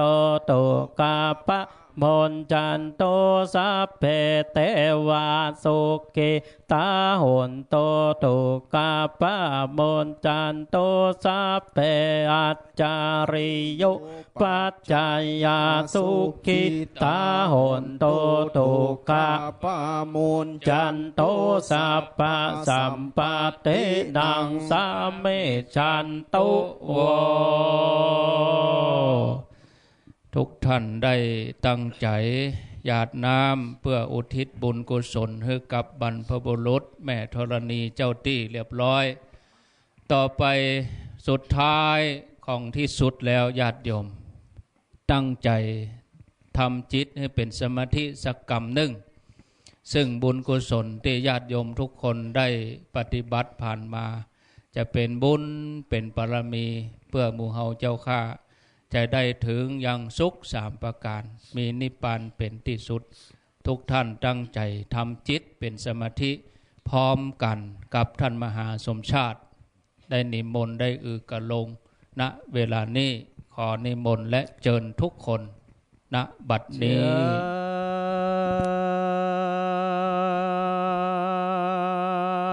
โย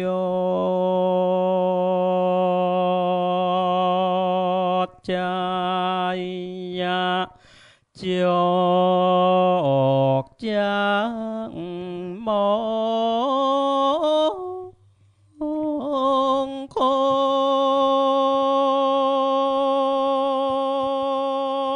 นโสภาเลิกมาพรยิ่งแล้ว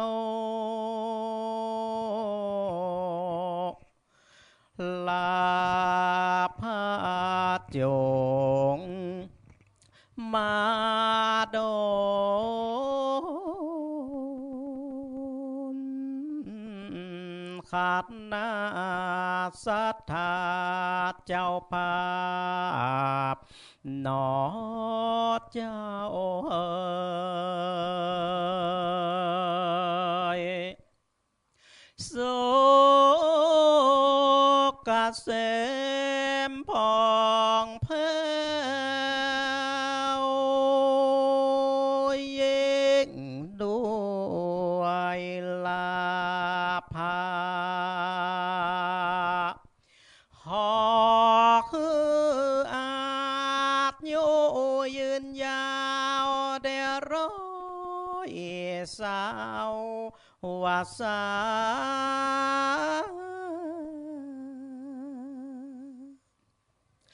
วัดหน้าพองโสภาเลิศลวมโสขายิงอาตาตกเมื่อยามเอ่ยพาละกับลังทุ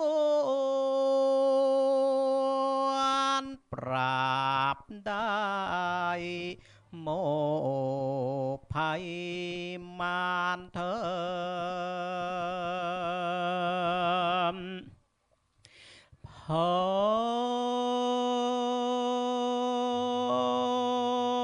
รโต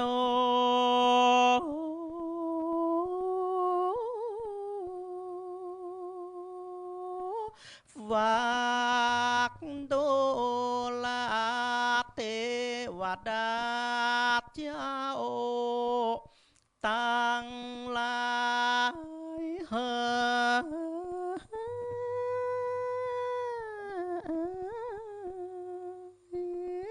เต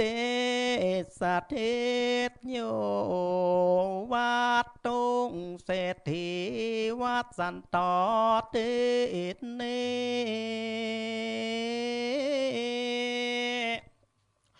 ขอมาโมตนาบุญกับสัทธาเจ้าภาพสร้างสาราการประเรียนทุงเศรษฐีดังอ่านเมคุณโยมทีระพงคุณสีจันปุรานิธินะนอพร้อมครอบครัวจู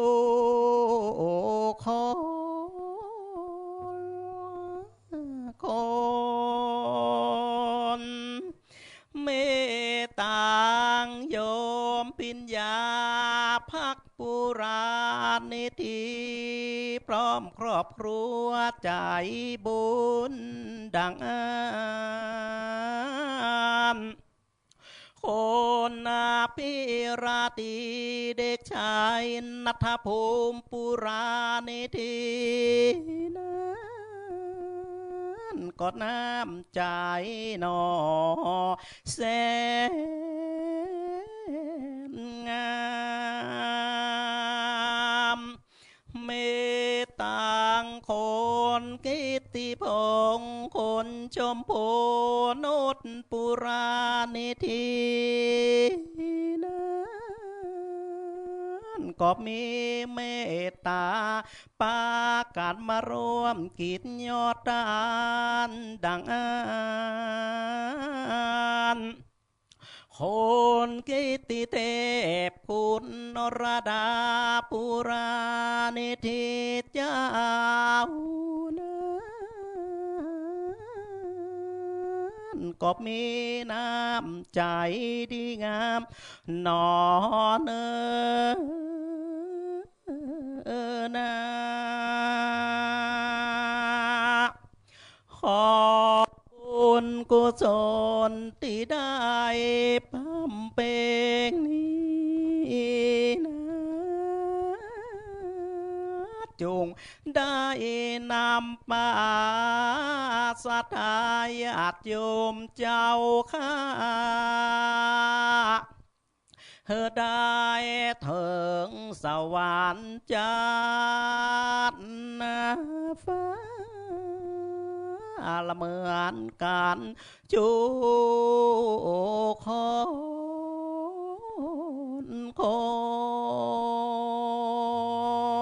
นถาดนั้นมามีโยมเชิดพ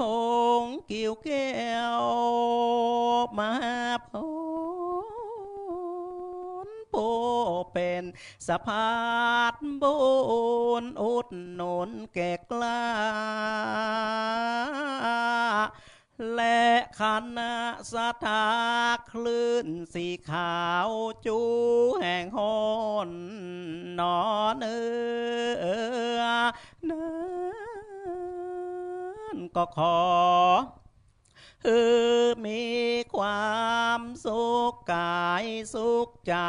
อายุมันขวัดยืดหนอเนอเดหอกไปสู่ติกาเสมติเกิดพัฒนาสิ่งใดดีก็ขอสมดังมโนหมายดังอันพัฒนาสิ่งใดนั้นก็ขอสมดังกรรมผาทานนาขอคืนสวรรค์จันทร์ฟ้าทลาบเถิงมหา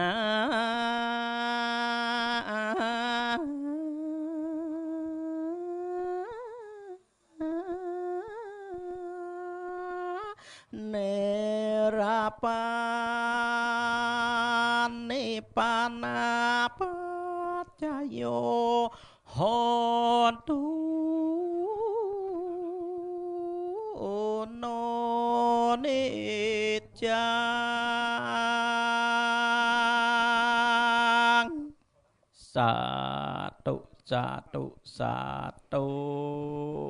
กายเยนวาจายวาเจตสาวาพุทเทกุกัมมังภกตังมายายังพุทโธปฏิคันนันตุอัจจยันตัง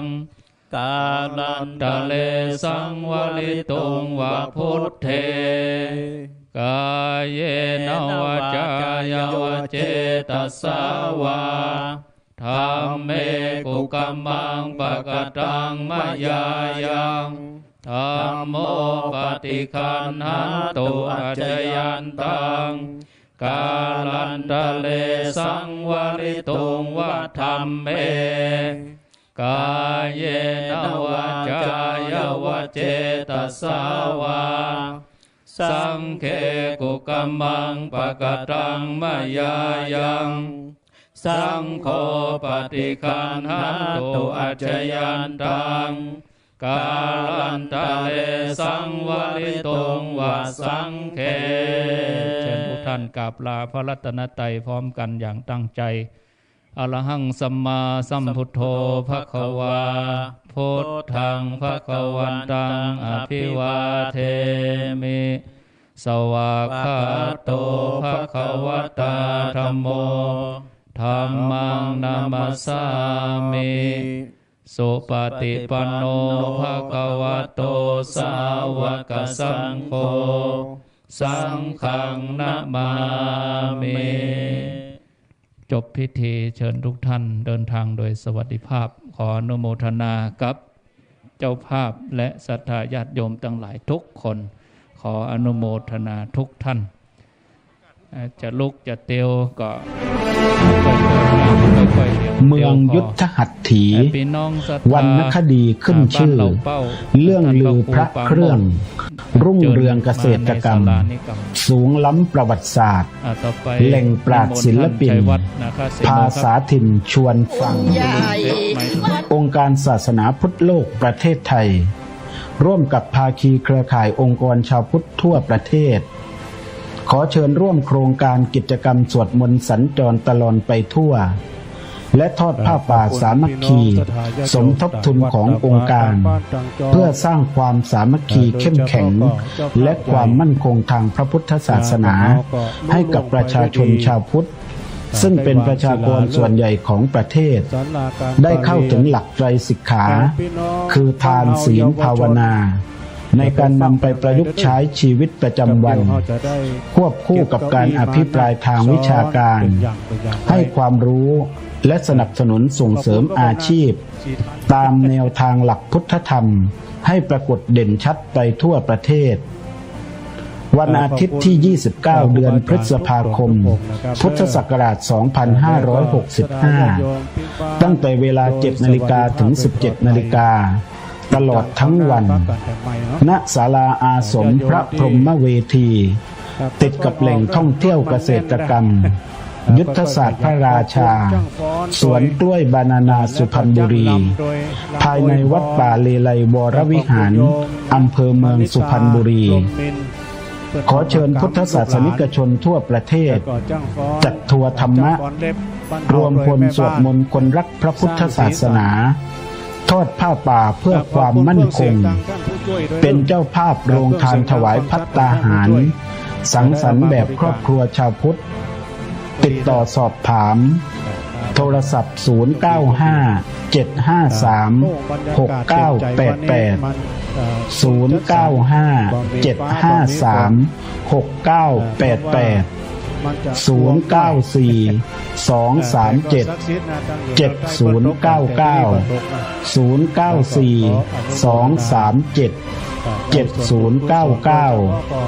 หรือร่วมเป็นเจ้าภาพทอดผ้าป่าสมทบทุน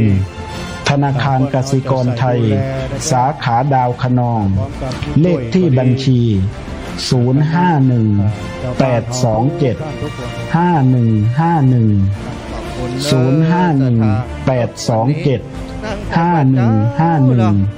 ื่อบัญชีบมจ.การค้าเจริญรุ่งเรือง AEC International และร่วมเป็นสมาชิกขององค์การท่านละ399 บาทได้รับของที่ระลึกเช่นเสื้อองค์การพุทธโลกและหมวกสติกเกอร์ขององค์การพุทธโลกหลวงพ่อโตปางเลไลให้พรโตโตท่องเที่ยวเกษตรกรรมชุ่มฉ่ำศาสตร์พระราชาสร้างบุญวาสนาเมืองสุพรรณภูมิ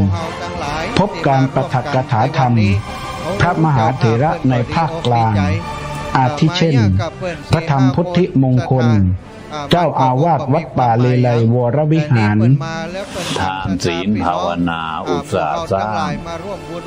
เป็นหนทางนำชีวิตจิตแจ่มใส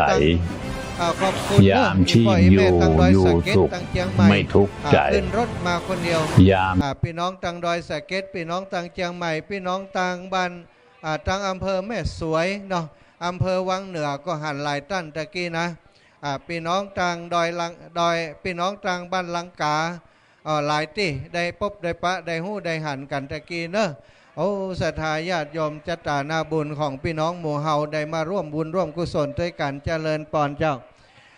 เจ้าภาพเก้าเจ้าศรัทธาเปิ้นก็มาไกลศรัทธาจากกรุงเทพกรุงไทยปุ้นนะเปิ้นลำบากกว่าพี่น้องหมู่เฮาเนอะพี่น้องหมู่เฮาอยู่หิมนี่อยู่ใกล้นี่อันนี้กะเดียวเปิ้นก็ต้องเดินทางไปสนามบินแหมไปรอเช็คอินแหมกว่าจะได้ขึ้นเครื่องกว่าจะลงเครื่องโอ้ศรัทธา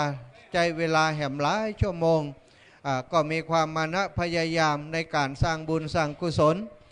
ที่สำคัญก็คือมาอนุเคราะห์สงเคราะห์พี่น้องเจ้าบ้านเฮาลำพังเนาะเจ้าบ้านเฮาจะเนี่ยจะสร้างอะไรยังที่นี่ศรัทธาพี่น้องปัจจัยอย่างต่างๆเฮาก็มีบ่เพียงบ่พอคงจะใช้เวลาแหมหลายปีแต่ทีนี้โยมพ่อโยมแม่เปิ้นพร้อมตั้งครอบครัวเปิ้นก็สร้างมาหลายที่หลายแห่งแล้วเป็นศาลาการประเรียนเป็นศาลาปฏิบัติธรรมเป็นศาลาที่มีรูปแบบที่งดงามศรัทธาทั้งหลายก็จะได้เอามาสร้างมาแปลงที่นี่เป็นแห่งที่3เต้าที่ฟังจากครูบาอาจารย์ตะกี้เนาะเป็นแห่งที่3ที่ครอบครัวของคุณโยมเปิ้นได้ทำได้สร้างมาซึ่งก็วันนี้เราได้หันเป็นประจักษ์แล้วว่าต่างเปิ้นมีความตั้งใจที่จะมาร่วมพัฒนาวัดทุ่งเศรษฐีของเฮาที่นี่เฮือเจริญรุ่งเรืองการกุ่งรุ่งเรืองไปตั้งหน้าเป็นที่พักที่ปฏิบัติธรรมของพระสงฆ์ที่มาจากจตุรทิศมาจากทิศทั้ง4จะได้มาพักมาปฏิบัติธรรมที่นี่ศาลาปฏิบัติธรรมที่นี่สถานปฏิบัติธรรมทุ่งเศรษฐีที่นี่ก็จะมีศาลาการประเรียนที่มีประโยชน์ใจประโยชน์ให้สูงสุดเนาะใจทำบุญสุนทรทานมีกินมีตานก็จะได้ใจสถานที่แห่งนี้อบรมธรรมสอนศีลธรรมแก่เด็กเยาวชนตลอดถึงอีป่ออีแม่ตั้งหลายตอนได้แล้วยังตอนที่หมู่เฮาตั้งหลายยังบ่มีวิหารบ่มีอุโบสถกำเตื้อเฮาก็จะใจศาลาการประเรียนที่นี่เนาะในการประกอบพิธีตั้งศาสนาต่างๆจะต้านปะปาจะทำกิจกรรมบุญกุศลอย่างต่างๆก็จะใช้สถานที่ที่นี่ในการประกอบพิธีทางศาสนาต่างๆนับว่าศรัทธาญาติโยมอีป่อยอีแม่ตั้งหลายรวมกับเจ้าภาพเก้าเจ้าศรัทธาที่เปิ้นมาร่วมบุญร่วมกุศลกันในคราวครั้งนี้ได้บุญกันเต็มๆเนอะพี่น้องตั้งหลายคงแหมบักกี่เดือนเนาะวันนี้วางศิลาฤกษ์แหมบักกี่เดือนตั้งหน้าเขาก็คงจะได้มาร่วมกันในการที่จะฉลองอบรมสมโพธิเนาะอบรมสมโพธิเฉลิมฉลองศาลาการประเรียนของเฮาแหมในอนาคตอาตมาคิดว่าแหมบ่เมินเพราะช่างศาลาถ้าหากว่าเครื่องไม้ความมือครบพร้อมเนาะเปิ้นก็สามารถดำเนินการได้ในเร็วๆวันนี้ตอนนี้เปิ้นก็วางแผนกันเรียบร้อยแล้วศรัทธาแหมบ่เมินเขาจะได้หันภาพที่ศาลาการประเรียนสร้างเสร็จแล้วหามาร่วมบุญร่วมกุศลด้วยกันรอวันนั้นเนอะอีป่อยอีแม่ทั้งหลายพังเจ็บพังเป็นอย่างกันรอวันที่เราจะได้เฉลิมฉลองกันวันนี้ได้มาร่วมกันเตรียมวางศิลาฤกษ์แล้วตั้งนี้ไปก็จะได้เริ่มในการก่อสร้างเป็นรูปเป็นร่างขึ้นโครงสร้างอย่างต่างๆเสร็จสิ้นเรียบร้อยเราก็จะมาฉลองสมโภชกันเจ้าภาพเก้าเจ้าศรัทธาเก้าเปิ้นก็เตรียมปัจจัยเต็มที่แล้วที่จะมอบให้เนาะวันนี้ก็มอบให้ทางท่านเจ้าอาวาสเรียบร้อยแล้วว่าปัจจัยส่วนนี้เป็นการดำเนินการเบื้องต้นทางท่านผู้นำท่านผู้ใหญ่บ้านก็เป็นผู้ที่ใส่ใจเอาใจใส่ในการที่จะพัฒนาตึงบ้านตึงชุมชนตึงบ้านตึงวัดตึงโรงเรียนสถานที่ที่เป็นเสาหลักสำคัญของหมู่บ้านของชุมชนก็คือวัดศรัทธาเป็นที่พึ่งตั้งจิตตั้งใจที่ผ่านมาก็เตียวไปวัดปุ้นวัดเป๊ะเนาะเพราะว่าบ้านตัวเก่าบ่มีวัดมีวากำเตื้อบัดเดียวมีวัดมีวาแล้วก็ร่วมกันร่วมกันสร้างศาลาการประเรียนก่อนแหมบ่เมินบ่นานก็คงจะได้มาร่วมกันวางศิลาฤกษ์โบสถ์วิหาร แล้วก็วังศิลาฤกษ์พระธาตุเจดีย์ตั้งหน้าต่อไปศรัทธาทั้งหลายอาตมาคิดว่าบุญบารมีของครูบาอาจารย์ท่านพระครูอภิวัฒนวิกรมหลวงพ่อเจ้าคณะอำเภอเวียงป่าเป้าก็ดีหลวงพ่อพระครูปฏิภาณธรรมทินก็ดีพี่น้องครูบาอาจารย์ในเครือข่ายคลื่นสีขาวก็ยินดีจะมาร่วมพัฒนากับพี่น้องบ้านสันต่อของเฮาหรือว่าบ้านทุ่งเศรษฐีของเฮาเหมือนที่เฮาเนี่ยกันวันนี้หันการร่วมมือร่วมใจของพี่น้องเจ้าบ้านแล้วครูบาอาจารย์ก็ชื่นอกชื่นใจดีใจที่ได้มากึศร่ำตำสร้างช่วยเหลือศรัทธาพี่น้องที่นี่วันข้างหน้าอนาคตตั้งหน้าเนาะเฮาก็คงจะได้มาร่วมกันแหมตอนนี้เนาะก็ต้องขอบคุณไปถึงตังสถานีวิทยุในเครือข่ายที่ออกอากาศรับสัญญาณไปออกอากาศเฮือศรัทธาพี่น้องที่อยู่ตั้งบ้านตักจองได้รับฟังรับทราบพิธีการประกอบพิธีต่างๆในการวางศิลาฤกษ์ตั้งแต่เจ้ามาแล้วเนาะขอบคุณชมรมปน้อยปนานอำเภอเวียงป่าเป้าสภาวัฒนธรรมอำเภอเวียงป่าเป้าลูกศิษย์หลวงปู่ดอยมาช่วยช่วยงานกันเต็มที่เลยเนอะวันนี้แต่งชุดสีเหลืองงดงามแล้วก็มาช่วยงานมาเป็นโฆษกมาประชาสัมพันธ์อูจ๋าเพื่อกำลังใจศรัทธาญาติโยมเนาะต้องขอบคุณปน้อยปนานชมรมน้อยหนานสภาวัฒนธรรมอำเภอเวียงป่าเป้าของเฮาแล้วก็ศรัทธาพี่น้องกุฏิกูแห่งมาอยู่ด้วยกันตั้งแต่8 โมง 9 โมงจนแล้วพิธีเป็นเวลา7-8 ชั่วโมงที่เฮาอยู่ด้วยกันนี่บ่มีการเอื้อมละอาบ่มีการเน็ดกันเหนื่อยมีแต่ความสุขอกสุขใจขอบคุณไปตังแม่บ้านแม่ครัวเนอะตลอดถึงศรัทธาญาติโยมที่เปิ้นเอาหงตาลมาร่วมด้วยช่วยกันมาบริการในงานนี้ถ้าบ่มีหงตาลของอีป่ออีแม่บ่มีหงตาลของพี่น้องบรรเฮามาร่วมด้วยช่วยกันวันนี้ตังแม่บ้านแม่ครัวเปิ้นบ่ได้ประกอบอาหารบ่ได้ทำอาหารอะไรยังก็มีโฮงตาลมาแน่นหนาศรัทธาพี่น้องจะกินจนเพราะบ่มดบ่เสี่ยงเนาะภัตตาหารที่ถวายสงฆ์ก็เช่นเดียวกันล้วนแต่เป็นภัตตาหารที่ปราณีตตั้งอกตั้งใจทำบุญกุศลติดตันตั้งหลายเนาะได้ร่วมกันทำในคราวครั้งนี้อาตมาภาพในฐานะเป็นกระบอกเสียงเป็นประชาสัมพันธ์คือตังครูบาอาจารย์อันนี้เก็บไว้เดี๋ยวจะได้อันเฉลิมฉลองพุ่นแหมนะวางศิลาฤกษ์พระวิหารแหมเนอะ ศรัทธาพี่น้องเนาะอาตมาก็ขอขอบคุณทุกกำลังจิตทุกกำลังใจจากตั้งบ้านที่ฟังรายการอยู่ก็ดีจากอีป่ออีแม่จากต่างจังหวัดต่างอำเภอที่มาร่วมโดยช่วยกันเป็นแรงอกแรงใจให้กันและกันวันนี้ถ้าจะนับคนที่เข้าไปเข้ามา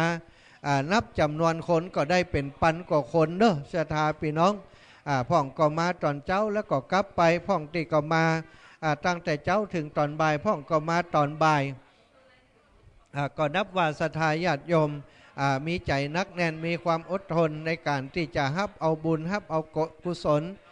ตั้งอกตั้งใจมาทำบุญสุนทรทานมากินมาทานร่วมกันในครั้งนี้การวางศิลาฤกษ์เลิกงามยามดีวันนี้เนาะวันที่8เดือน8เหนือขึ้น8ค่ำศรัทธาพี่น้อง8เนอะวันนี้เลิกก็งามยามก็ดียาม 14:59 นาทีนั้นเป็นเลิกงามยามดีที่ได้วางศิลาฤกษ์ลงไปต่อจากนี้เราก็จะได้หันการก่อสร้างอย่างต่างๆที่จะเริ่มดำเนินการไปตามขั้นตอนต่างๆศรัทธาพี่น้องก็เข้าไปพอเนอะดังท่านผู้นำท่านผู้ใหญ่ก็จัดรายงานความเคลื่อนไหวความคืบหน้าตลอดว่าได้สร้างได้แปลงไปถึงไหนแล้วศรัทธาพี่น้องก็จะได้ติดตามเนาะตอนนี้โยมป่อยมแม่ศรัทธาที่เป็นเจ้าภาพเก้าเจ้าศรัทธาก็คงจะเตรียมตัวที่จะเดินทางกลับกันแล้วเนอะพี่น้องศรัทธาบ้านเฮาส่งอีป่ออีแม่เนอะเพื่อนจะเดินทางกลับกันแล้วเนาะโยมป่อธีรพงศ์คุณแม่จิรศรีจันทร์ปุรานิธิพร้อมกับครอบครัวลูกๆหลานๆของอีแม่มากันเป็นหมู่มากันเป็นคณะตั้งอกตั้งใจมาสร้างบุญสร้างกุศลมาอนุเคราะห์ มาส่งเคราะห์มาอุดหนุนจุนเจือพี่น้องโดยเฉพาะได้มาสร้างศาสนสถานสร้างอาคารที่เป็นที่ถาวรเป็นถาวรและวัตถุถวายไว้ในพระพุทธศาสนาในชื่อก็คือศาลาการประเรียนศาลาการประเรียนการห้ำการเฮียนของพระสงฆ์ก็จะใจที่นี่การเผยแผ่พระธรรมคำสั่งสอนก็จะใจที่ศาลาการประเรียนตลอดถึงการทำบุญสุนทรทานต่างๆเนาะเจริญปอนอีแม่จะกลับแล้วเนาะบุญรักษาเนอะขอบคุณเนาะได้มาช่วยกันร่วมโดยช่วยกันเนอะสาธุครับท่านอาจารย์บอกไปดอยด้วยกันเดี๋ยวไปปะกันพูดเดี๋ยวไปปะกันบนดอยเสร็จจากนี้ก็จะขึ้นไปบนดอยเนอะศรัทธาจะไปบวชป่าสืบชะตาป่าที่บ้านห้วยไม้เดือครูบาอาจารย์จะปากันขึ้นไปถึงมดนะท่านพระครูอภิวัตครูบาอาจารย์ในเครือข่ายคลื่นสีขาวเขาจะไปทำพิธีสำคัญเนาะไปบวชป่าสืบชะตาป่าดูแลป่ารักษาน้ำไว้ให้พี่น้องประชาชนเป็นขวัญเป็นกำลังใจให้กับพี่น้องวันห้วยไม้เดือจะมีการสืบชะตาป่าวันนี้ก็จะไปสวดมนต์ที่ปุ้นกันนะอีแม่เปิ้นก็ขึ้นไปกันหลายคนเนอะไปสืบชะตาป่ากันที่ปุ้นเนาะสาธุอีแม่เป็นกาน้ำกาไฟเจริญสุขเจริญธรรมเนอะ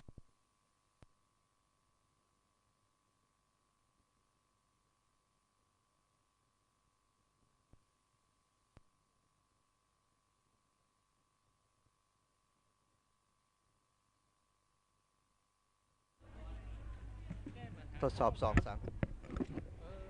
ทดสอบ2-3-4ตอนนี้เนอะศรัทธาญาติโยมตั้งหลายเขาก็ตั้งเพศเนาะพิธีการตั้งเพศก็ได้ทำพิธีการกันอยู่เนอะช่วงนี้ศรัทธาญาติโยมคนเฒ่าคนแก่อีป่อยอีแม่กำลังจะทยอยการเดินทางกลับแล้วหลังจากที่มาร่วมโดยช่วยกันมาช่วยเหลือการเรื่องงานตั้งแต่เจ้าแล้วเนาะตอนนี้เปิ้นก็จะเดินทางกันกลับกันแล้วโดยเฉพาะเจ้าภาพเก่าเจ้าศรัทธาเก่าโยมป่อยโยมแม่เปิ้นก็เดินทางมาจากกรุงเทพกรุงไทยศรัทธาพี่น้องต่างหลายเป็นจตานาบุญของพี่น้องบ้านทุ่งเศรษฐีพี่น้องต่างเวียงป่าเป้าเฮาที่เปิ้นโยมป่อยโยมแม่เปิ้นอยู่กรุงเทพกรุงไทยแล้วก็แผ่บุญกุศลมาสร้างศาสนสถานมาแปลงศาลาการประเรียนให้กับพี่น้องสถาบันเฮาราคากาจ้างอย่างต่างๆเนาะสำหรับศาลาการประเรียนหลังนี้ก็หลายสตังอยู่นะอีป่อยอีแม่เปิ้นก็บอกว่าเปิ้นดีใจเนอะวันนี้ติสถาพี่น้องบ้านเฮาคนต่างบ้านเฮาร่วมโดยช่วยกันพลไม้ร่วมมือร่วมโดยช่วยกันตะกี้วันนี้เนาะกะที่เปิ้นบริจาคสมทบร่วมบุญมาไม่มันหมดก็อย่างบ่ฮู้ตะกี้นะแล้วมันก็หายไปเปิ้นก็ได้ร่วมโดยช่วยกันหันพี่น้องเจ้าบ้านเปิ้นมาช่วยกันอย่างโยมป่อยโยมแม่ครอบครัวของเปิ้นก็ดีอกดีใจพี่น้องศรัทธาที่อยู่ต่างบ้านต่างจองเนอะฟังรายการอยู่ขณะนี้เฮาก็ยังถ่ายทอดยังบ่หมดเวลาเตื้อ